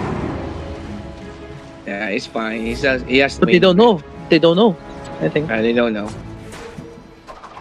But yeah, I mean, the game right now seems to be very quiet. But on mid lane, is there coil? There it is. Oh, that was a pretty nice coil. It connects on Japoy, and Japoy is in trouble, and he will go down easily. And the death ward also being deployed on the Supernova. Here comes Big Chrono. And it's a big Chrono indeed, but the Nova, the egg though got popped. And they'll get punished for their aggression.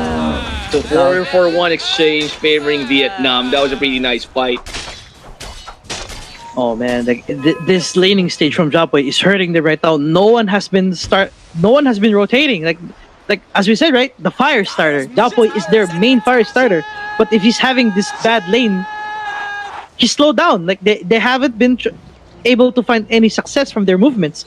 But Team Vietnam, they're the ones doing that right now. Like the tables have turned, Cubs. Indeed, it is. The tables have turned. However, Scam doesn't mind. I'm just gonna go farm. Okay, you guys go fight. I'll just farm out my items here plus the levels. He just needs to be careful. That was the first chrono usage. Oh no. Scam got caught and is in trouble and is about to go down. But the Sprout does nothing on that. And play hard. Oh, Japoy with the rotation. The time dilation also connects. Oh, the disarm. We have the damage. No, the disarm. Oh, the stomp. The stomp from the Centaur. The neutral camp. Oh my god. Okay, Maledict. Paralyzing cast. Plus the Spirit Vessel. And no chance for Januel. But that was pretty unfortunate for the Slark to get stumped by the Centaur neutral camp. He got caught off guard. He was playing somehow a little bit deep on the map, but Phoenix actually. Oh, he TP'd! No! Oh, that was so close. That was so close. That could have cost him his TP and his life. That would have hurt so much, but top lane? Okay, with Copter. Oh man. Scan. Maledict. Plus the Vessel. You'll fall. Ooh, that hurts. Okay. Alright. Oh, he's gonna get punished for that. So right now, what happened in the previous game is that, oh my god, okay. Oh, that was a miscoil. Miscoil, guys. And look at play hard go. It wants this. Okay, never mind. So what happened last game is kind of happening again in this game. Like everyone's trying to do their own thing. There's a fight happening in top lane. There's a fight happening down bottom lane. Like Team Vietnam, they have a lead. They just need to start making, like, use their tools. Like, they have no coil. Their Viper is so fat. They gotta play around their Viper, man, which is why we're seeing a smoke right now from the Witch Doctor. 14 minutes in. Yep, and looks like what they found. Oh, are they gonna go? There you go. Doctor, and they will. And the Chronosphere was also used, but no the damage. Yeah, they have no damage for this fight. But there you go, finally. The Nature's Prop going, but the Rolling Thunder, they can't stop it. And Januel getting trapped. Oh, no. Here comes the Supernova. That's a dead Viper. He was trapped. They weren't together. That was weird. Like, Puck was so far away. And Pangolier was a little bit late, in a way. And stuck right now, joining the fight. Oh, the Pounce connects on the Dragon Knight. And plus the Dream Coil. And, oh, look at Japoy, so aggressive. So much aggression. They gotta be careful. Stark has a lot of stacks. He has a lot of staff, but the Remnant is too late. They'll still take out a kill, plus Rappy if possible. Oh, but he's gonna get punished. Now you got the okay. The Resonant Pulse finishing him off, plus the time dilation comes to support face this void, but no bashes. The Slark is so scary, man. They need to get out. They need to get out. They need to get out. This is one scary Slark chasing them. And Januel, yeah, there's the Resonant Pulse. Januel's like, kill me instead. Yeah, but the Dragon Knight is here. Okay. And the Dragon Tail also connects for the Pango. And he's gonna TP, but there's a Remnant. Too late. He's gonna go down. Oh, correct me. Yeah. Japoy making a big comeback right now. Yeah, it's actually doing a pretty good job surviving the fights, and like in the patch changes, like killing and participating in team fights right now gives so much gold and so much experience. But Viper, bottom lane. Oh, he's trapped, but the coil on 2. But the Sun Ray providing sustain, but it's not enough. It's not enough. Even Scam is afraid is backing out immediately. They don't want to go for the fight. And Scam, enough? Oh, it's enough. The first damage. Even Japoy needs to be careful. He already uses the Simulate plus his Astral Step. So he did survive though. Both teams. Oh, wait a minute. It's not over yet. Looks like they're just gonna chill and just hit the tower right now. Oh, actually not hitting the tower, just farming creeps. But yeah, I mean, both teams looking at every opportunity that they can get. Like it's still happening. Like their bloodthirst is it's still there. They're just a little bit composed right now. Team Vietnam, they've been playing pretty decent. Sure, they had this one fight at the bottom bounty rune area, but man, they're composed. They're playing around the Viper. The Viper is their strongest hero right now. If this Viper just keeps standing their ground and keeps hitting heroes, like their fight is gonna go into their favor. Indeed. Yeah, because he's so tanky, he's so strong right now, and if Team Philippines is getting so much attention from this Viper, the Stark is gonna be able to free hit as well. The coil for the Phoenix. Oh, yeah, they do have the burst damage, but look at the Dragonite go. They want to go for a fight. They can't fight this Viper. Look at him. He's so tanky. But the buyback was committed. Oh, no! okay. It's the Chrono Whip. Oh no! Looks to be disintegrated. That's gotta hurt. Yeah, they need to back now. Slark is so confident right now. Look at Slark. Yeah, they put the buyback for the Phoenix, but no to avail. Rolling Thunder connects, and Play Hard falls. And soon to follow Rappy, and that's a dieback for the Phoenix. Even the death word was used. They're pinging it. Oh no, Slark going in for more. Okay. But there's a Resonant Pulse plus the Ether Remnant. So this will stop the aggression. Dilation. It's so annoying. But Silent? Want to go? Yeah, but there's a Yule setup. Bounce? Oh, he missed! Oh, the bounce misses. Yeah, the bounce misses. Oh, that was so close. But man, they're so aggressive on these Team Vietnam right now. I'm telling you, these two teams, they play the similar playstyle, but it all comes down who plays it better and who has the better laning. Because you can't play aggressive if you have a bad lane. Sure, you can try to make these small engagements that Chapoy has been doing in the game, but sometimes it's not gonna be enough. Like you can't just be aggressive all alone. Yeah, look at the network. Yeah, despite Chapoy being the hero that doesn't have the good lane, it's actually the hero that keeps on rotating still.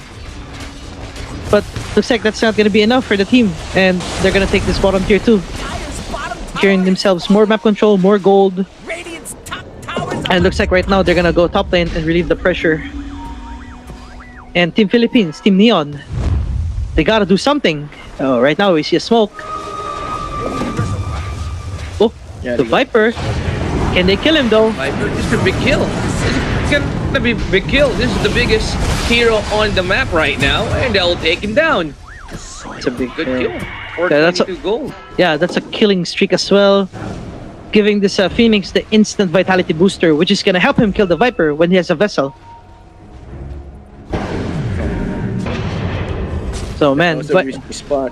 Yeah, Hung overstaying again, getting caught in these awkward positions in the map. But looks like Team Vietnam actually has gotten already a tier 2, right? Which is why we're seeing this outpost steal. So that's gonna drain the experience gain from the Team Philippines.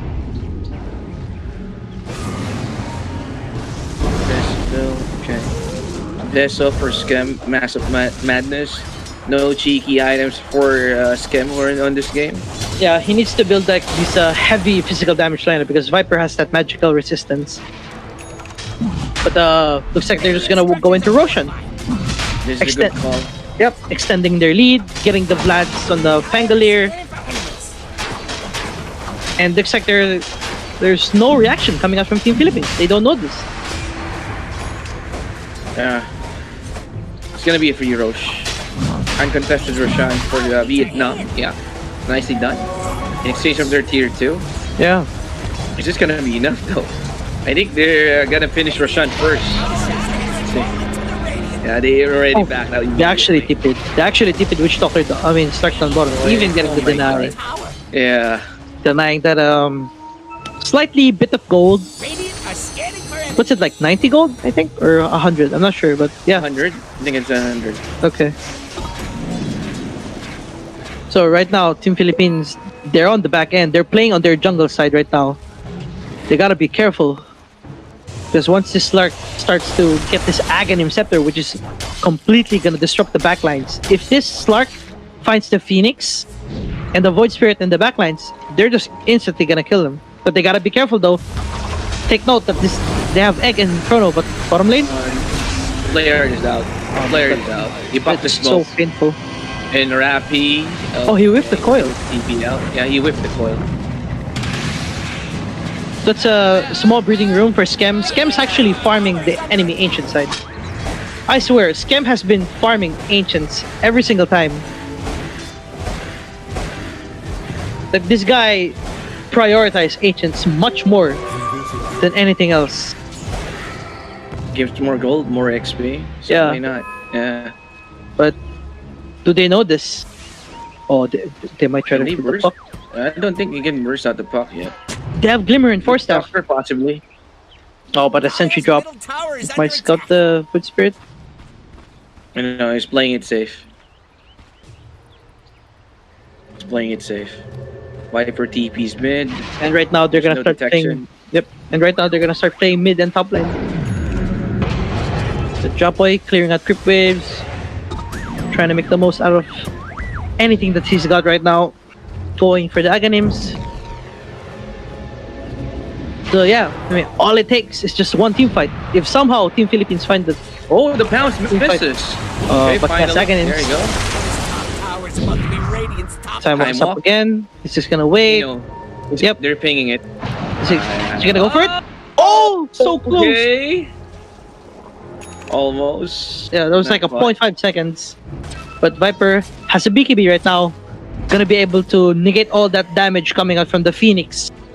Phoenix is the highest damage output of their magical damage right now from the Sun Ray.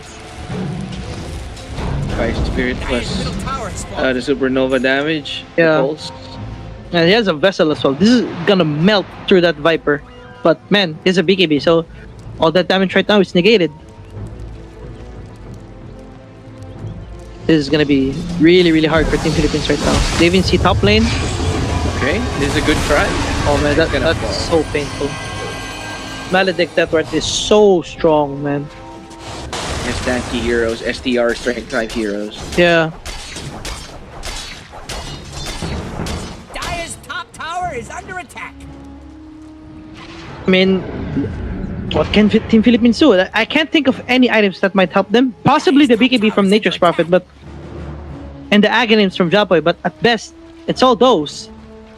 And the vessel from Phoenix. I think that's their main item that they need. They need a Halberg. They need a Halberg BKB. Oh man, They I also think need a good chrono. yeah, they need a so big much chrono. more. But of course, Vietnam is doing really well on this game so far. Radiant's Unlike Yeah.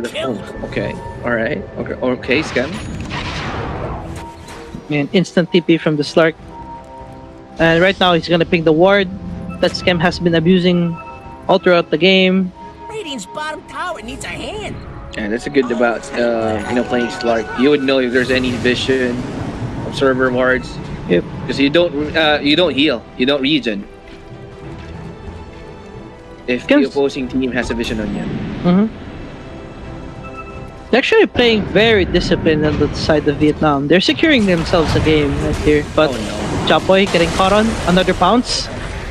And he needs to go out. Oh, he got him. No, another pounce. Perfect. But the essence ring is to provide extra sustain. Oh, the coil! Perfect coil. Finally, it connects.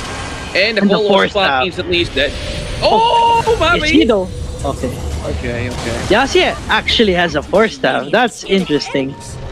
Wow. He went for the force staff rather than a blink, but he's actually going back for the blink right now.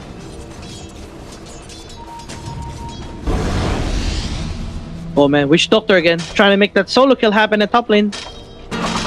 But it looks like that's not going to be the case. Okay. Oh, they found him. Found the Witch Doctor. There you go. And connection one. Viper is here. Look at the damage. Oh man. And that's a position 5. Faces void for you, sir. I mean, if you're position 5 faces void and you're not,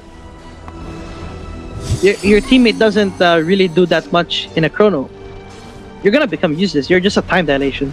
Still, it has a lot of impact, but yeah, in some games you're not gonna seem as powerful as you think it is. Alright, good items. Scam Yeah. BKB already up. They're just playing discipline right now on Team Vietnam. They're just playing chill. They're waiting for the right items, waiting for Roshan. They're playing it very disciplined. They don't want to throw away any lead. They're just securing themselves the lane. I mean the game. But it's all gonna come down to this Roche fight because Team Philippines, Team Neon has their core items right now. Go sector even with the yeah, Doctor. That's why we're seeing a smoke coming out right now. Void Spirit has a Aghanims. They have BKB and Scam. They have Egg. They have Vessel. They have everything. All it takes is just one team fight to try to make this turn around. I'm gonna go for the bottom. Okay. But I think they can go. Oh my god, he sends to have Job Boy start the fight. There you go. Use in the remnant. But the Pango is winding up. There you go. Rolling Thunder connects, but a pop. No, he's gone. He's dead. Oh, where's the Chrono Spear? They still have the Chrono. Where's the Chrono gonna go through now? That's a big question. Will they gonna be pulling this one up? And the Remnant connects. Here comes the Supernova. And on top of the Chrono Spear. But the right clicks are coming in. Is this gonna be enough? Oh no, the egg pops and this Melt troubles for the side. Oh no, actually they're turning it around. They're still fighting this with the Scam BKB on the Nature's Prophet. The damage is enough, good sir. And even the Slark is being cornered here by the Sprout. But oh no, that was a pretty nice lucky. I mean, disarm with the lucky shot. The blink. Oh, there's no can. Oh, finally, Dragon Tail connects on the Pango. And Pango going down. 4-for-1. That was a big team fight. Yeah, that was a pretty big team fight. They found the right hero. They found the puck. And puck right here is very crucial. Because whenever there's a puck, there's going to be so much silence going around the map. There's going to be this coil that's going to set up for the start. Okay. They were able to burst out instantly the Void. And Japoy is in trouble now. But okay, Resonant Pulse was also committed. The buyback as well for Staff. But no. Puck. Yeah, do they have the chase for this? There it goes. Oh, they found him. Oh no, they found the puck. Okay. But the Vacant Void also he did buy back on that fight. Yeah, but man, if you're on the side of Team Philippines, Team Neon, you take that any day. You take that any day, like just to somehow get more items, more map control, even just a tiny bit. As long as you're getting more items for the Roshan fight. They're gonna go for this. Play hard is positioning. They need to have the Dragon Tail on point. Oh, there you go. They'll go for the fight. They should have wait for the Void Spirit to come in. No silence. And the Glimmer Cape providing extra help. So it's fine. It's fine. He's actually able to Dark Pack that off. What the hell? What? That was so fast. That was a blink DK stun. That's so hard to Dark Pack. I guess it was able. Yeah, it was able to Dark Pack. Yeah, I guess he was. I guess was he using it to farm the creep wave? There was a ward. So. Yeah, there was a ward. They predicted it. Okay. Oh, Phoenix is in trouble, and the Supernova was also committed. Oh no! That was a pretty nice remnant coming from Japoy, and the stun. Oh no! Which Doctor's gonna be eaten alive here, all by himself. Stun Ray for the extra damage plus the sustain. Oh, 1 by 1. This is the era of Vietnam. Oh no, Calv, it's happening. This is what cost them the game last game. They were playing 1 by 1. The Viper wasn't there. The puck wasn't there. Like, they weren't together. Yeah, they're all scattered. Oh no, Calvs. This is gonna be like it's 13k lead, and they're gonna take this tier 1 tower. And tier 1 tower is so important for the Roshan fight. All about to take the tier 1 tower here in the middle lane with the help of the siege creep or the siege catapult. Chrono? Oh, the Chrono on 2! It connects on 2! But where's the file? Where's the damage there? The damage for you. BKB was also used by the Viper. And they still want to go for this fight. Oh no, the damage! Oh, they'll get punished! 2 for 3. Alright. Now they need to back out. But that's a buyback on Pango. Oh, they're going for more. Oh, they want to fight. They want for more. And Japoy. But the Maledict doesn't have. Yeah, the Maledict. You need to be careful here. Oh, the rolling connect for an EP. Yeah, play hard is out. Play hard is out. That BB's chasing. Let's see if he makes the right move. Oh, the side step, but looks like he got him. Yeah, Essence Ring, Astral Step. He still has the use though. Okay. the burst damage. Yeah, And they I think- also have vision. Yeah, I mean the Team Philippines, like they were overextending. They found the Viper. He was like in 10% HP, and then all of a sudden, like this Faceless Void died back, and then the Phoenix was like diving in, trying to find that last hit on the Viper, but that cost them so much. Like right now, this gives Team Vietnam the Roshan, which was looking like it could have been went to the Philippines because they somehow got the back control back. But man, the divings from both teams right now is causing them. It's been a roller coaster so far. Yeah. I mean, that's what's causing these two teams, lose a certain point in the game. Yeah. So half HP Roshan. Yeah, it's too late. It's too late. And they know, but it's too late. Lucky Shot is really good against Roche. Yep. Minus armor plus the disarm. Oh, but they're gonna go bottom. They know the Viper is not there. They see the Viper clearing down bottom. Okay, they're pinging out the Viper, and they're closing on him right now as we speak. But who's gonna jump first? There goes the Dragon Knight. There goes the Dragon Tail. And, wow, that was a squishy Viper. Yeah, that was not as tanky as it seems. But did Viper bought the Assault Crest? I think he bought it. Yeah, he actually bought it right now. Yeah. So that gives him a lot of armor for the next fight. They're just gonna wait for the Viper to respond, but this Viper death is gonna give Team Philippines a 1 minute delay for the timing from Vietnam. And we're gonna see, like, there's so many items right now coming out from Team Philippines. BKB is almost up for the Dragonite, which is gonna make him go blink in and just be this tanky frontliner that's gonna be the main stun for the team.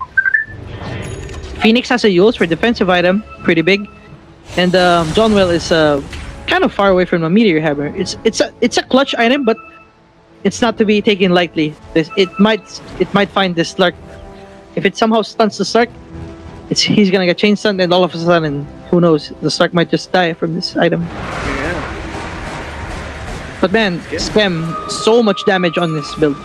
So much physical damage. Orb of Destruction with the Deso, with the Madness attack speed. Like, this 10k difference net worth might not even exist right now. It's all about positioning. It's all about who finds who. There's one big chrono in the egg that's gonna make a difference. A really big difference. But the Slark here has the double damage rune. They don't want to mess around with him, so they'll just play it safe, chill out in a bit under base, wait for the right timing. Age is still up in 3 minutes and 10 seconds. Yep. So big items coming out from Team Vietnam. Slark's going for a Skadi. Puck is going for an Aghanim, which is, I think, is going to be so key in the game. Pandelier has a Vlads and a Vessel, pretty decent. Ghost Scepter and Glimmer and the BK. And the Viper going for the AC. I mean, right now they're just chilling, waiting for the Aegis timing, possibly waiting for the Aghanims as well on the puck, which is gonna be so huge for the Void. I mean, for the Void Spirit, yeah. But they found instant blink out. He got scared there a little bit. Yeah, but the Vanguard is already rotating here. Yep. They're already rotating here. Oh, the blink. The blink TP. You just blink TP. This position for puck is so rich right now. Oh, they even found the Void. Man, Faceless Void.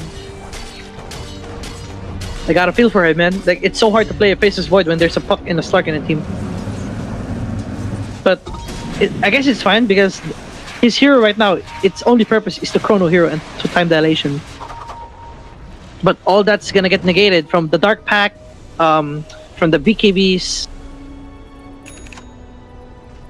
And Pangolier is actually going for the Lotus just to counteract that.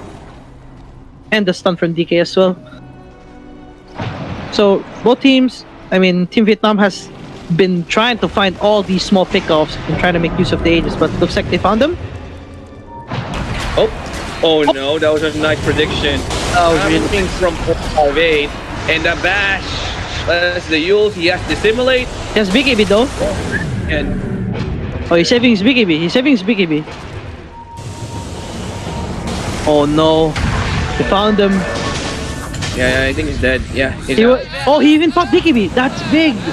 That was his 10 seconds BKB. Oh no, he was saving it. Oh, that's gotta hurt. He has no buyback as well. And look at Slark, man. He's going into tier 4s. Oh, this guy. Backer protection still kicking in. They have a DD on Viper as well. It's a Slark. It's a Slark, man. I mean, How do you fight? Oh man, he's just going crazy right now. You see a hero, he pounds in. He's just going crazy. doesn't help. Oh, his item is actually pretty good. The spider legs on Slark. That's pretty good against Nature's Prophet. Oh. Age is still on 20 seconds. It's about to reclaim in 20. Look at the damage, man. And the Witch Doctor ultimate connects. And this could be a big loss coming from Team Philippines. And there's no Chrono. Finally, they commit to the Chrono Supernova on top. Is this gonna be enough? Done well. Of course, the time will pick up the egg and it will be popped. But no additional or no damage for that combo. They need a Void Spirit from that fight. Oh no exit kills, but the Dragonite blinks and stuns. Here comes Void. They need the Void Spirit here for the big fight. And the coil, and they're getting killed one by one here. And Japoy decided not to go through. But look at Stark, so many stacks right now. 28 agility. Like, he doesn't care. Viper's still alive. Ango's still alive. All their cores are alive. They don't care. They're just gonna hit towers. They want to secure themselves. And I mean, look at them. They're hungry, Cubs. They're hungry. Look at Slark. This game. Okay. Nice dive. Here comes the setup. Not gonna commit. They don't have the Nature's Prophet in this fight, so guaranteed 2 lanes. Make it 3 lanes possible. They want to go for more, but they're not. Oh, Cowboy trying to hold it out. But man, they want to secure themselves the game. They're playing disciplined. They're only going for racks. They're not going for something crazy. Sure, the Slark is pouncing in, but that's all to provoke them. Oh no. Oh no, he's in trouble. But the Yules is there, but this is gonna be enough. Yep, he still has Astral Step. And this is soon to be a mega creep advantage for the side of Vietnam. Oh, the blink. Yeah, he's just gonna buy time. He's gonna TP out. They're playing disciplined, Cubs. Look at that. Wait, his TP is so long. What? But that's mega creeps, Cubs. Mega creeps for Vietnam. Oh Nicely man, done. They're holding it. They're still holding the game though.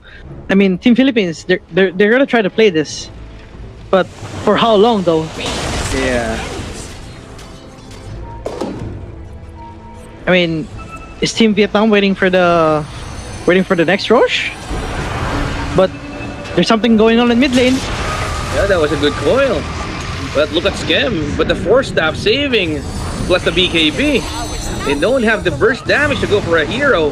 We're able to get a kill. Even the Witch Doctor, they're having problems. And the blink, where's the Dragon Tail, is currently silence up. So he can't commit to the Dragon Tail or the stun. But the Slark is so big right now. And he uses Shadow Dance to, back out him, but he wants to fight. The Void is caught. And the Pounce, no saving item. No 4-staff. Okay. Dragonite is about to go down. Even Japoy trying to help his teammate, but he got stunned. And the self Yules. And okay, I think this is the game for you, sir. And GG.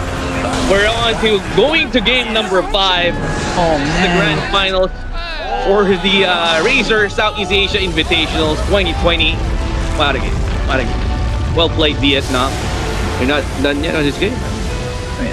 This is just what happens when you have 2 teams having similar playstyles, like being all out, being all sometimes disciplined, sometimes over aggressive. But man, these 2 teams, like they're playing so hyper aggressive, which is why I love all these kinds of games. Like it's so high quality, but at the same time, it's so fun to watch. It is fun to watch. We get to see something like well, on the game number 3, it worked out. Support Void, Faces Void, it did work out. It did pan out. But on this game number 4, he's under farm. Some, of course, Japoy also struggled on that game. Ravi, in a way, yeah, he did a bit. But, that's the problem with this kind of, strats. You need to have a really good laning phase going into the mid game. So you can just run over your opponents.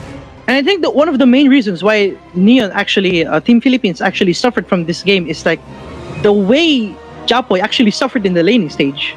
But we'll have to ask Josh what he thinks about the game. Yeah. What's up, Josh? Sup, guys? It seems like we're gonna go on the game number 5, and you know, both teams are giving us a proper grand finals match. But I tell you guys, Japoy is the winning condition. Look what happened. He got a little bit, you know, phased during the laning stage, and they paid for it. Slark got way too much space, which led them to, you know, being obese, basically. Dude, that Slark was fat, and there was just no way of containing it. And how do you even counter a Viper with a Void Spirit? Is it even possible? It's not really possible, but like, I think that's one of the main problems of that game, because they were relying so much on Japoy to be this sort of a fire starter for the team, right? And then it didn't happen, and that's why they were so suffering. Because I thought in the back of my mind, I thought Skem was gonna be the one, but he's the carry. He doesn't really want to be the one that keeps on participating, right?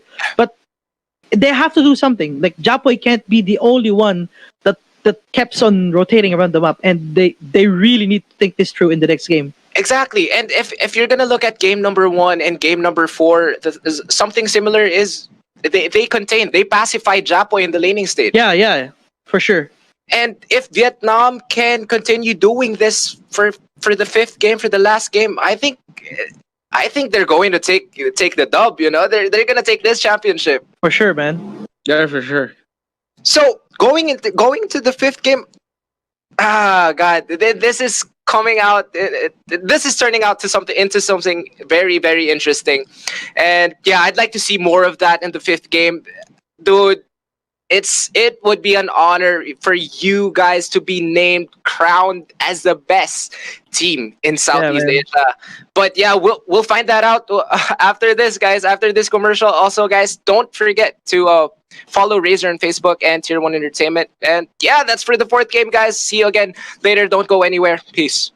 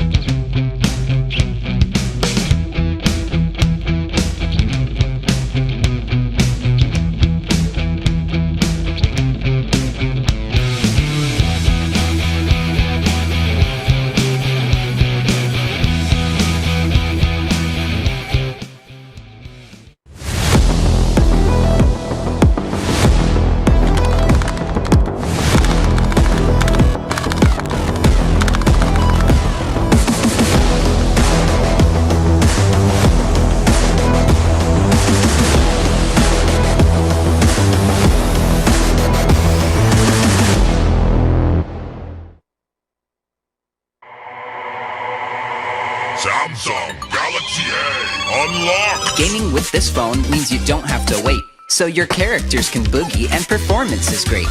Go Dragon, go Dragon, go, go, go Dragon!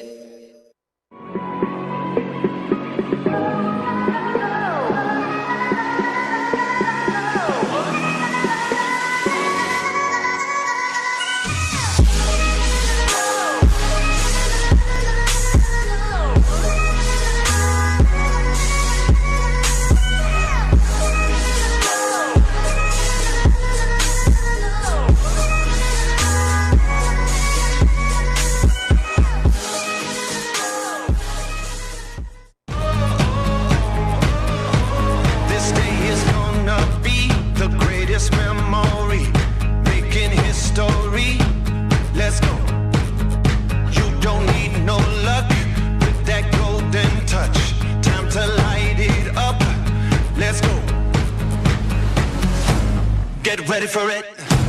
Yeah, this is it. Go! Go! Go! Yeah, this is it. Go! Let's go!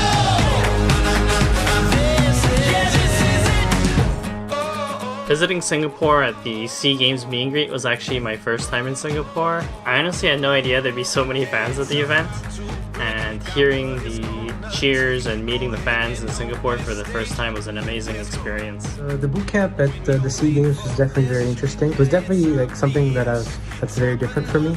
Normally I just coach one team and usually I know all the players, and this boot camp was like, I had like an hour and a half to work with like 4 teams, I think 4 different countries, and things about TI and EG and stuff like that. It was a cool experience. It was definitely something I would be interested in doing in the future. So I think for a lot of these players to become superstars, they just need to be noticed. They need to have a venue to really promote themselves. And I think a lot of them have potential to be superstars. I think that these players just need to play. They need to learn more about the game, get more experience, experience being in a team, because that's like the biggest thing, you know, like playing a club game compared to being in a team, learning about people, learning about Dota, the game strategy. All these things are what really matter. Southeast Asia has an incredible dedication to the game, and a tournament like the Southeast Asian Invitational, provided by RAZER, is just an amazing resource for all up-and-coming players. Get ready for it. Get ready for it. This is it. Go! Go!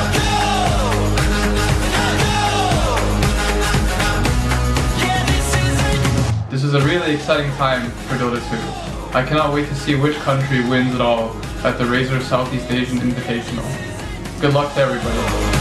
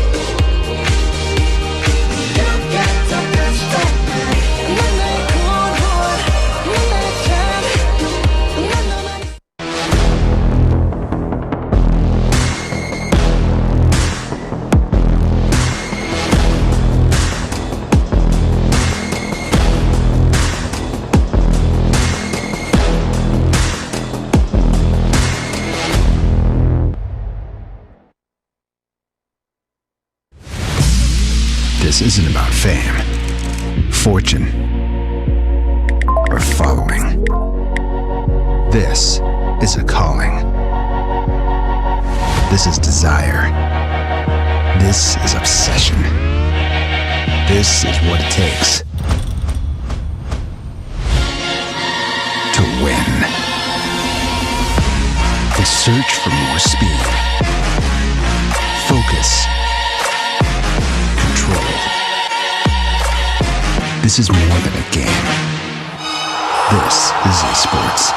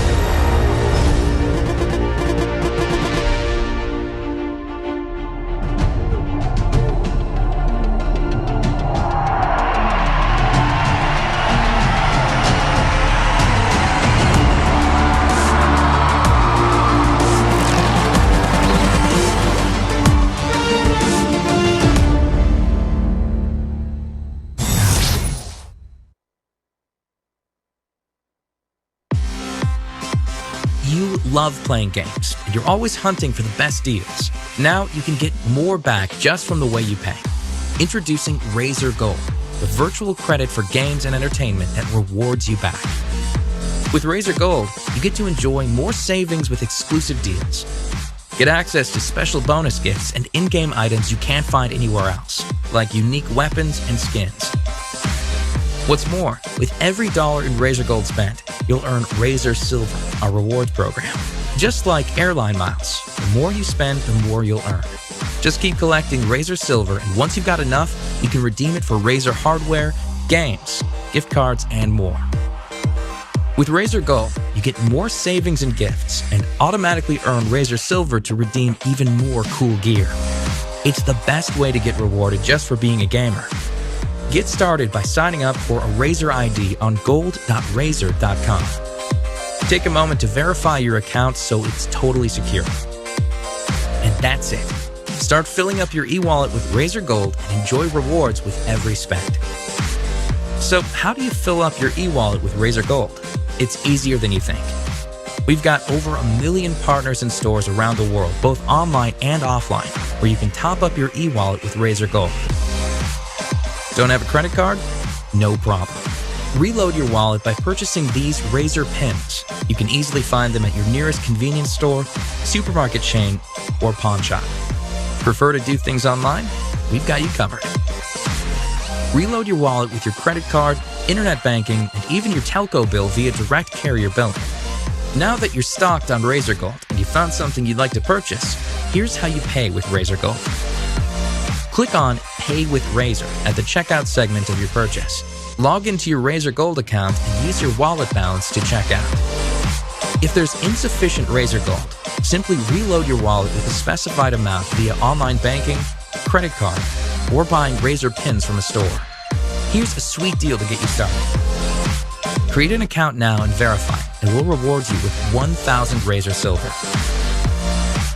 Start getting rewarded and getting more back when you pay with RAZER Gold now.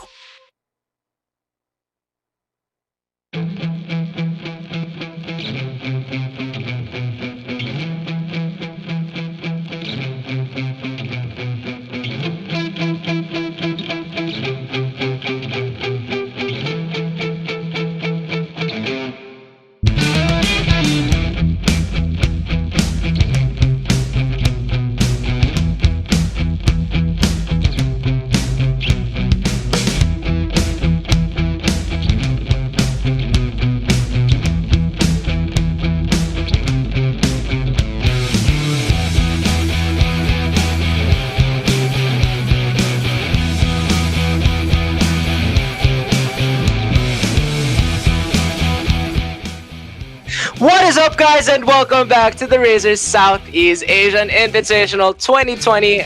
Again, I am your host for today, Cloud with the Peace Sign. And guys, this is the last day of the RAZER Sea-Invitational.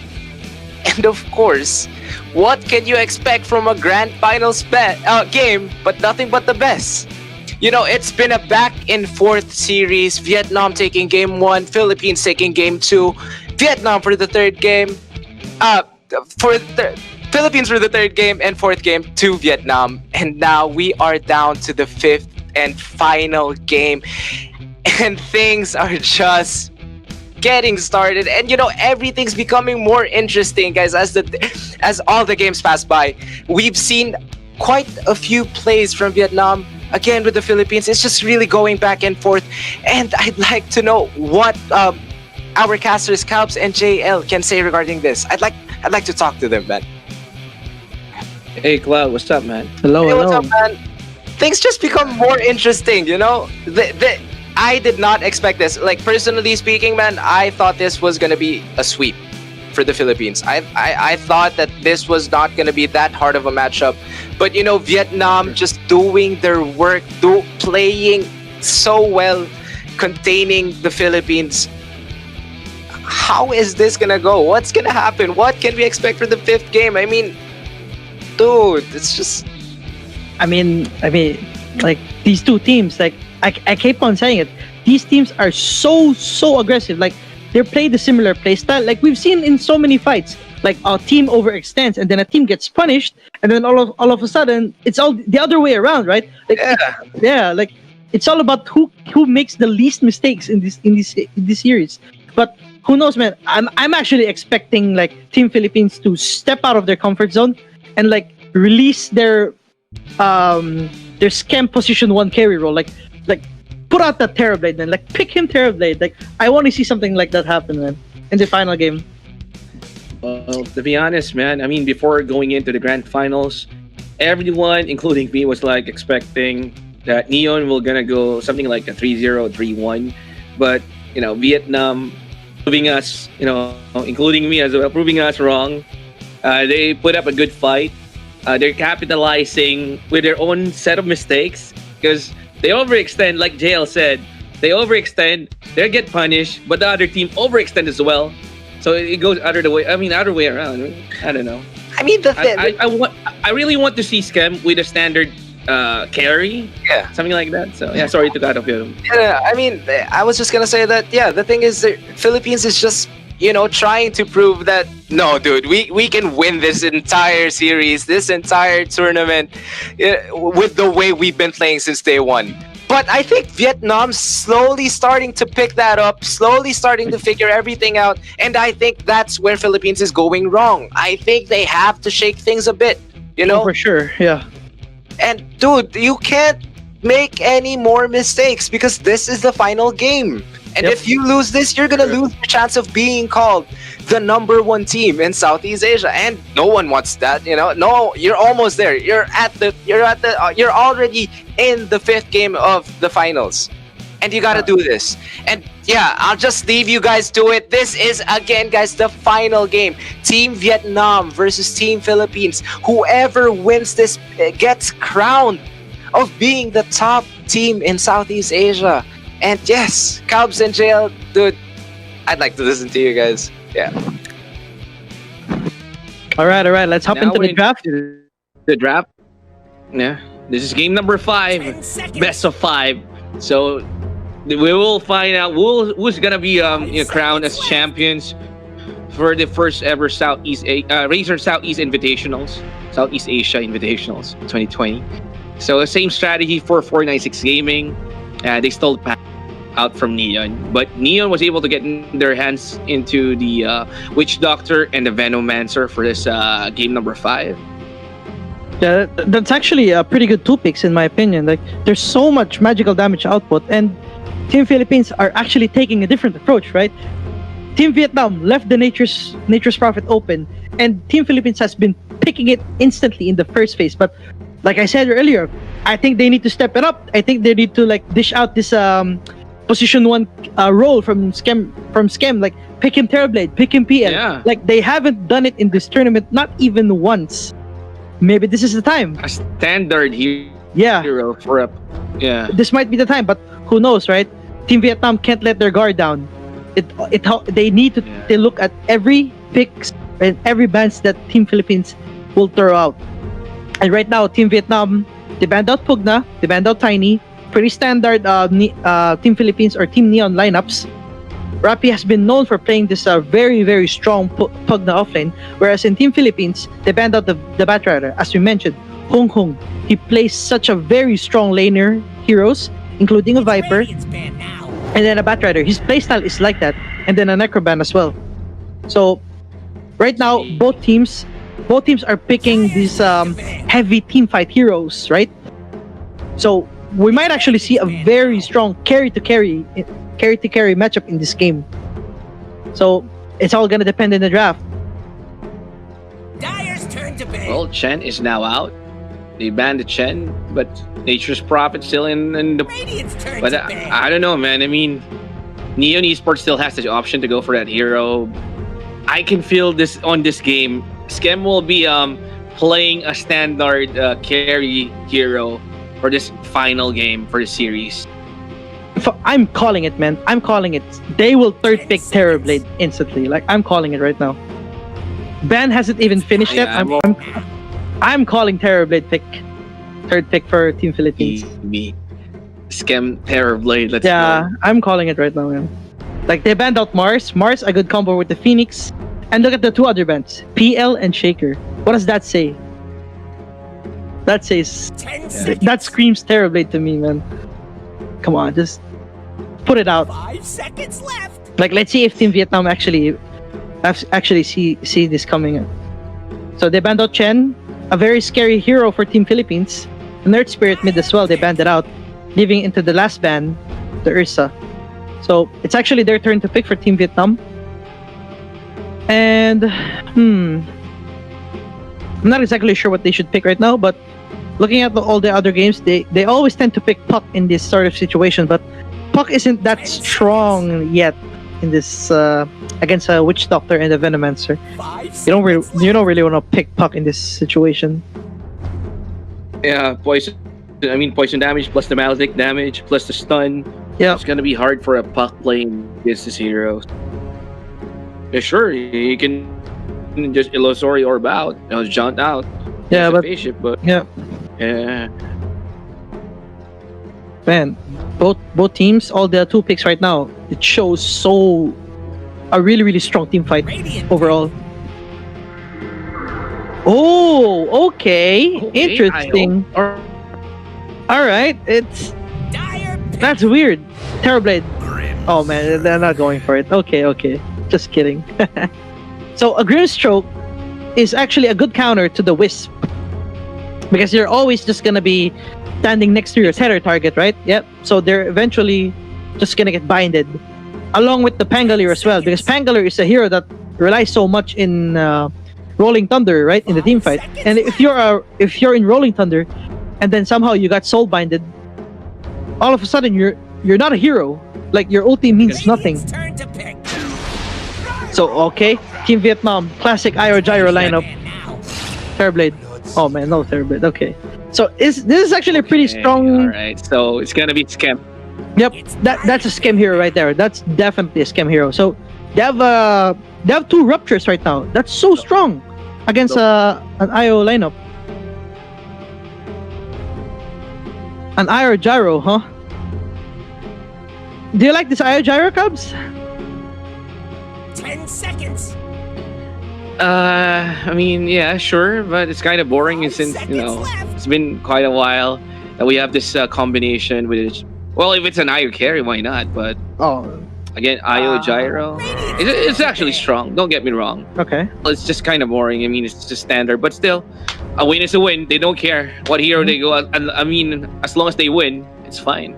I mean, the way I see this is there's a Witch Doctor and a Venomancer. Venomancer actually destroys IO so much because of the healing reduction that Venomancer provides in the team fights. And the Witch Doctor is just generally a good hero right now in the meta. Like, the 4 heroes right now in Team Philippines are so strong. But in the other side, like Team Vietnam, I mean, I gotta be honest, man. Like, IO is one of my favorite heroes. Like, sure. I mean, yeah. So we're actually seeing a Viper ban. That's pretty reasonable. Like Viper, Hong Hong has actually shown a really strong Viper, as well as a Puck. They banned out the Puck, pretty decent. It's gonna hold the Bloodseeker in place. The Bloodseeker won't be able to run around into the fights and reposition. And we're actually seeing a Kunkka and a Queen of Pain ban. 2 heroes that are actually really strong against Io Gyro. So, okay. An Ember Spirit for Japoy. A signature hero for Japoy. Like we said, right? The Fire Starter. If you give Japoy this Fire Starter and you're not countering him in the lane, which is Team Vietnam actually banned out. Vietnam actually banned out a really strong Ember counters. So, I'm curious to see what leaves that for Hong Hong. 5 seconds left. Because in the last game, the only reason that a big reason why Vietnam actually not really dumpster, but won the game is because of how hard Japoy got punished, right? And they have 5 seconds left. Got heavily countered. Yep, 5 seconds left. Oh, okay. Okay. Well, it's good. I mean, yeah, it's really good. It's a hard Bloodseeker counter, because what happens with the Death Prophet, if you rupture Death Prophet, she's just gonna stand this round, right? He's just gonna stand there with the exorcism popped up. And if you ever try to get closer to him, yeah, if you ever get close to him, she's just gonna siphon you, and she's gonna restore health. But that's where the Venomancer comes in. So right now, both teams have very solid draft. But man, I got a favorite Team Vietnam, man, because I just love watching IO lineups. Well, they also have a good team fight. Again, the Death Prophet Silence is really good. I mean, it's undodgeable. It's a ground silence. One of the things that can punish the Ember is like a silence where no casting animation is needed for that spell to be casted. And yeah, it's gonna be a hard game, man. I like the draft. I know it's boring, but standard, but it's still gonna work. Yep, and like we said earlier, right, before even the draft comes, Neon will step out of their comfort zone. Let Scam play this standard position 1 carry. And right now, this is a really, really decent game for him, along with the Grimstroke position 4. So, no unorthodox hero. We got ourselves a classic game. And man, I'm so excited. Let's get it on. Yep. Game number 5. Best of 5 series. Vietnam was able to get the first win in game 1. Game 2, turn around. Neon Esports of Team Philippines won the win for Vietnam. You should have known better. Game 3. Then game 4. I'm sorry, I'm not correct. I think I missed a point. I'm not point here. But anyway, this is game number 5. And let me start the introduction for the side of Team Philippines or Neon Esports. We have Play Hard for his Grimstroke, Rafi playing the Venomancer, Januel for the Witch Doctor, Japoy playing the Ember Spirit, and Scamberlu for his Bloodseeker. And on the side of 496, but hold on, we have ourselves a smoke. Good paralyzing gas. Let us watch the homing missile. This is the first blood, guys. No chance. I take it. Oh man, Phoenix got No it. chance. He was trying to give it to the gyro, but as I was saying, Team Vietnam, Team 496, 458 playing his gyro, Yasi playing the position 4 Wisp, .BB playing the offlane Pangolier, and Bombi playing his Phoenix, and Hong Hong playing his Death Prophet. So what happened there? Like they tried to make a smoke play. They wanted to give the last hit to gyro, but Phoenix ends up getting the last hit because of his high base damage, which is 60 at level 1, along with the items. Pay attention now. But we don't see any sort of switch lineups or switch lanes that's going on. Everything seems very standard right now. So yeah, everything seems standard. Like, look at this. He's trying to check if there's any observer war here in the middle lane for fighting for Radiant, but apparently there's none. He also drops a sentry just to be sure. Yeah, and like as we've said, Cubs, in the last game, man, it's all about this fire starter in the mid lane. Hung Hung, a player that doesn't clearly rotate that much, as we've seen. He's more of a lane dominator kind of style. But Japoy, whenever this guy gets a good laning stage, this guy will abuse you so much. This guy will start rotating whenever he gets runes. And especially his supports always secure runes. Like, that's going to be so important in this game. Yeah, they do. Because Hung Hung is playing this fire starter for the team, a Death Prophet, that is always known for taking down towers so fast.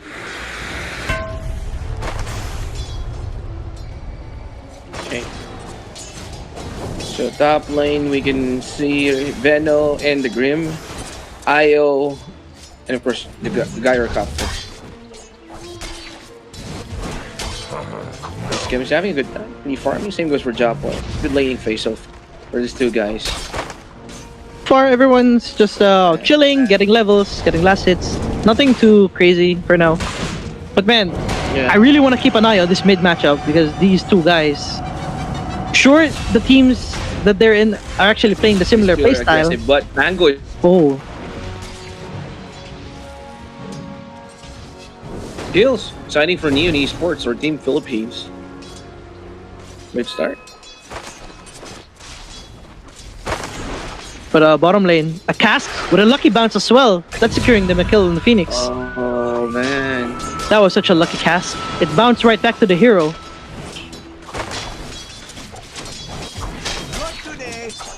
But that BB Pangolier, we've seen him play this Pangolier from the last game. It got so aggressive, and he always finds this good rolling thunder. But in this game, it's gonna be so hard to play against this Brimstone. He needs to play that a very careful. He needs to play a very careful way of playing the rolling thunder in the lane. I mean, in the game. But the mid matchup. If you get connected by the soul mine, you're just gonna be rolling in place. That's it.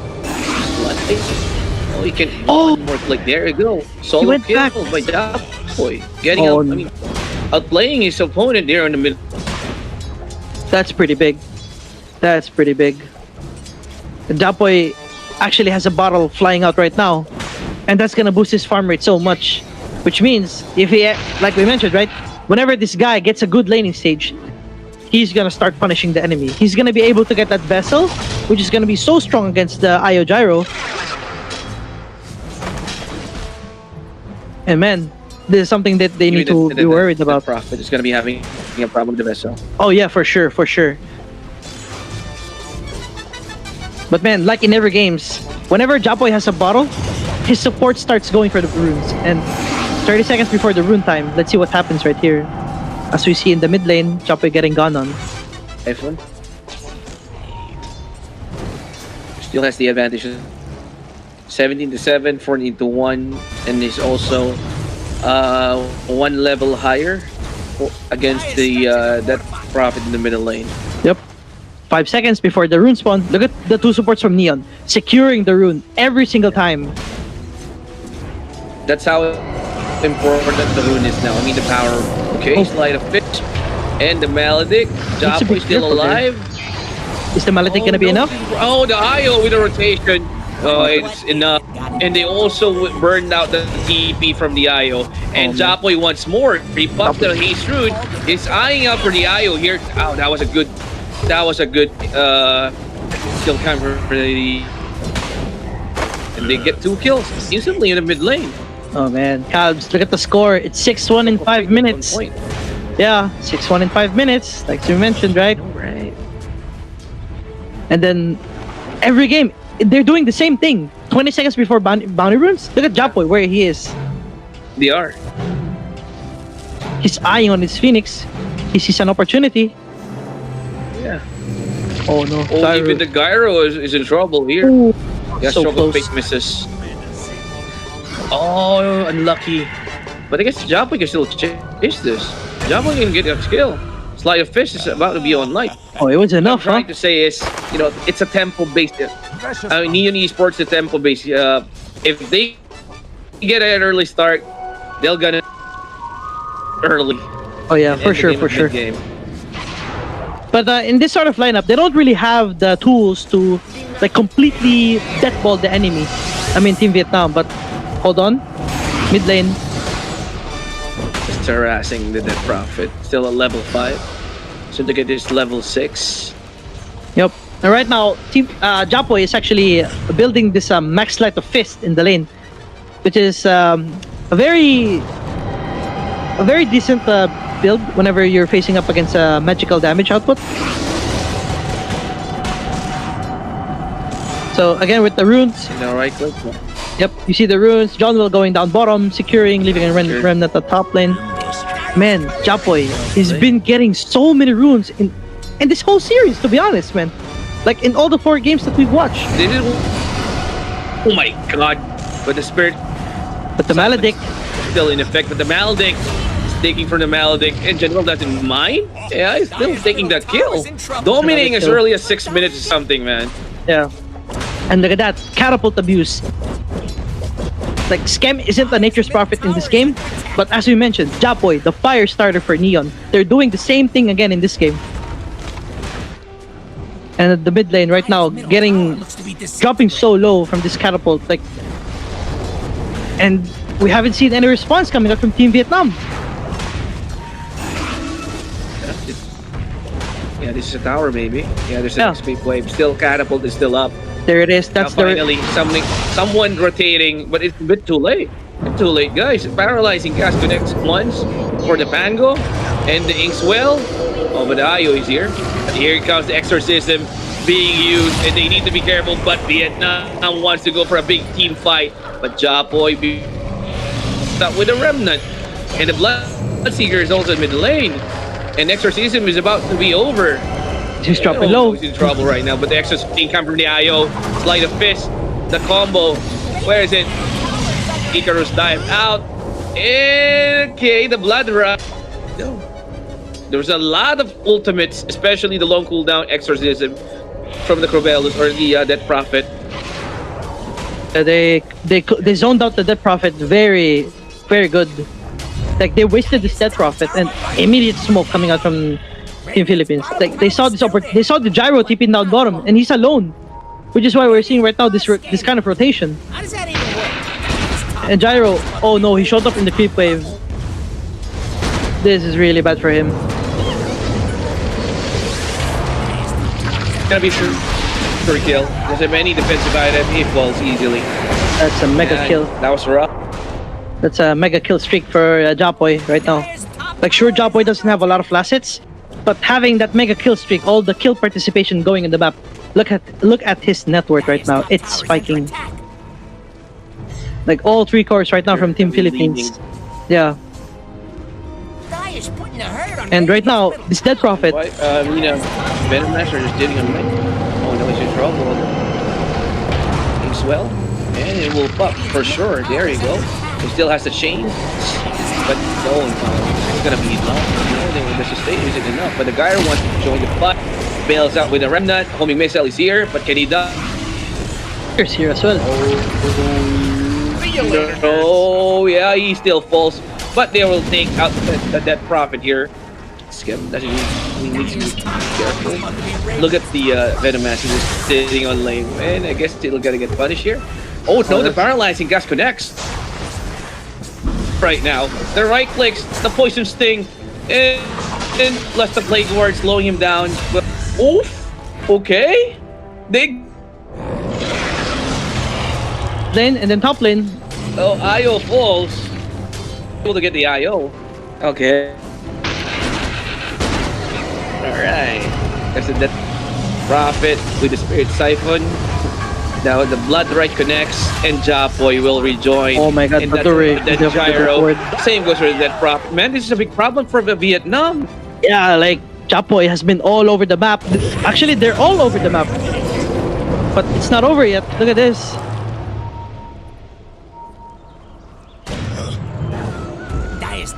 Japoy trying to chase for more.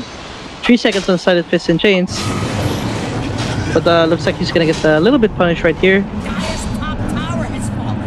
Yeah, 2 seconds. What is with tank? Guys. But stealing the okay, free battle charge. And he's also gonna get the other one, right? Or no, he's not gonna try for it. But man, Japoy has been all over the place. Like it's so chaotic right now for the side of Team Vietnam. Like they're not sure what to do. Like the first exorcism usage was really awkward for them. Like it made Team Philippines like feel so aggressive around the map because they know there's no exorcism, and if there's no exorcism, Death Prophet isn't just a hero. And right now, another haste run for Japoy, and you know what this guy does whenever he has haste. Look at that, instant smoke, even under a ward, they don't even care. And they know this. They know where the Gyro is playing. Yeah, and they're about to go in. There goes the Remnant. And will they be able to cut it? No. Chain misses. Okay. The chains. Missile is here. And the death ward expanded and used, but the Supernova is on top. And the Pango getting 2 heroes. They get punished for their aggression. And Japoy. Well, another exorcism. He still has Remnant though. Oh, but Scam dropping low. What Scam? Fast. Scam is so fast, but he still burned. Okay, this is a good return kill. If not, I mean, Poison was used. There goes the Phoenix. Bring down the chains, also connects. Swashbuckle finishing him off. He's gonna get punished as well. There you go. Now. No, that's Actually, play hard finishing him off. yep. That's 4K lead in 12 minutes. This is gonna hurt them. Another smoke. On the side of Philippines, another smoke. Embrace. Yeah, they went for the smoke, and this is one successful smoke. Neon Esports, unrelentless. Japoy gonna get punished by this regression. Another bind. Oh, double cast. Double cast. There's a and another stun, double. and they will get him. Look at that ward, but it got cancelled instantly by the silence. They want the IO. Oh no. Maledict, he got stopped. And the Venom is also here. Tries to TP out, but the paralyzing cast punishing them. It doesn't matter. If he dies, still gonna get a lot of kills out from this. Like Venomancer was in that kill participation, and look at his levels. Like he got so many levels from that, and as well as the Witch Doctor. Like they're so high leveled right now, and the Io, which has been dying from the start of the team fight every single time, is only level 6. Oh man, but looking at all of Team Philippines here right now, they're all at the top 6. This is gonna be so hard for them right now, for Team Vietnam. IR Gyro is usually the lineup that actually does the moves around the map, but man, we haven't seen anything happen right now. Dyer's bottom tower is under We haven't seen anything happen lately. Dyer's doing that glowy thing. Yeah. But Ember, look at this. Look at Team Neon. Look at Team Philippines. They kept on going for this kind of plays. Yeah, he's in trouble. Get easily that kill over the Phoenix. And 22 to 12, already a 5K network. Neon is especially Japoy. Japoy is on fire in this game. Yeah, and especially the crazy rotation, crazy fights. Yeah, especially when he gets this vessel, all the healings from Team Vietnam is gonna drop down so low, along with the veil from the Venomancer as well. Like there's so much damage coming out from the Team Philippines right now, and they even have a mech. Like they're ready to group up together. They have a mech on Venomancer. Like Rappi has been buying all these team fight items. But we see a smoke from Team Vietnam. They say it's their time to go regroup, but another. Oh, there you go. Really good soul bind. Soul bind. That's a good soul bind, guys. Here comes the remnant going in. Japoy once more, and the paralyzing gas into the Malik. Damage, man. It keeps on bouncing, and Skep is about to clean up the mess from the behind. And there you go. But the Dead Prophet, will he survive? Oh my god. Yeah, Scam is just actually running around. It's about to go down as well, man. Another hit. Cool down though, so. Yeah. Well, they dropped. Yeah, man. Like they dropped so low from the Death Ward, from the Cask, from the Poison Nova, from the Venomancer. Like all their HP are like around 50% health, and Scam was just running around. He's so fast. Like he has a Yasha, and he was like hitting so fast and so heavy. Like, I mean, 8K lead in 16 minutes, guys. This is so hard for Team Vietnam right now. It's online. And Vessel finished up for Japoy. Vessel is up. More damage. Oh man. And Maelstrom with the Maelstrom finish on the Bloodseeker as well. Gonna boost up his damage output in the team fights whenever he has that big attack speed coming out from the Bloodthirst. I don't really like the pick for the IO, since it's, I mean, as of now it doesn't show any effect or any advantage for going for the IO hero. I mean, we've not seen any relocates, relogaps or something like that. Okay, now they're going for the IO ones. Oh boy, just so aggressive. Elite, there's the real. Yep, and that's gonna. Okay, finally. Yeah. But man, I mean, they're so ahead that they're able to play like this. They're so ahead that they're able to scatter around the map and just cause so much trouble. Oh man, another soul bind. That's so perfect. aggressive they are. See you later, nerds. Oh man, it's 8. Getting pounded in this game. Yeah, it's a 9K lead in 17 minutes. And look at that guy. He's just walking past an Io gyro with 2 bracers. Like, that's how ahead they are.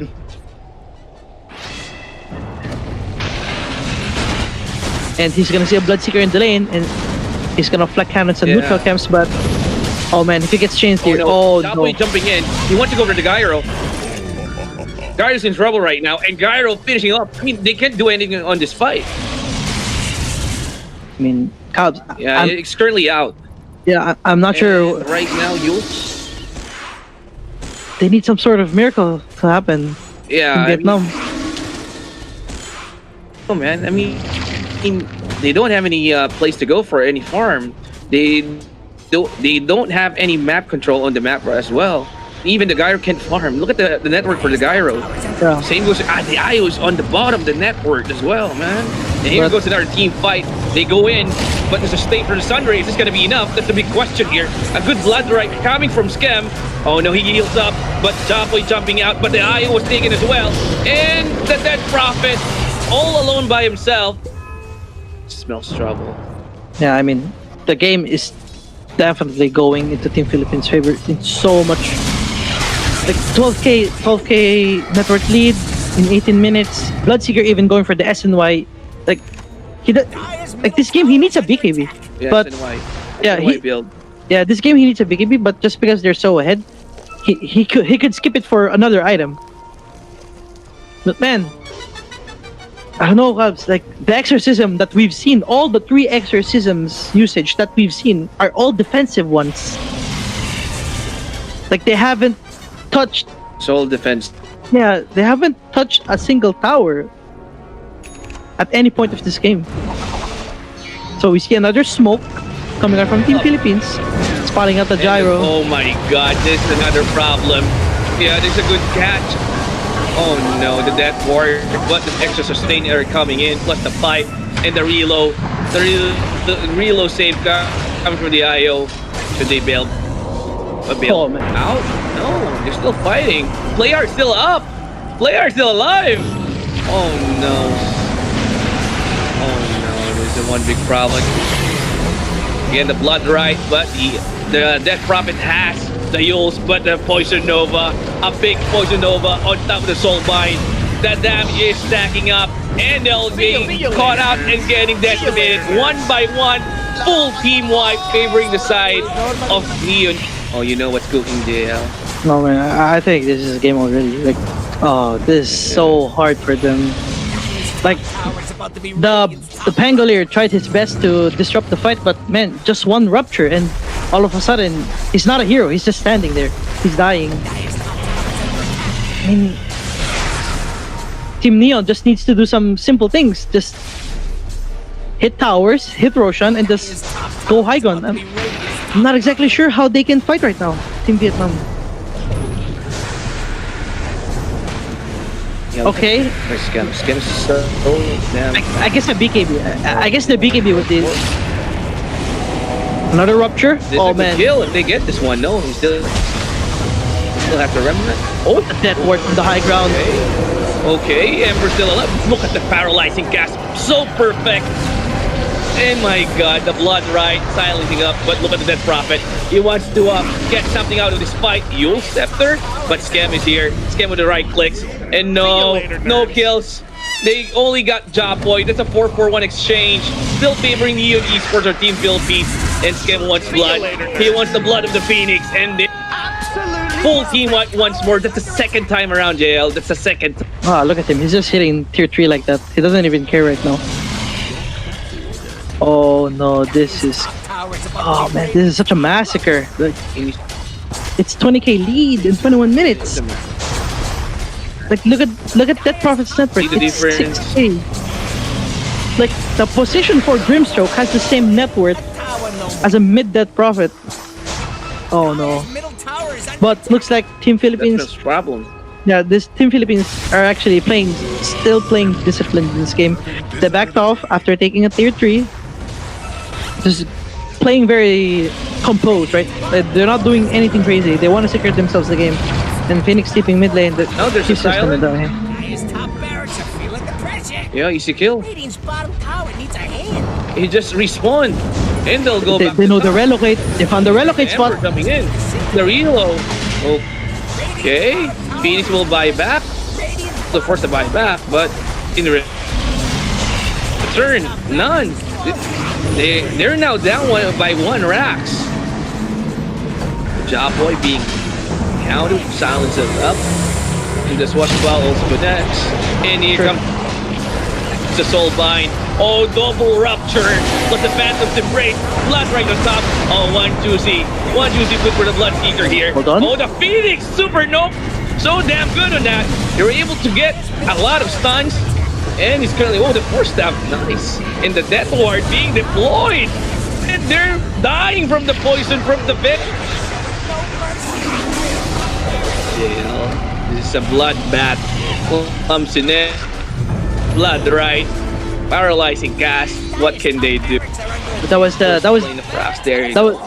BKB on gyro. The only reason that they stood a chance for about a second there is because of the BKB on the gyro. But after that, like, all they could have done is just run away because the damage output from Team Philippines is so strong. But man, it's not over yet. Look at this.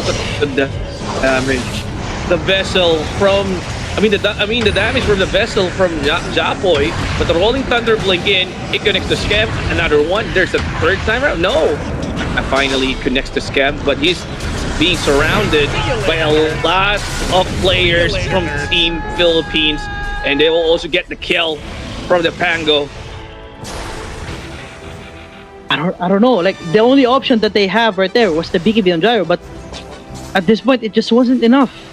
Like, there's no any other big items coming out from the Team Vietnam right now, but we can see no damage. Bloodseeker here. They don't have any damage. He doesn't even care, he's just standing his ground. Look at him. Okay, rupture up. Yeah. Oh man. I don't know, like, they don't really have they don't really have any options at all. Besides giving this one last fight with the BKB on gyro. Maybe that's gonna be enough. Maybe Team Philippines overextend, but looks like even though they're so ahead, they're still showing discipline. They're still showing respect. They're respecting this Phoenix lineup. They're respecting the Pangolier ulti, and the Death Prophet is about to respawn in 10 seconds. Like, they're not doing anything crazy. And then Arcane Rune. I mean, there's an Arcane Rune on Ember, but look at that. Yeah. Look at this. They're not going in, right? They're still showing discipline. Even at this stage of the game.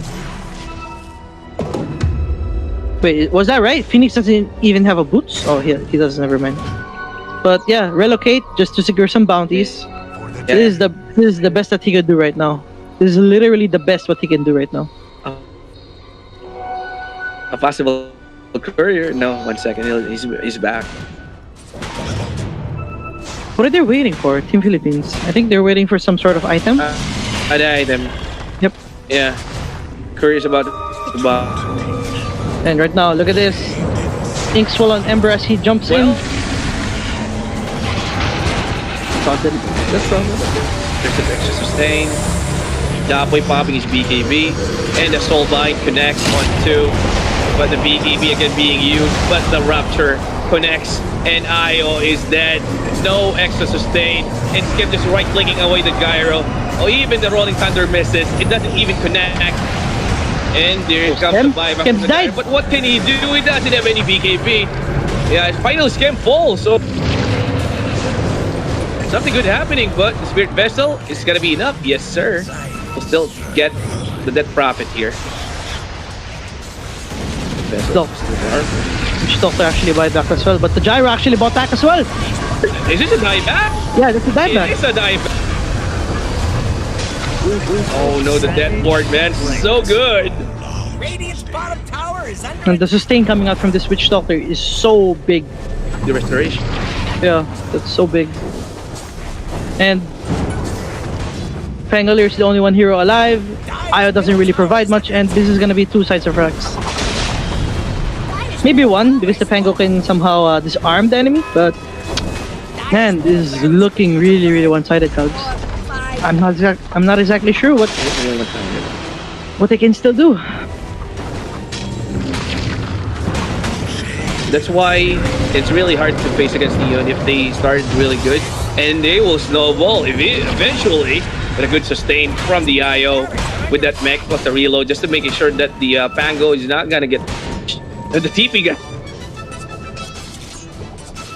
Okay. Okay, so they're still playing safe. They're still playing safe. They still think that the Team Vietnam has a chance. They're gonna play it chill. They're gonna go for Roshan, get more items. But man, See you later, nerds. 30k lead in 27 minutes. That is huge. You don't see that often, but Zyra going for that desperate move, queuing up a Divine Rapier. That's their only hope. That's their only hope, but it's so far away right now. It's still so far away. He needs Divine. They're really hoping for a big miracle. But yeah, a Roshan completely uncontested because I mean, what can you do, right?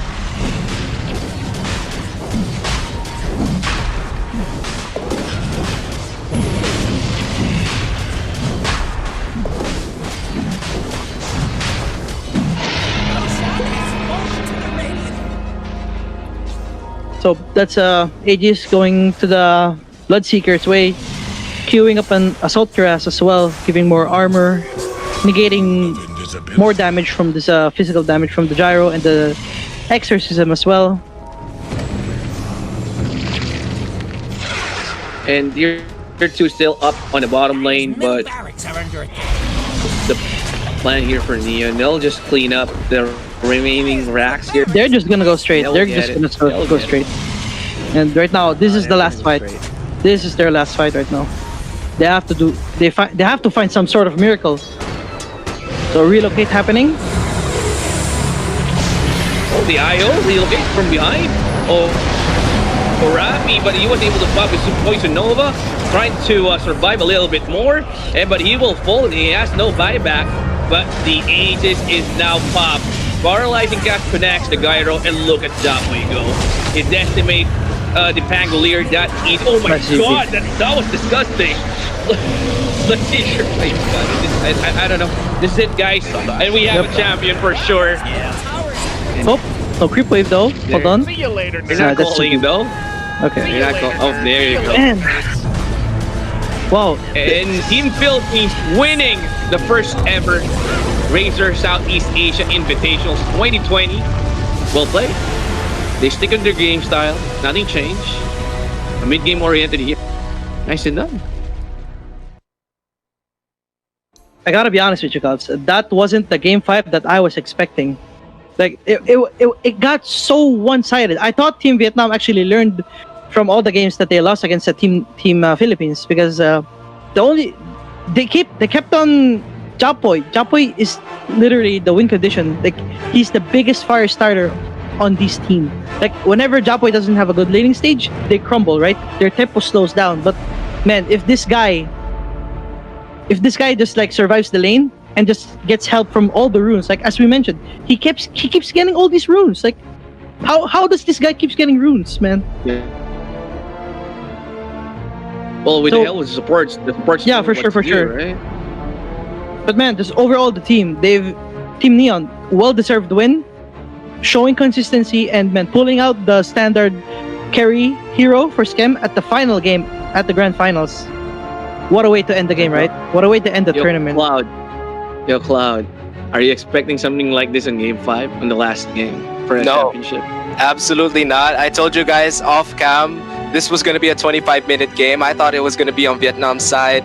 But it was a 25-minute game, to be fair, so I should get a cookie for that. But I just wasn't expecting that kind of a game, bro. Skem was so rich, he should be included in Forbes' riches. Oh yeah, actually, yeah. Like for a game number 5 for the grand finals, that was just brutal, and they could have ended that thing earlier. I gotta commend Vietnam for trying. Still not calling an early GG, but I just felt like the Philippines was just kind of having fun at the later part of the game. They could have ended it earlier, but yeah, I mean, it shows good sportsmanship, but it just wasn't really the game I was expecting. The game number 4 and games number 1 were so much better. Like all the wins once. Much close.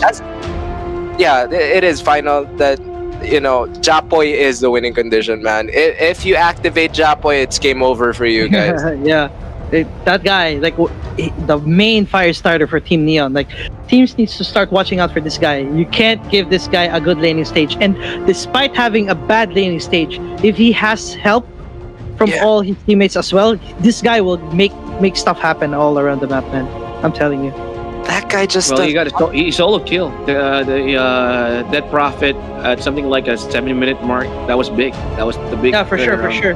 In this game. Yeah. But it's just really crazy that this happened for the last game. Vietnam was really doing well. I thought they had things figured out, or I'm just kind of having this idea that Philippines just wanted to put on a show. Okay, guys, let's give these guys an exhibition. Let's give these guys a proper grand finals games. Let's try and make it out until game number 5. I kind of saw it coming, Yeah. I mean, I kind of saw it coming. Last game, like I was literally expecting a Terrorblade. I kept calling it, give this guy Terrorblade, man. But I guess he didn't want it to play Terrorblade against IR Gyro. I guess playing the Grimstroke was, the Bloodseeker was more of a. It has its reasons. It's a better pick. So yeah, like man. I felt really bad for the Gyro. I mean, the towers were doing much more damage than him. And you know what? The Philippines had such a smooth game. They could reuse their towers up until the next game. Yeah. Oh, yeah. Yeah.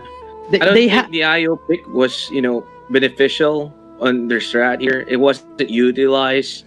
Yeah, sure, they got some, relocate saves, but that's about it. No relocate ganks coming from IO or even the Gyro combo. They did it nothing, man. Especially Supernova. It wasn't utilized as well. That Prophet was really behind this game. Look at this network, man. 8,000 net worth. So, I mean, if you've seen your courses struggling like this, I mean, the game's almost over for you, man. I mean, out of all the games that you could fall off, why would it happen to the last game, to where it counts the most? I mean, the fatigue, man. Like the pressure, the mentality drainage, like all those things. All the things that it's gonna stack up so much that. I mean, it's so easy, like watching from as a caster's perspective, but like when you're in that game, like that specific game, playing all those 5 games, like, it's gonna drain you so much that you're not even gonna think straight. Yeah, and I think that's an excellent way to show that Team Philippines is really, has really upped their game, and they deserve this spot. They deserve to be crowned as the best team in Southeast Asia. But yeah, any final thoughts, guys? I mean. Big shout out to my boy Johnwell, like showing up, like all those cheeky heroes, like man. But Faces Void. Yeah, I mean Team Vietnam, like I gotta give credit to them as well. Yeah, so, like these guys are very hyper aggressive, but looks like they gotta have some things to tweak, some things to fix in their team. But man, this team doesn't fool around. That's why they got them to the finale. But man, yeah. And at the end of the day, I guess one big purpose of this tournament is, for teams in Southeast Asia to really have a grasp of what competition is. I mean, I feel like some teams, like some countries like Brunei, Cambodia, still need a lot of experience, and I think this is great exposure for them. And this has really benefited everyone, And for sure. Yeah, but. Yeah, guys, that's it. That's it for the DOTA2 series championship of the RAZER Southeast Asian Invitational. It's been really one hell of a ride. I mean, Philippines just dominating all the way, and the finals, just stepping up their game, going out of their comfort zone, and taking that crown. And yeah, guys, on behalf of all the casters, on behalf of all the production crew, on behalf of the RAZER and Tier 1 Entertainment staff, guys, thank you. Thank you. That's it. Thank you, guys. Please don't go anywhere. We still have one more championship series left, which is again, Team Philippines and Team Vietnam. But this time, it's going to be for the Mobile Legends Bang Bang tournament. So yes, guys, don't go anywhere as we still have one more great game for you. Peace.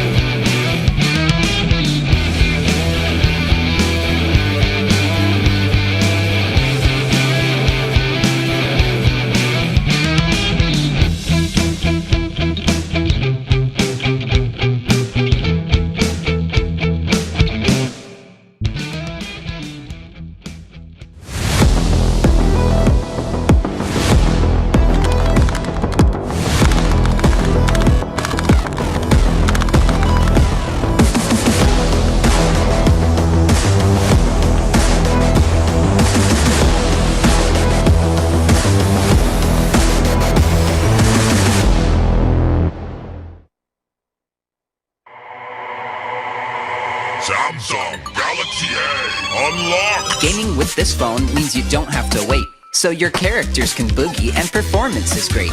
Go Dragon, go Dragon, go, go, go, go Dragon!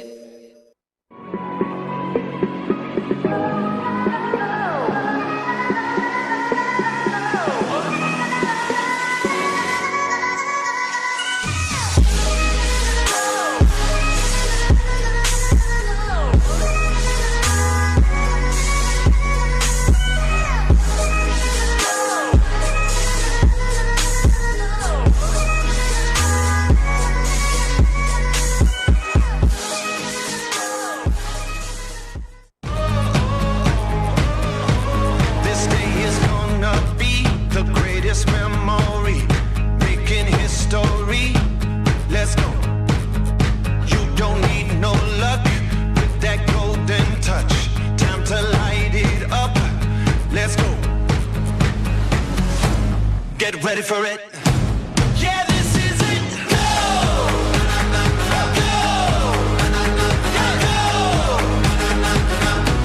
Yeah, this is it. Go! Let's go! This is it. Visiting Singapore at the SEA Games meet and greet was actually my first time in Singapore. I honestly had no idea there'd be so many fans at the event, and hearing the cheers and meeting the fans in Singapore for the first time was an amazing experience. The boot camp at the SEA Games was definitely very interesting. It was definitely like something that's very different for me.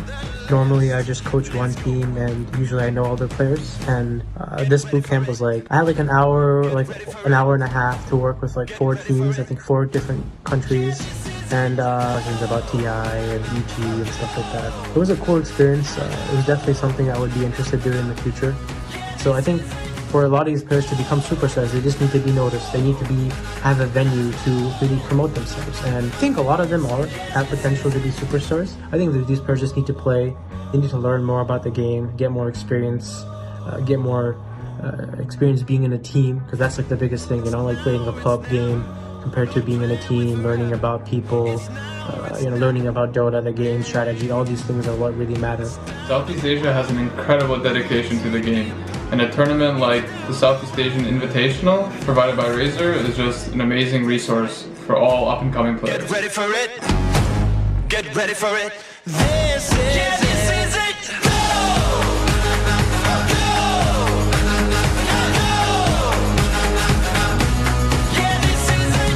This is a really exciting time for Dota 2. I cannot wait to see which country wins it all at the RAZER Southeast Asian Invitational. Good luck to everybody.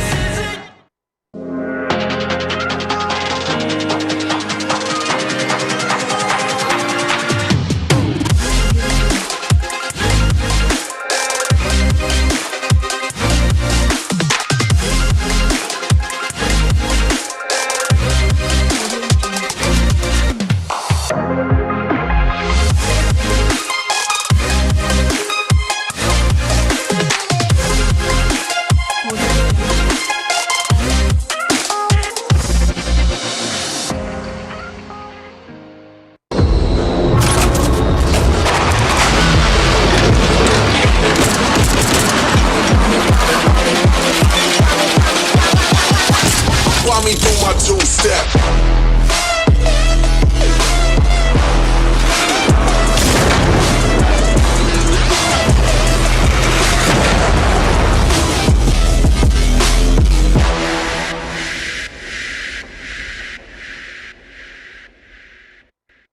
You got the best of me.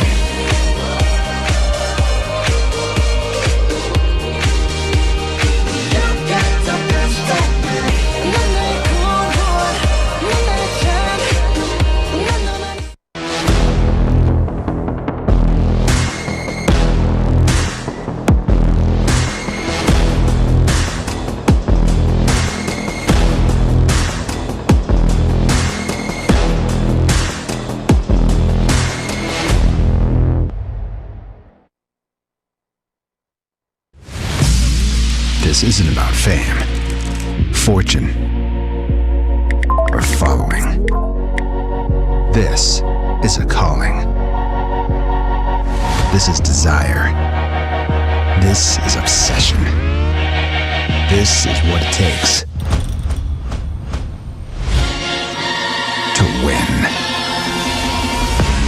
The search for more speed, focus, control. This is more than a game. This is esports.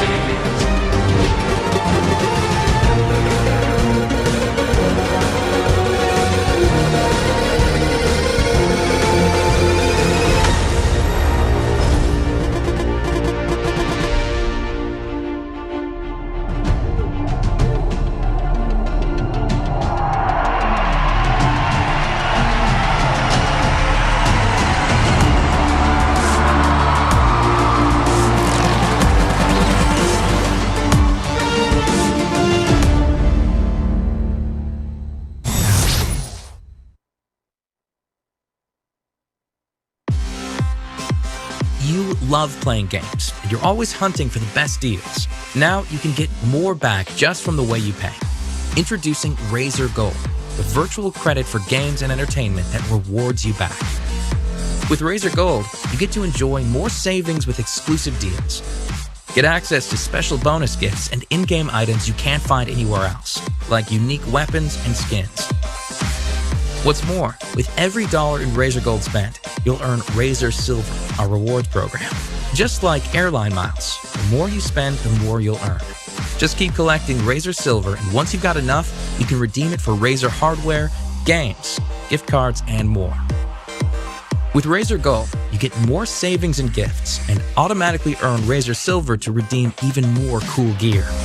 It's the best way to get rewarded just for being a gamer. Get started by signing up for a RAZER ID on gold.razer.com. Take a moment to verify your account so it's totally secure. And that's it. Start filling up your e-wallet with Razer Gold and enjoy rewards with every spend. So how do you fill up your e-wallet with Razer Gold? It's easier than you think. We've got over 1 million partners and stores around the world, both online and offline, where you can top up your e-wallet with Razer Gold. Don't have a credit card? No problem. Reload your wallet by purchasing these Razer pins. You can easily find them at your nearest convenience store, supermarket chain, or pawn shop. Prefer to do things online? We've got you covered. Reload your wallet with your credit card, internet banking, and even your telco bill via direct carrier billing. Now that you're stocked on Razer Gold and you found something you'd like to purchase, here's how you pay with Razer Gold. Click on Pay with Razer at the checkout segment of your purchase. Log into your Razer Gold account and use your wallet balance to check out. If there's insufficient Razer Gold, simply reload your wallet with a specified amount via online banking, credit card, or buying Razer pins from a store. Here's a sweet deal to get you started. Create an account now and verify, and we'll reward you with 1,000 Razer Silver. Start getting rewarded and getting more back when you pay with Razer Gold now.